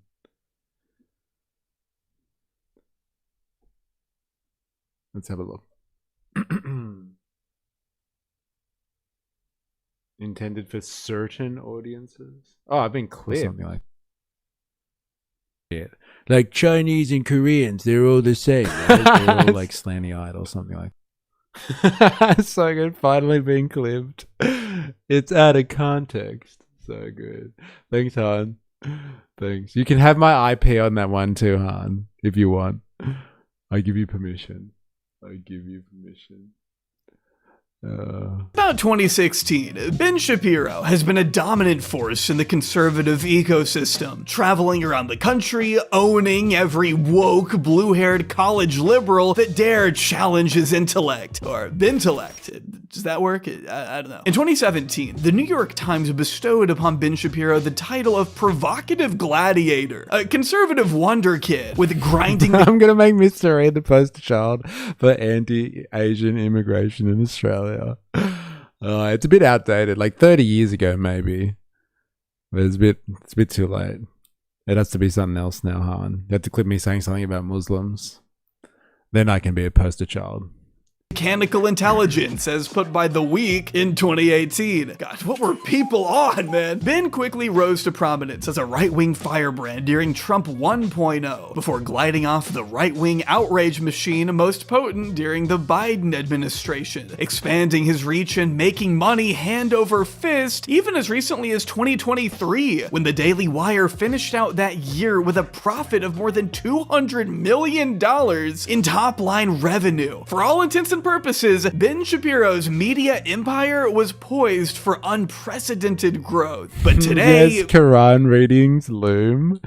Yeah, I'm gonna get clipped on that one too, right? Those prospects look a little different. One glance at Ben Shapiro's 7 million subscriber YouTube channel will tell you that Ben has seen some better days. Some much better days. The Washington Post just reported in May that Ben's views have plunged nearly 70% since the end of 2024, triggering a wave of mass layoffs amidst the inner turmoil. A Daily Wire spokesperson, Brad Bishop, told the Post they had to cut 13% of their employees since the beginning of this year alone, which comes after a previous round of layoffs the company was forced to enact last year, shortly after their co-founder, Jeremy Boring, stepped down as CEO. Now they've even lost the guy who replaced him, meaning the future of the company is now less certain than ever. This also comes as Ben's former friends and allies are running circles around him. He now finds himself outpaced by the likes of Tucker Carlson, Megyn Kelly, and even his former acolyte Candace Owens, who continues to siphon views from her one-time employer, making for a particularly personal thorn in the Daily Wire's side. The online conservative ecosystem is changing rapidly, and if Ben can't turn things around soon, he may just become a has-been. You get it? Cause Ben, you get it? I mean, some of these videos have less than 20k views. The man is having to play Fortnite and react to TikToks, for God's sake. He is paying to run full broadcasts of his show as pre-roll advertisements on other videos, hoping that the viewer just falls asleep and watches the whole thing on accident. Dude, that's crazy. I can't believe he cleared $200 million. Oh, Daily Wire did. That's pretty crazy. And he's now getting like 20k views. Fucking hell. I guess. Not sure that's a winning business strategy long term, but you do you, Ben. I've contemplated the video on Ben Shapiro for years at this point. It's not like he hasn't given me a potentially endless trove of content to latch onto and attack, but as Cody Johnston said a few months ago in his video, we're at a point now where this might be the last time Ben Shapiro is even relevant enough to talk about. His predicament is a very real one, and I think it's worth examining how he went from such a rising star to a complete dud in a little under a decade. I think it speaks to the wider conservative movement that in the world of Republican politics, so-called principles aren't gonna get you as far as simply reading the room. Looking through this lens, Ben Shapiro's demise seems all but inevitable, and I hope this video can serve as a cathartic look back on one of the most putrid careers of one of the most repulsive men on the internet. Join me for the unprecedented rise and satisfying fall of Ben Shapiro. Dude, that was a 9-minute introduction. He hasn't even started yet, this guy. Fucking hell. That's mental. But first, I want to talk to you about today's sponsor, No CD. Oh, thank God. I thought it was fucking ground news.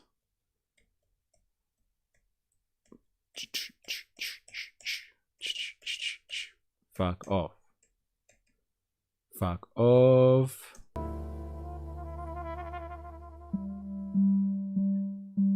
Benjamin Aaron Shapiro was brought into the world at the height of the Reagan era on January got disappointed. 15th, 1980. He did have Jordan Peterson at one point, like Jordan Peterson on, like the Daily Wire or something. Hey. 1984. Growing up with 3 sisters and raised by deep red Reagan Republicans in the predominantly liberal city of Burbank, California, Ben's parents both enjoyed careers in the field of entertainment, his mother being a top executive at a television company, with his father David working as a composer, meaning that even from a young age, Ben had a healthy exposure to the arts. He was described as a child prodigy by Spectator in 2018, skilled in both violin and piano, which you can judge for yourself by what. I'm good at clipping people saying racist and disgusting shit like this. Like, is this like meant in jest, or is this actually just someone being disgusting? It's better not be too over the top there, hon. The Russian name for the AT-4 Spigot wire-guided missile is the 9K-111 Faggot. Dude, what the fuck was that, Han? Is that even a person? What is this?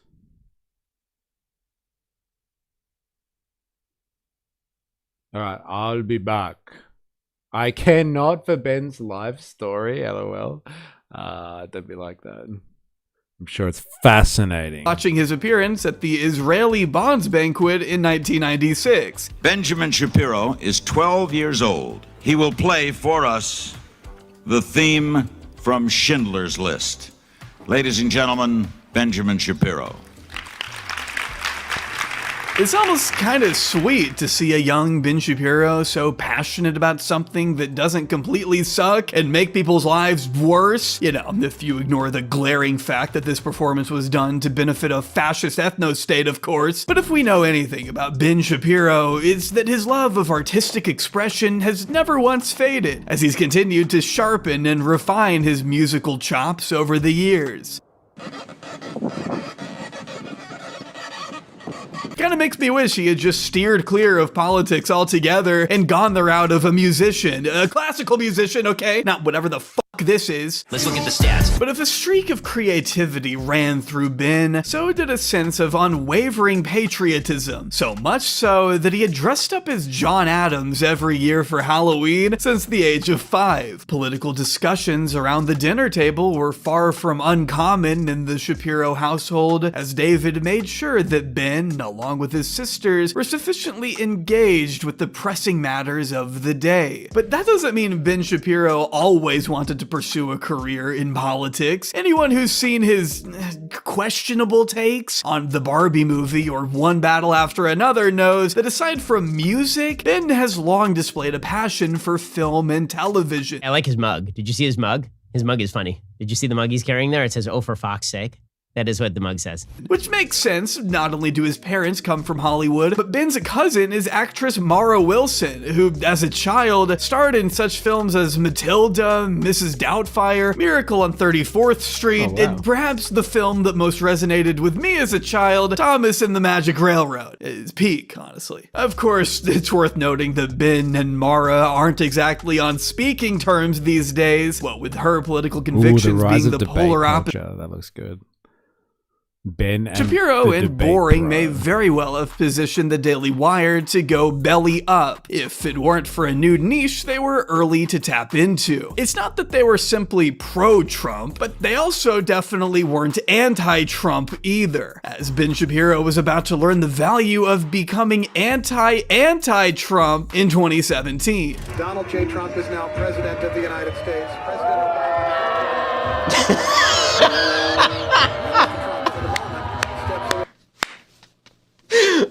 Darth Vader, no, from this lady. Okay, well that was forced as f***.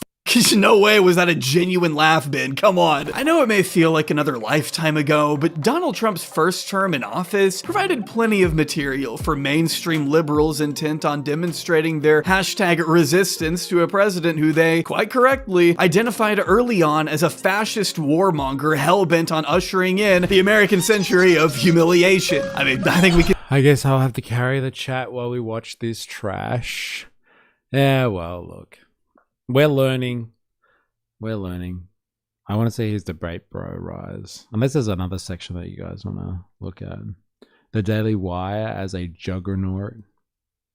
Diversification and excess. The ideological rift. The departure of Candace Owens.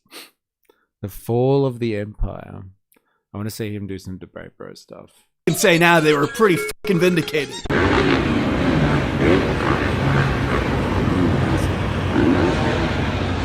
You had the women's marches immediately after the inauguration, a day without immigrants on February 17th, pink pussy hats were flying off the shelves, though obviously not all of America was on board, since they did go on to elect him again just 8 excruciating years later, and there were figures in the media ready to capitalize on those who looked at the resistance movement and said, huh? Ben Shapiro understood quite well that while some Americans had voted for Trump, plenty of others had voted against Hillary. They may not have particularly cared for Donald Trump the man, but they certainly hated what Hillary Clinton represented. And unfortunately, those early years also provided plenty of material for red-pilled servants of the billionaire class to traffic in their cancerous ideology through the means of smearing the left as a bunch of hysterical crybabies that were simply too immature or uneducated to understand such foundational concepts as facts and logic. People were wearing what they were calling pussy hats, like pussy cats, but hats, okay? And these were supposed to protest Donald Trump because Donald Trump is such a sexist. If you want to drive Americans out of your camp, a quick way to do it is just keep saying things like pussy hats over and over and over, and then talking about female anatomy. A lot of these signs are super obscene. There are a lot of kids who showed up to this thing, and there are a lot of really obscene signs. The name of the game was... Stop talking about female anatomy. That's how you get Americans offside. Interesting call for the Americans in the audience there. Can't handle female anatomy. It's very off-putting, apparently. To hammer the left on their supposed weirdness to get as many non-political people in the door as possible. I mean, this video alone got close to 1 million views, and that was before the world had really learned who Ben Shapiro was. As liberals were pushing back against Trump, Ben was pushing back against them, laying a new foundation from which right-wing figureheads would go on to launch their attacks. A classic strategy in the world of politics is to paint the other side in the most unfavorable light imaginable. If you can show an example of one leftist being crazy, you can smear the entire left as crazy, thus drawing a distinction between them and you as the reasonable. Making a woman wet is actually causing her to have a medical episode in need of immediate treatment, and Ben wants no part of it. Yeah, apparently. Can't talk about it. It's off-putting to American men. Level-headed adults in the room, especially in the eyes of normies. A cursory glance at Ben's overall channel will show you that his most popular videos don't even have Trump's name. Here's one of my best clips to distract from this video. I don't know, the other one was not great. So like, I hope this one is better than that. Better be your best work, Han. Hey, the clip is just woke lefty mid. Women don't orgasm. Satanist lies. Yes, so good. Orgasm, even an orgasm, that's a lie. Satanist lie. There's no such thing as an orgasm.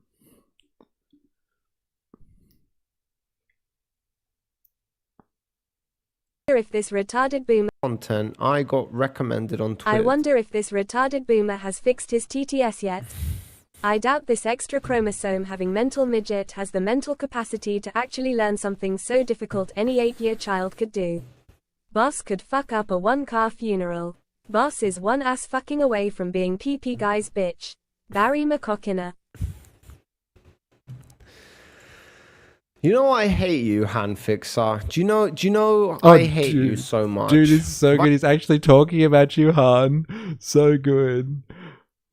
Dude, this is hilarious. This is your best work, man. This is hilarious. I want to say that again. I hate you, Han. You know I hate you, hand fixer. do you know I hate you so much? Have I told you this before? Oh my god. I think I might have told you this. Dude, that is hilarious. Somebody hates you, Han. Is this Han just clipping his own super chats to Goon? 100%. Han, you have fucking... How many times have you come over this clip, Han? How many times? It's sticking me just touching it. I hate bringing smiles to many faces. Hate bringing smiles to many faces. Bro, how many times have you ejaculated to this one, Han? You know I hate you, hand fixer. Do you know I hate you so much? Have I told you this before? I hate you so much. So much. Oh man, it's hilarious. Name in the title. What really got him the views were his reactions to woke SJWs, his attempts to debunk woke ideology, and of course, the debates. The many debates. Take me by the hand, look deep into my eyes, and know I love you. Here's your coffee. What was that from? What were we watching? Where they like give you a coffee and they tell you that they love you, or they look at you in the eyes. What was it that we were watching? I think it was that chick from the Daily Wire that moved on and did her own thing.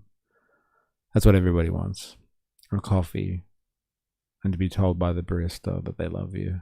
Of Ben Shapiro. I think there could easily be an entire video devoted to Ben Shapiro. Yeah, female Ben Shapiro. Yeah. Those disingenuous debate tactics, but that's not really what we're here to do today. Ben's debates haven't been relevant for a hot minute anyway, but if you've watched any of it yourself, you'll quickly notice a pattern. The overwhelming majority of these smackdowns took place on college campuses, meaning this Harvard-educated, heavily politically engaged debate lord was facing off against well-intentioned college students who, unfortunately, were a little too underprepared to deal with such a weathered considered professional. Now, does that fact alone make Ben's positions correct?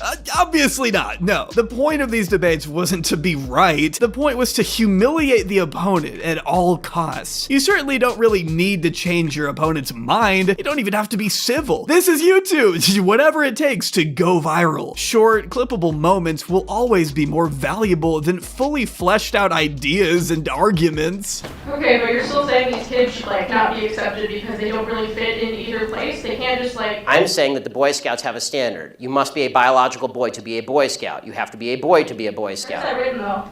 Okay. In the name Boy Scouts.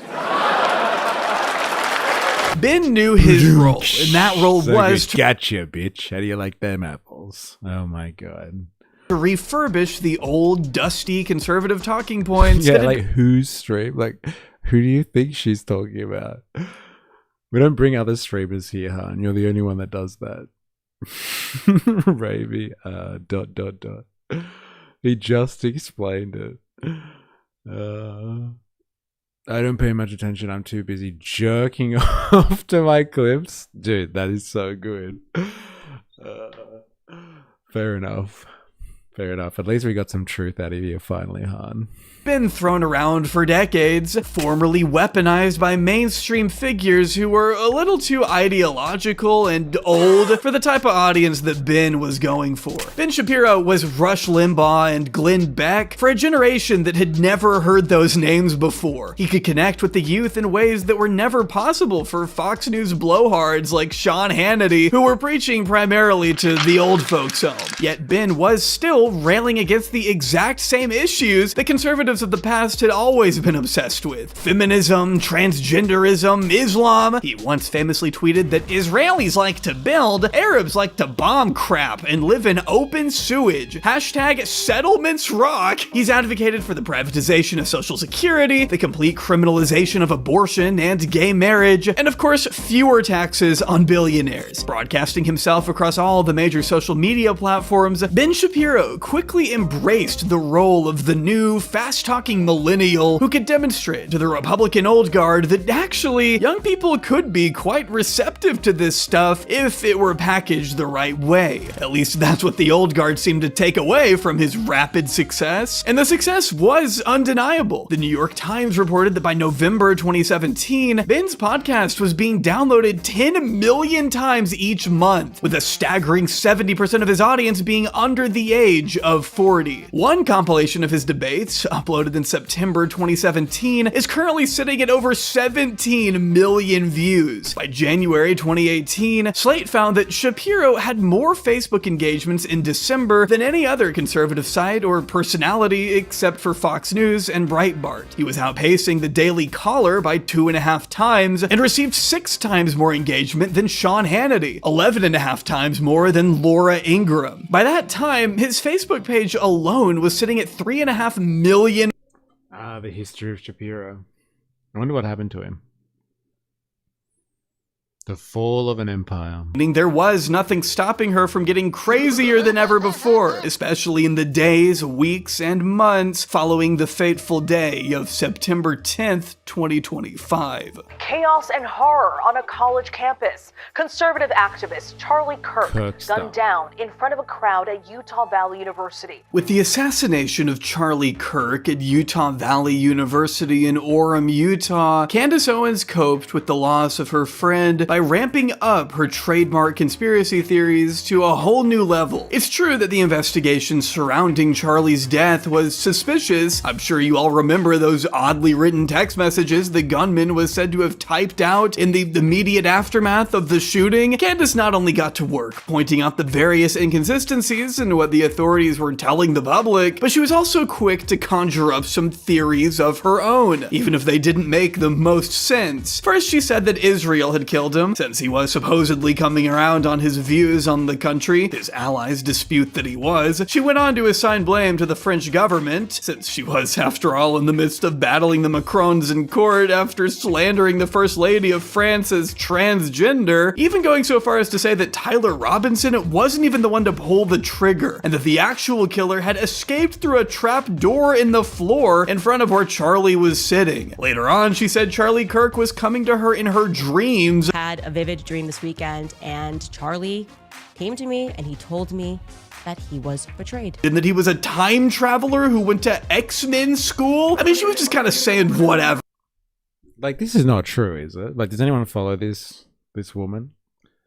I know she said some crazy shit, but that's outrageous.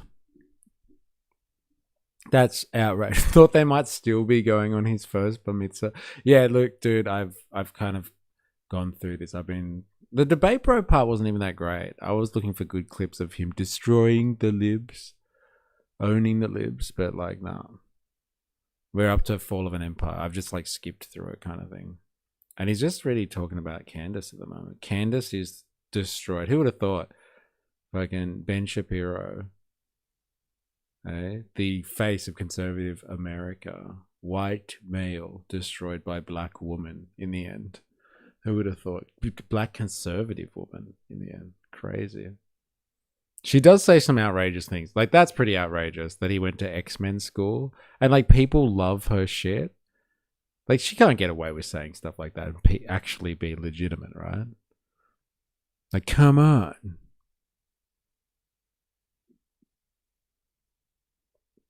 Jodie's was on the PKA podcast. He didn't know the show Mr. In Between. Not a real Aussie. Okay. I don't know what you're talking about either. And I don't even know what a PKA podcast is. But like, whatever. I'll take your word for it, Ho. Identity politics weaponized by conservatives. Yeah. At a certain point. Of course, she had previously speculated that Charlie could have been taken out by elements within the US military and even TPUSA itself, targeting in particular Charlie's widow, Erica. In February, she announced a multi-part investigative series titled Bride of Charlie that generated about 23 million views on its own and was described by The Hollywood Reporter as Candace delving into Erica's family background and advancing insinuations about her. No, I haven't watched it. Sorry, Han. Apologies. Forgive me. Role in his death that were widely condemned across the conservative spectrum, with Ben Shapiro being among the loudest critics. Candace Owens is an evil, twisted human being. Because Candace Owens is either going through the throes of mental illness or because she is a sick human being, or both, she has decided that she is going to turn her fire on the widow. By now, the gloves were officially off, and a conservative civil war was ravaging the movement from the inside, a war that Ben Shapiro was not about to win. Ben could get mad, could criticize Candace for being a disgusting human being, and he could be entirely right on that front, but what did it matter if Candace was pulling millions of views per stream? At the same time that Ben was bringing in 400 to 600k viewers per live show, Candace was cracking close to 3 million on some of her streams, sometimes even more than that. 9 million views talking about Israel's supposed involvement in Charlie's death. I mean, come on. Ben's numbers weren't bad on their own, but compared to Candace, it was clear which of the two enjoyed more influence within the conservative ecosystem, coasting off new momentum that still hasn't slowed much. Candace was just crowned the fastest growing right-wing podcast for the second quarter in a row, as reported in April of this year by The Writing, whose president commented that Candace— Dude, that's fucking mental. 9 million views on a stream. That's fucking power. That is. My God. She could push a product, that woman. Owens' skyrocketing popularity defies an easy explanation. You'd think that her baseless attacks on people like Erica Kirk, the widow of slain right-wing activist Charlie Kirk, would discuss vast segments of the MAGA universe. Apparently not, because each month the podcast attracts thousands of new subscribers. She's thriving in a world where the truth is often irrelevant and outrage trumps logic. On December 18th, 2025, Ben Shapiro took the stage at Turning Point USA's America Fest to put the reactionary grifters and frauds on blast. He attempted to lash out at those he claimed had replaced truth with opportunism, and he didn't shy away from naming names. Erica Kirk and TPUSA never should have put in... never should have been put in the position to have to defend themselves against such specious and evil attacks, particularly in a time of mourning. And the people who refuse to condemn Candace's truly vicious attacks, and some of them are speaking here, are guilty of cowardice. The fact that they have said nothing while Candace has been vomiting all sorts of hideous and conspiratorial nonsense into the public square for years is just as cowardly. The speech that he posted to his own YouTube channel, mind you, got almost 10,000 dislikes, in a remarkable display of how far right the needle had moved by the time Ben had made these remarks. And sure, he may be morally in the right for calling out Candace Owens and Nick Fuentes and Tucker Carlson, but what good do morals do when you've spent your entire career pandering to an audience that ignores morality and spits in the face of sensibility? The very savage take there. Savage. Eh? You are appealing to the wrong audience, Ben. Eh? They don't pride themselves on morality. All right, I gotta bounce. I gotta go.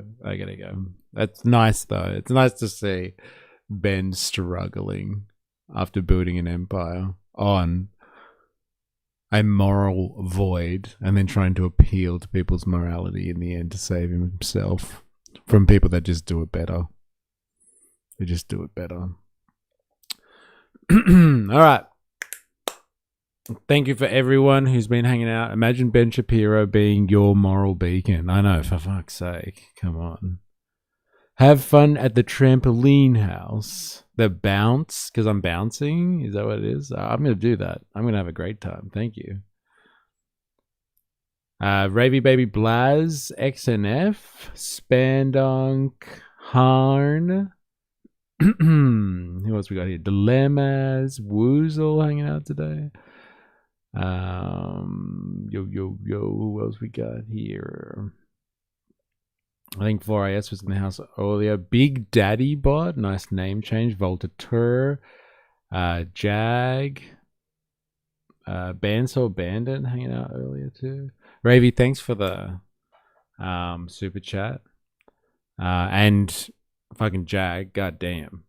Thank you very much for the support earlier. Massive a round of gift subbing, and you too, 4AS. Thanks for the gift subs. Rogue, thanks for hanging out today. Who else we had here? KK was in there earlier as well. I can't go all the way back. But yeah, thank you everybody who's been hanging out today. Do appreciate it. And yeah, we'll be back tomorrow for Hump Day. Should be good. And yeah, until next time, you know how it is. Please remember, I am, you are, we are a mystery. Catch you on the morrow. Cheers.